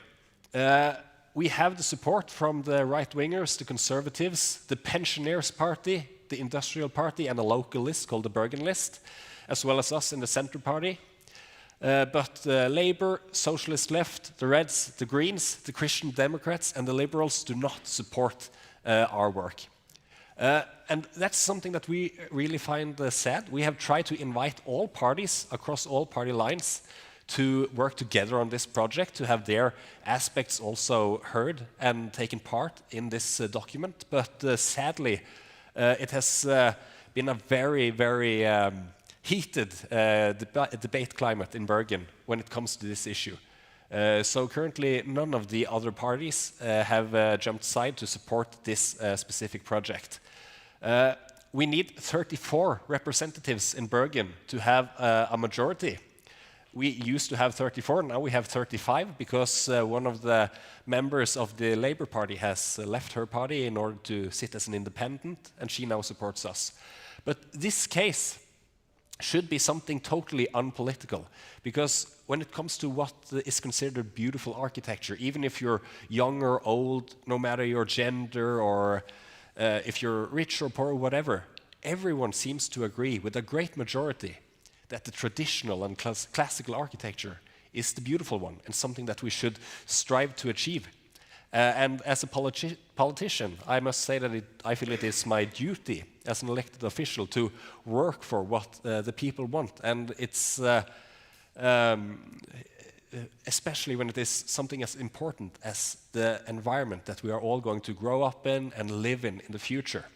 And then to ensure that these surroundings are as beautiful and as good as possible is something that I hope when the plan is finally going to be passed, a lot of these parties are going to support us and be in that column instead. So thank you very much for the time. I'm happy to take any questions after.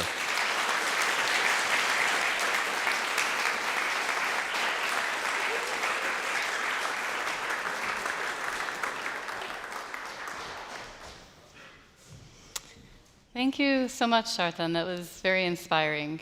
And our next speaker is Robert Kvålek.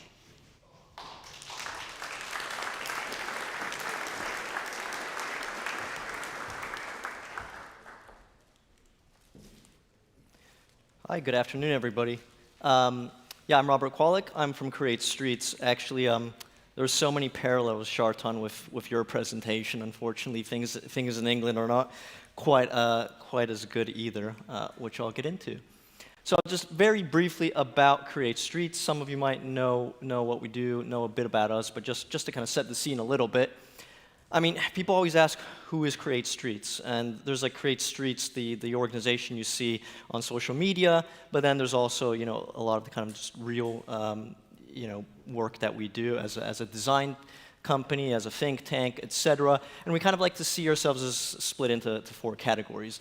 Design and consultation services, which is mostly what I do, working on master plans and things. Engagement and support, which is what we did more of in our early years, working with community groups, co-housing, that kind of thing. Research and advocacy, we do a lot of big kind of research pieces, probably 2 or 3 big ones a year, and then increasingly education. So this is just kind of a quick overview of some of the research pieces that we've done over about 12 years. Most of these are actually a bit older. I need to update this slide, but it kind of shows the breadth of things that we get into, from general urban design and architecture to even like bins and how do you get rid of waste in cities, street trees, etc., etc. Some master plans that me and the team are working on, big ones for 3,000 homes in rural areas. We do some smaller sites, infill sites, and then 140 home development in Cumbria that we're currently working on as well. Design codes, which is of course what today's talk will be looking into. We started doing design codes probably about 6 years ago. Actually, my very, very first project at Create Streets was working for a rural housing association on design codes, and our founder and chairman, Nicholas Boyce-Smith, has really been kind of instrumental in getting design codes into the British planning system. With the change in government a couple of years ago, some of that has been watered down, but they are still permissible, and we keep working on them. We actually have a kind of a map that we're working on to show how many people in the UK kind of live in an area where there is a Create Streets design code. And once we get some of the street design codes especially adopted, it'll be something like 3 or 4 million people in the UK that live in an area under the control of a Create Streets design code, which is quite a nice statistic. We also do a lot of kind of, I guess these come out from pet projects. Some members of the team are really into trams and public transport, so we have the tram network, which has actually met with a lot of success in the past week. Our managing director, David Milner, is going to sit on the government's task force looking into how do you introduce more trams in the UK, which is a real challenge. We run conferences, and then Place Champions is our community housing initiative. And we also run our own urban design and architecture summer school, which is running again in July, which we do alongside Adam Architecture, and Robert Adam will be teaching this year as well.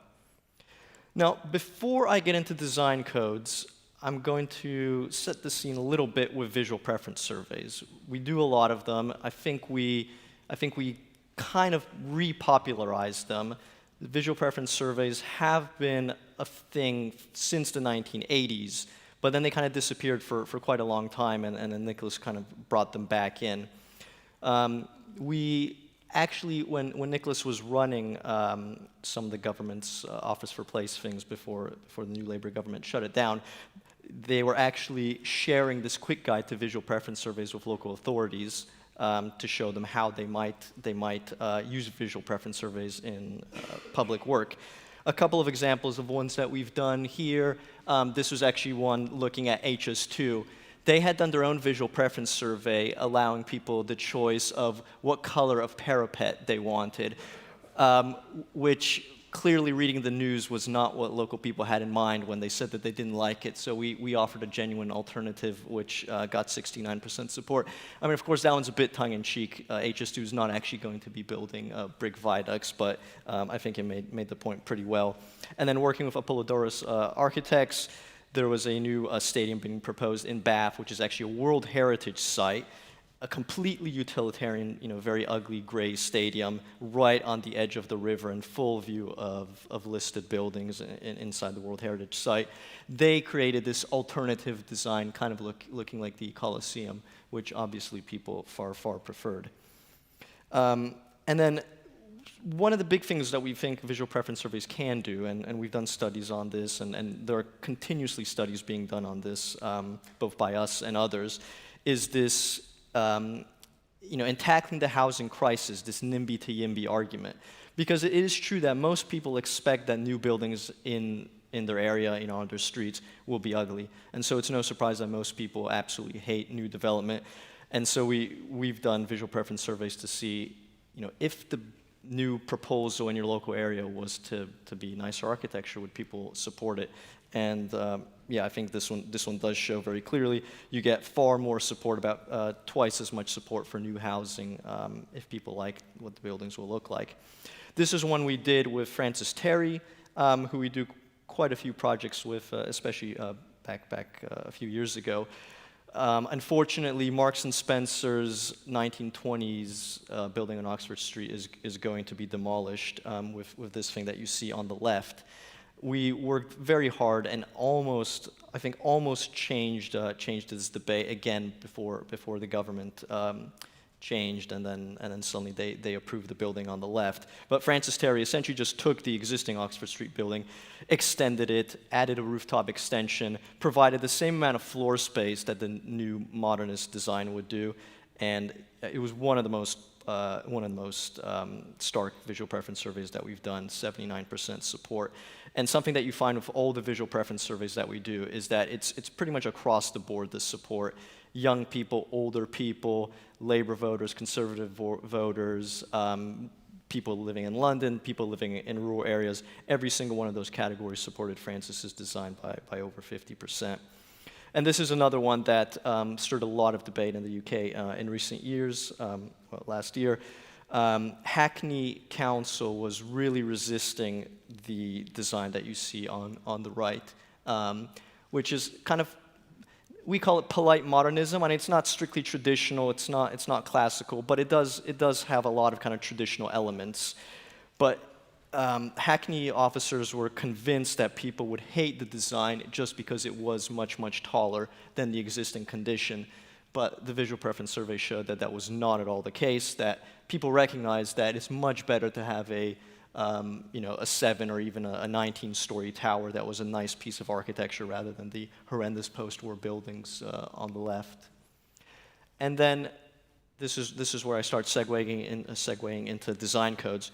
We use a lot of design coding at the start of pretty much all our projects, especially with design code. So before we even start writing a single line of design code, we go to local people, sometimes doing online engagement, which I'll show a little bit later, often just kind of setting up in a gazebo, having these printouts and just asking people, what do you like, what do you don't like, what do you think is appropriate or inappropriate for your local area. So this is actually one that we did last week on the outskirts of Bristol in a housing regeneration scheme.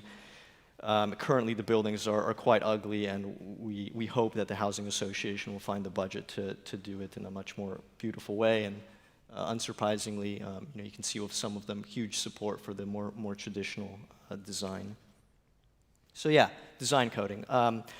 We kind of break down our design coding work into two elements. One is what we call horizontal coding. That's street design codes, public spaces, street furniture, etc. And then the vertical, which is buildings.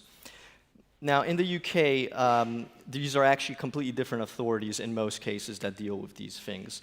Streets are usually dealt with by county councils. They're the highways authority in most places, where it's district councils who are the planning authority and deal with buildings.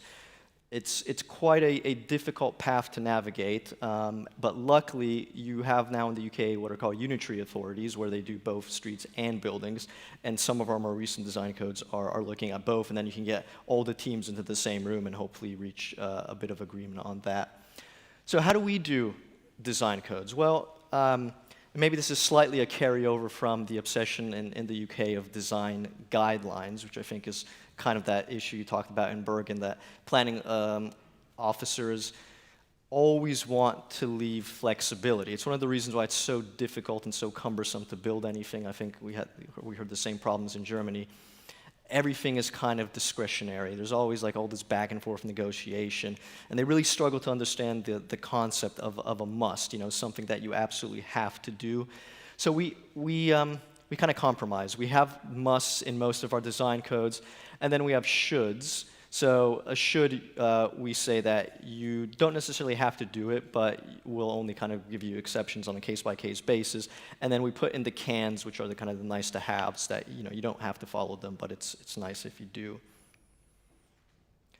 And then we often use patterns. I think most of us in the room will be familiar with pattern books. They've been in use quite heavily since the 19th century.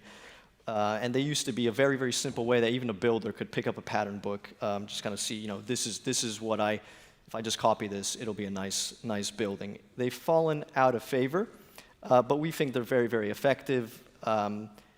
It's much easier to kind of show somebody just, an image. This is what you should do. So examples here of patterns for parking, for street types, and for blocks, and of course for buildings. This is a design code we were working on in a Cotswold region.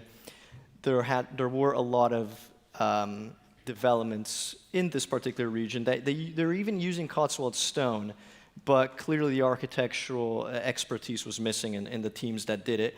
So we just designed a family of Cotswolds house types to show them, just do this. Don't try to reinvent the wheel. If you just follow our patterns, they'll be approved, and it'll be approved much quicker as well. And then we also, again, to kind of simplify things, if you can link the pattern book of house types to plots and to widths, so that you say you have 3 standard plot widths, that makes it even easier, where really the builders don't even have to redesign or don't have to worry about proportions going wrong, because we'll have designed them to standard plots already. This was a pattern book for a design code in Chatham. It's not adopted yet. It's my colleague Tom is working on it. It hopefully will get adopted later this year, or at least some variation of it. And Chatham has quite a mixed architectural kind of pattern already. A lot of Georgian, a lot of Victorian, but also quite a lot of industrial and Art Deco buildings. So we tried to cover quite a few of those with our patterns, from kind of Georgian all the way up to warehouse-style flats and Art Deco flats. And then I think we all know the power of imagery. Sometimes, especially lay people, but actually even professionals don't always understand, well, okay, how does this pattern book translate to actually on the ground to a street? So we created this visual to show how you could take those pattern books and how the end result could look like. I'll focus now, because we are working on several street design codes. Healthy Streets for Surrey is both our original, and it's also the only one which is adopted already. And it kind of set the kind of framework for the ones that we're currently working on now. So we start out with 3 main purposes of the code. It had to be clear, it had to be usable, and it had to be bold. And there's no point doing it if it just led to the same kind of back and forth negotiations, or if it would be so long that nobody would actually read it, or if it just really didn't move things along. So if you just follow these 3 easy steps, hopefully it'll make the process very easy for everybody to understand. And then again, showing what you can or can't do. There's a lot of patterns in there for street designs based on historical precedents already in the local area, showing elements like trees, how do you do paving, how do you do street parking. Clear direction on widths, verges, how wide they are, how wide carriageways are, etc. And then trying to introduce more human focused streets. In the UK, as unfortunately a lot of places in the world, streets have become very car-centric. So by using principles that are more common in Scandinavia, like Copenhagen crossings, we can show how do you still allow streets for cars, but make them more pedestrian focused. And then something which seems to have really interested officers as well is the kind of digital-first approach. Quite a lot of design codes still are quite traditional documents. It's a PDF. People usually read them on their phones or on their computers, but they're still designed for printing. So we actually code now in Excel, and then we have a quick little program that we run that either converts it to a Word document, which someone can print if they want, but actually it makes it much easier to translate to interactive websites. So the primary place where the Healthy Streets for Surrey code sits is actually on the web. So this website was designed actually by Surrey, working with some web consultants, and it has a lot of cool functionality. Like you can even kind of make spreadsheets. You can have a checklist, and the feedback we've had is that developers are actually now reading it because it's designed for the web, where they're kind of reading things to begin with anyway. So Chesham. Chesham is, for those who don't know, it's a fairly small rural development kind of northwest of London. It's actually the last stop on the Metropolitan line, which is the very, very first underground line in the 19th century. But there was, even in the 19th century, you had, actually this was, once the 20th century came around, you already had a lot of kind of NIMBYism in the UK, and so you had this really expensive infrastructure. You had the underground going into this rural area, but it didn't actually lead to any new development.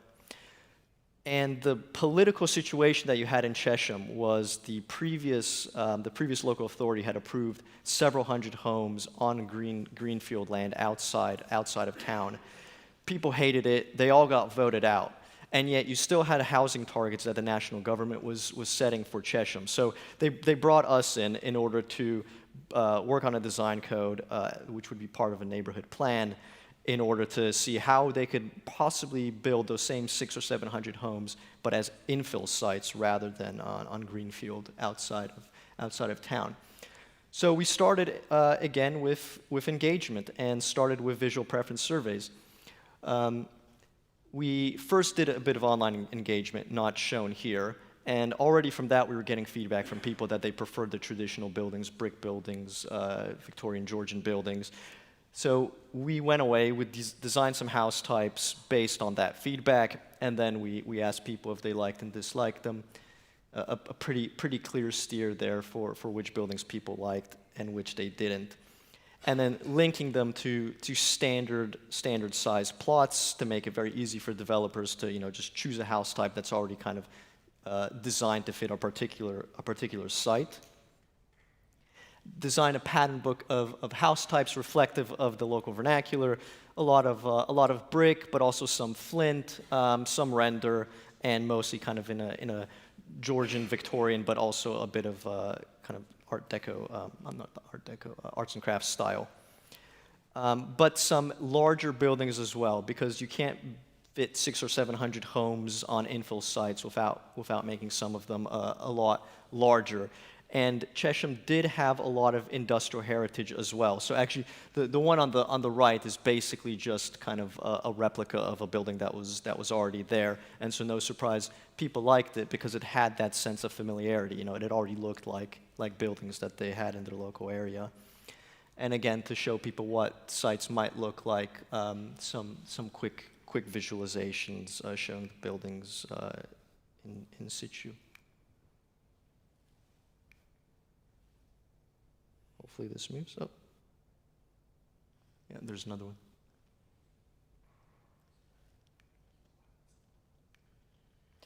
Right, so the last one I'll show is Lichfield. This one is exciting because there's a super high chance that it'll get built, hopefully even as early as next year. So Lichfield is, again, a very historical city. It's actually one of the smallest cities in the UK. It has a cathedral. And it's a very prominent Georgian city, beautiful, kind of quite well-preserved city center.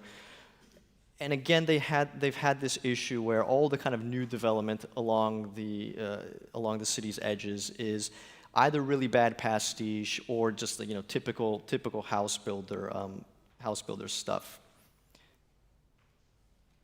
Struggling with this thing now. It was so cooperative at the beginning. Okay, so we designed a design code starting. Okay, first I'll show you the site. So essentially, in the bottom of the image is the main train station, and then you had this really quite substantial site, about 3 hectares, between the train station and the historical Georgian core. It had been a car dealership. Now it's just a big car park, a huge kind of bus station, and just kind of a random green space. It also happens to be right next to the district council's offices. So, at least for the district council, it was very clear that something had to be done and something had to fit.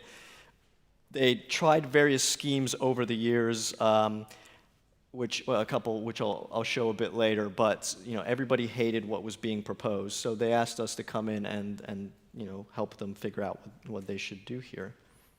So we started with online engagement. We've got our own platform which works on both mobile devices and desktops, where we just allow kind of people to put pins to show us which areas they like, which they don't like, and what you start to pick out, again, kind of like a visual preference survey, is there's usually quite a lot of overlap with green dots and red dots, which sort of destroys the argument that design is completely subjective and everybody kind of has their own view. Because actually, at least in Lichfield, well, I know we see this many other places as well, usually the green dots and the red dots cluster. There are buildings which most people seem to kind of agree on that they like or don't like. So we got almost 6,000 responses, plus a lot of great comments to help us figure out what people would like to see on this site in Lichfield. The online engagement was followed up with 3 public workshops where we spoke with over 300 people in person. We held a drop-in space where we had 56 written comments from people, and then we did one-to-one interviews with local stakeholders, which are local civic societies, etc. These are the results of that engagement. So I don't know if you can quite see all the way in the back, but essentially these are people's favorite buildings from left to their least favorite on the right. Unsurprisingly to us, all the buildings that people like are the historical buildings, mostly Georgian, some Victorian, and then you can see a sudden kind of slump once you get to more recent buildings, which are, you know, from the best, they're kind of trying to imitate Georgian, but in a very poor manner, to, you know, just like really horrible clad buildings, you know, in gray cladding, et cetera, et cetera. And so, yeah, on that basis, we designed a design code focusing on being very clear, very numerical, and because this was just a site code for a 3-hectare site, we tried to make it a much kind of shorter, abridged version of our traditional design codes, which can get quite long, but this one was under 100 pages, but still had quite a lot of musts. And when you're writing a design code, you're always kind of juggling, and I think, Shartan, you're dealing with that as well. Just like, you know, what do you show? How much detail do you put in? How much flexibility do you allow? The planning officers are always kind of pushing for more flexibility. If it was up to them, there would be no musts at all. It would all be shoulds. We thought that we had struck the right balance, and I think we mostly have. But you'll see with the final result where, and I'll kind of explain what I think. Again, a pattern book showing what kind of buildings you should be including, which reflect Lichfield's historical character. And then we also included a very kind of simple concept for the site of, you know, what it might look like if you were to follow the design code. Then we did some illustrations. One of the things council was very, very keen on is having this linear park. There is, you know, perhaps rightfully kind of an obsession with kind of always introducing parks and green spaces, etc. So, you know, we designed something which hopefully does the job. Local residents responded very enthusiastically. There were very, very few negative comments when we shared the finished design code with local residents. But to our surprise, developers liked it too. And we've now had other conversations with the developers about other design codes we're doing. And they've told us that, you know, the British planning system is so kind of discretionary and slow that really they don't care if a design code even makes buildings 5% more expensive. They just want something that makes building much, much quicker. If you can even cut, you know, a few months from the development cycle, that makes up for the slightly higher construction cost. So, yeah, I think to everyone's surprise, the council's and ours, developers have been very favorable, and one of them even said that they want confidence that it will be enforced, so that they know if they invest more in the buildings, that the ones next door will also have to follow the design code. So I told you I'd show you what the site used to look like. It used to be a car dealership. And then this is one of the concepts that the council had previously commissioned from a group of local architects. Massive kind of, you know, public plaza, not really very dense and very, very modernist. This is the design that has come out from the design code, and it just went in for planning a couple of days ago. So, you know, I think there will be people in this room who can see, as we can. It's not perfect, but it is getting there, and we hope that through the kind of planning process, it can get much, much better. But, you know, on that balance of, you know, just what you put into the design code and what you don't, it did kind of show me that, you know, perhaps we should have been even more prescriptive in the design code. Maybe, you know, we should have had even more like don'ts. We should have been just offered even more detail to make sure that some of these nuances, which actually really do matter, hadn't slipped through the net. Because we were actually hired by the developer to act as a critical friend on behalf of the council, and we kind of helped them get to this point. It wasn't quite this good when we first started out with them a few months ago, but you know, if the design code was more strict, then perhaps that wouldn't be necessary. Here it is from another view. So yeah, hopefully this will be built in next year sometime, and I think, a much, much better scheme than it would have ended up if not for our design code. So thank you.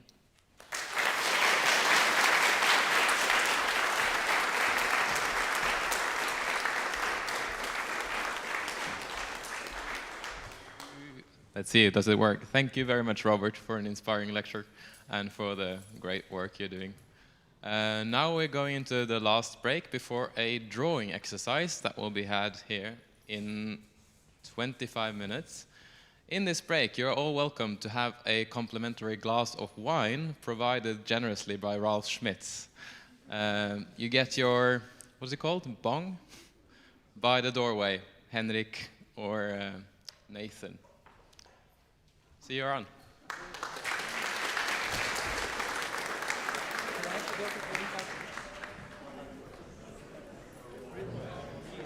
I thought I would.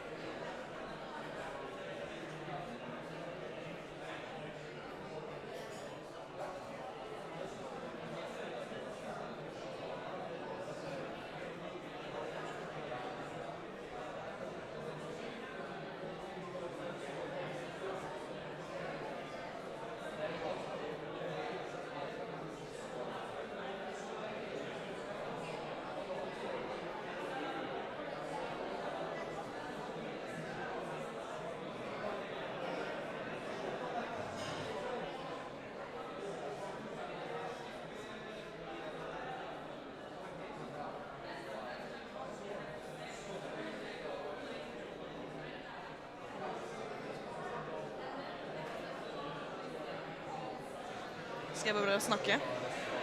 Vi hører vel kanskje ikke noe... 1, 2, 3, 4, 5, 6, 7, 8. Hallo, hallo, hallo. 1, 2, 3, 4, 5, 6, 7. Skal jeg bare fortsette å snakke? 1, 2, 3, 4, 5, 6, 7, 8, 9, 10, 11, 12, 13, 14, 15, ja.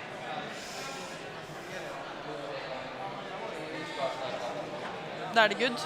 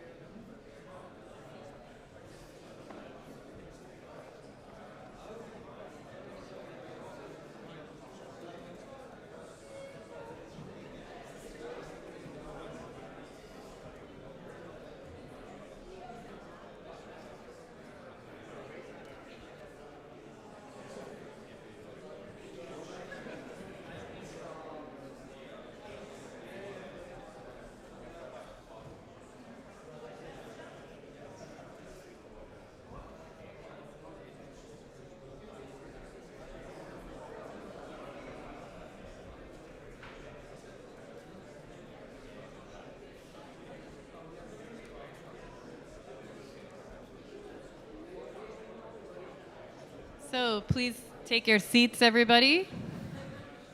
If you can make your way over to your seats. So we will now have a drawing exercise with the Classic Planning Institute.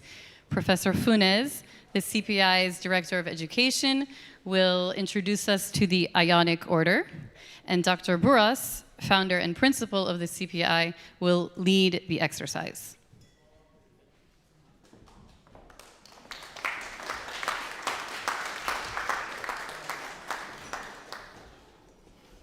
Hello, I hope everyone is enjoying. This is going to be very quick, and we're going to jump quickly into the... So today we're going to talk about the Ionic order, and if you don't know this wonderful booklet, I recommend you to take a look at it. But it explains a little bit about the origins of the Ionic order, and that's what we're going to talk today. The Ionic order is probably the most intellectual of the orders. The Doric order is the strongest, the Corinthian is the prettiest, and the Ionic is something in between, being the intellectual. This is an image that I like a lot, and it explains a bit of the origin of the Ionic order. The Doric order comes from the Dorians, and the Ionic order comes from the Ionians. And also, as you can see, the Doric order ended up being on the western part of Greece and the south of Italy, while the Ionian order predominates within the Aegean Sea. This is also derived from the ethnical origins of the Ionic people. Vitruvius tells us that the Ionic order, the shape of the Ionic order, the volutes, come from the hairstyle of the ladies from Ionia. Before, you have seen the image of a caricature of Princess Leia, and you can imagine a little bit the style. But you might say, oh, this is modern, what are we talking about, modern things? But, as you can see, it represents the idea of femininity, the mother, rather than the Corinthian order that represents like the beauty of the youth, or the beauty of the young woman. The Ionic order represents the wisdom of the mother. And obviously, as you know, the main element that characterizes the Ionic order is the volute, which is the spiral that you can see over there. And as I was saying, this spiral comes from the hairstyle of the ladies from Ionia. Now, obviously, we don't have any remain of that hairstyle, but we could imagine how it could have looked like. So this is a hairstyle that is still popular, traditionally popular, in some parts of Spain, in Valencia, on the image of the left, of course, and in the image on the right, you see a sculpture of this lady wearing these two cylinders either side. Those two cylinders are to protect the hairstyle. Because, you know, ancient times were very dirty, water was very scarce, protecting your hair was very important. So this lady was protecting her hair with probably two golden cylinders either side. So this was not an Ionian lady, this was an Iberian lady, but there is pretty much chances that if what Vitruvius said is true, that was the idea. However, we have multiple origins of the Ionic order. We don't know. But what it is true is that these two images are probably two of the oldest Ionian capitals that predate the Doric order. The one that you see to the left, it's in Israel, it's in the so-called King David Palace, is the Proto-Ionic capital. And the image you see on the right is in Cyprus, it's another Proto-Ionic capital. So we're talking about an order that is as old as the Doric. And that unlike the Doric, which we don't have the sample in timber, or we cannot trace the evolution of it in stone, with the Ionian order, we can. Just to finalize, because this has to be a short introduction, there are Greek Ionian and Roman Ionian. And the main element to distinguish, this is a sort of rule of thumb, is this gentle element between the two volutes that you see over there that is called the cushion. So whenever you see that little depression in between the two volutes, you are very likely to be on a Greek revival. Ionic, well, when it is straight, you are on a Greek revival, on a Roman revival, on a Roman Ionic. Can you please put the video? So I'm going to show you a quick video. Sorry, it's done with AI.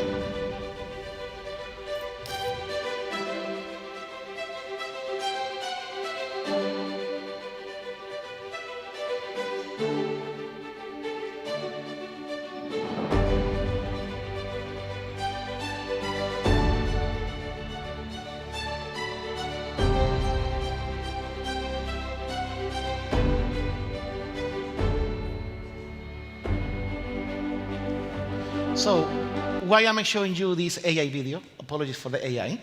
But basically, we are doing a summer school in Budapest, and today we're going to have an experiment, and we're going to experience the joy of drawing the Doric order. But if you want to come and learn it in full, please join our summer school. Now I'm going to let Dr. Buras talk. I want to invite you into the actual architecture studio. Anybody who is an architect here will know all about this, nothing new.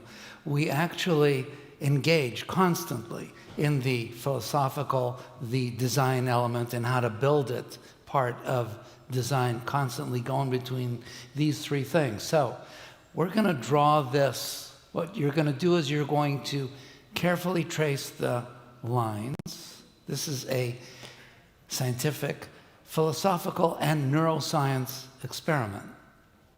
You're going to carefully trace the lines, and to get a straight line, you have to wiggle your hand and make it discontinuous, because that's how the brain will read it, as straight. And you trace these lines, take your time, and please, on the side, put down your thoughts or emotions that come up while you're doing that, and we'll ask you about those after we're done. So let's all convene over there. Take your pencils and papers and start tracing slowly. Enjoy the process, and let's see what comes out.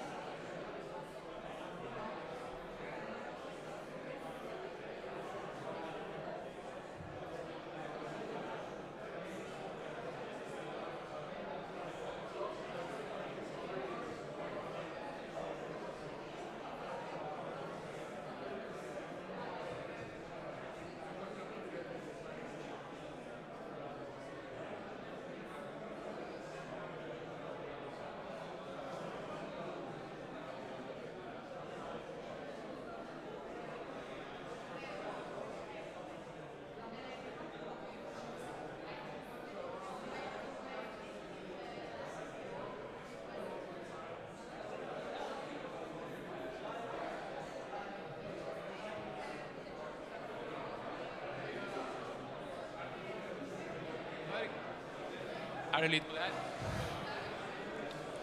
Yeah. And I think we should turn it up quite loudly so that people actually can hear to the other side. Same with Pablo and Nir. Experience the fractals. And that's the experience of beauty. We're about to start. So. You want to stand on a chair? Okay. Do you want to stand on a chair? We pling the glass again. Do you want to?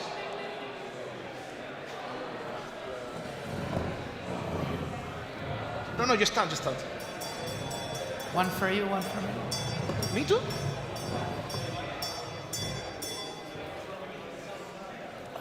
Hello? Can you hear us? All right, everybody pencils up. We wanted to ask you, we wanted to ask you